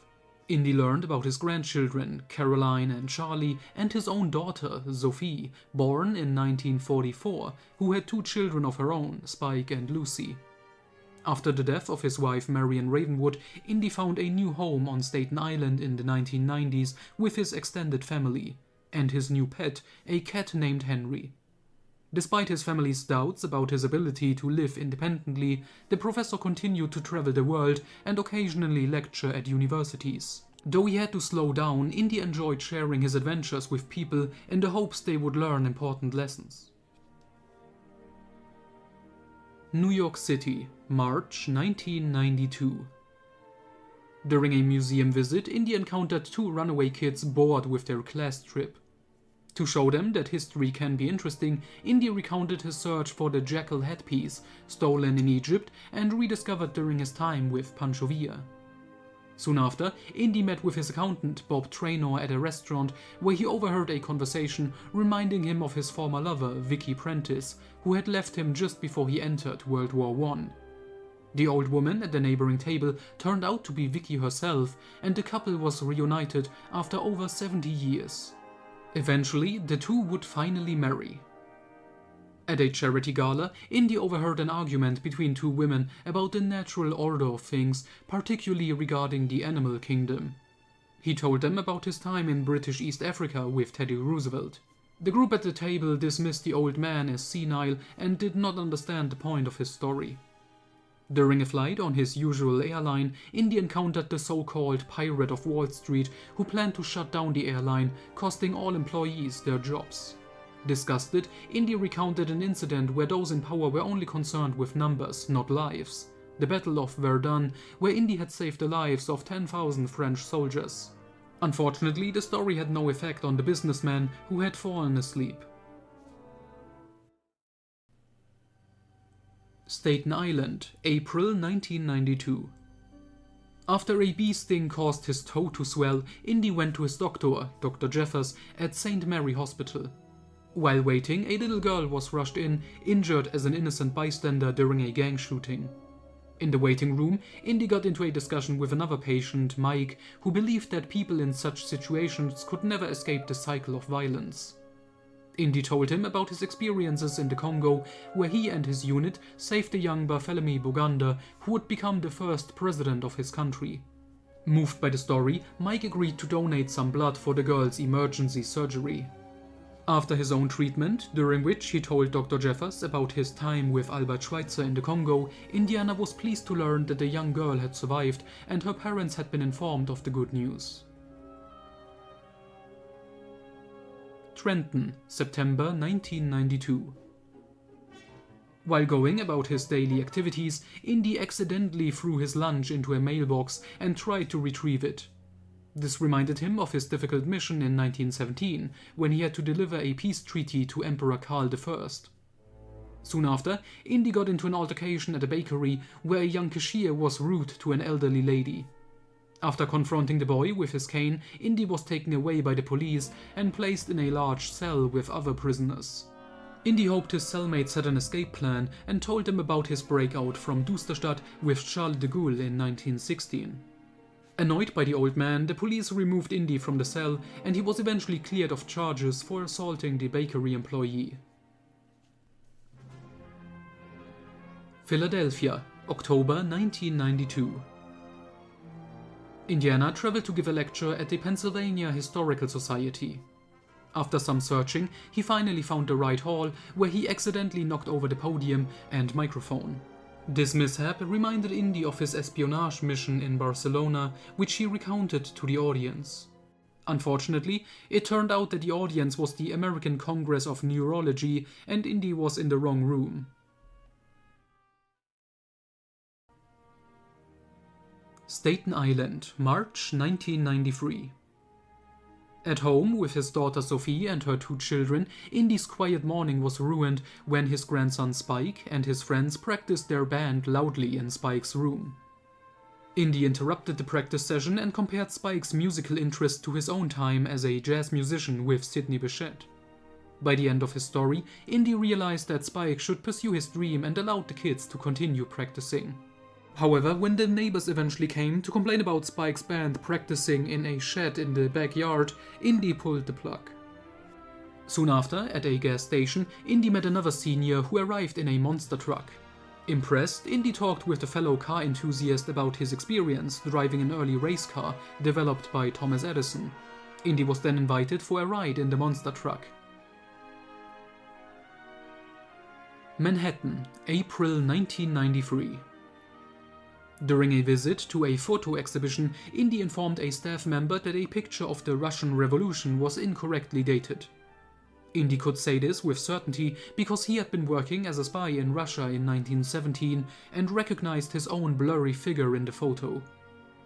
While stuck in traffic in a taxi, Indy told the man-hating cab driver about his romantic escapades around 1920 when he dated 3 women simultaneously. He finally reached his destination, the Palace Theatre on Broadway, where he wanted to watch a performance of Broadway Melody. He got into a dispute with a stubborn critic who did not appreciate the effort that went into such a show. Indy's story of his own time in theatre convinced the critic to write a positive review of the current performance, though Indiana himself was disappointed by the poor quality of the play. Staten Island, April 1993. After his cat Henry seemed to be stuck in a tree, Indy climbed up to rescue the animal, but Henry quickly descended while Indy remained stuck. The fire department eventually had to rescue Indiana, and the whole incident made Indy's family worry about the professor's mental health. As a result, Indy was compelled to visit psychiatrist Carol Schulz, to whom he recounted his time as a child in Austria, when he fell in love with Sophie von Hohenberg and had a discussion with Sigmund Freud, Carl Jung and Alfred Adler.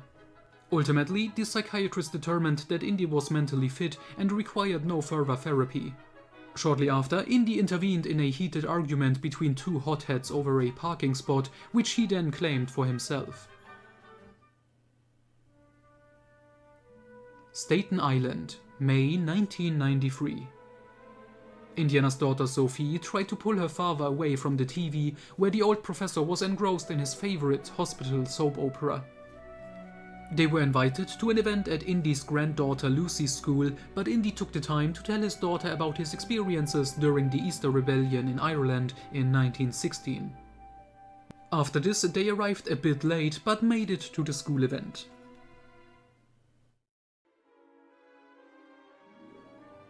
Manhattan, June 1993.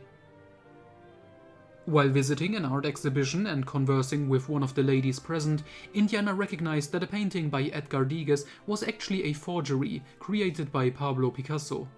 He then recounted his first meeting with Picasso in 1908, when the young boy was caught up in the artist's plans. New Jersey, July 1993. During a brief stop at a diner, Indy got into a conversation with a depressed man at the counter, to whom he told about his time in Benares, hoping that the teachings of Krishnamurti might help the stranger with his problems. Staten Island, July 1993.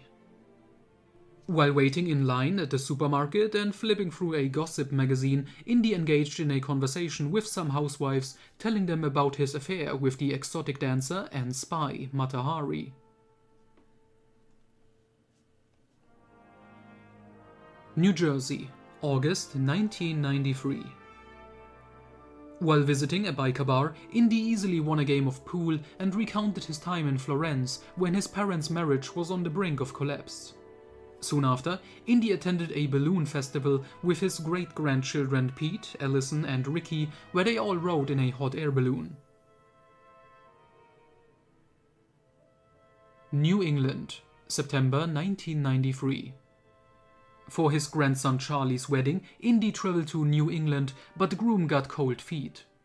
To motivate him and save the marriage, Indiana told him about his tragic romance with Molly Walder during World War I. This had the desired effect, and the wedding proceeded as planned. Staten Island, October 1993. Indiana always enjoyed playing tricks on the kids during Halloween. Last year, he had given them rotten apples. This time, he planned to scare them by dressing as a ghost, but when that failed, he told the 3 kids who knocked on his door about his battle against Matthias Targo, the Prince of Vampires, during World War I. At the end of the story, Indy revealed his own fake vampire teeth, scaring the children away and giving Indy a good laugh. Staten Island, November 1993. Indiana's granddaughter Allison was celebrating her 7th birthday, but the hired magician fell ill and cancelled at the last minute, so Indy had to step in. During the party, he entertained the children by telling them about the military operation in Beersheba in which he had once participated. Princeton, November 1993. For Thanksgiving, most of the Jones family gathered in Indy's old hometown of Princeton. Among them, besides his daughter Sophie, were his granddaughter Caroline and her 2 children, Harry and Annie. Indiana shared with his family the story of the best Thanksgiving dinner he ever had, which took place during his time in Beijing in 1910.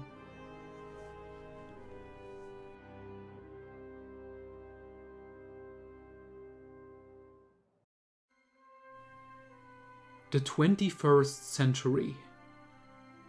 After his eventual death, Henry Walton Indiana Jones Jr. left behind not only a large family, but a legacy that still influences the present. Although he did not go into great detail about his own incredible adventures and discoveries in his own books published during his lifetime, the world's rulers knew about his experiences and kept records. For example, in April 2003, the CIA published a confidential report about Indy's father, Henry Jones Sr., presumably in connection with their race against the Nazis in search of the Holy Grail. Much more disturbing was the dissemination of Indy's personal diary, which was copied by the Russian Secret Service FSB in 2008 and sent to authorities in North Korea, China, and Cuba. The Russians had obtained a diary in Peru in 1957, around the time of the search for the crystal skull of Akator. But although the diary provided a glimpse into Indy's adventures since 1908, some pages dealing with supernatural discoveries had been torn out. This prevented some of Indy's more dangerous discoveries from falling into the wrong hands. After a lifetime of adventures, it's impossible to say how the legacy of Indiana Jones will continue to affect the future.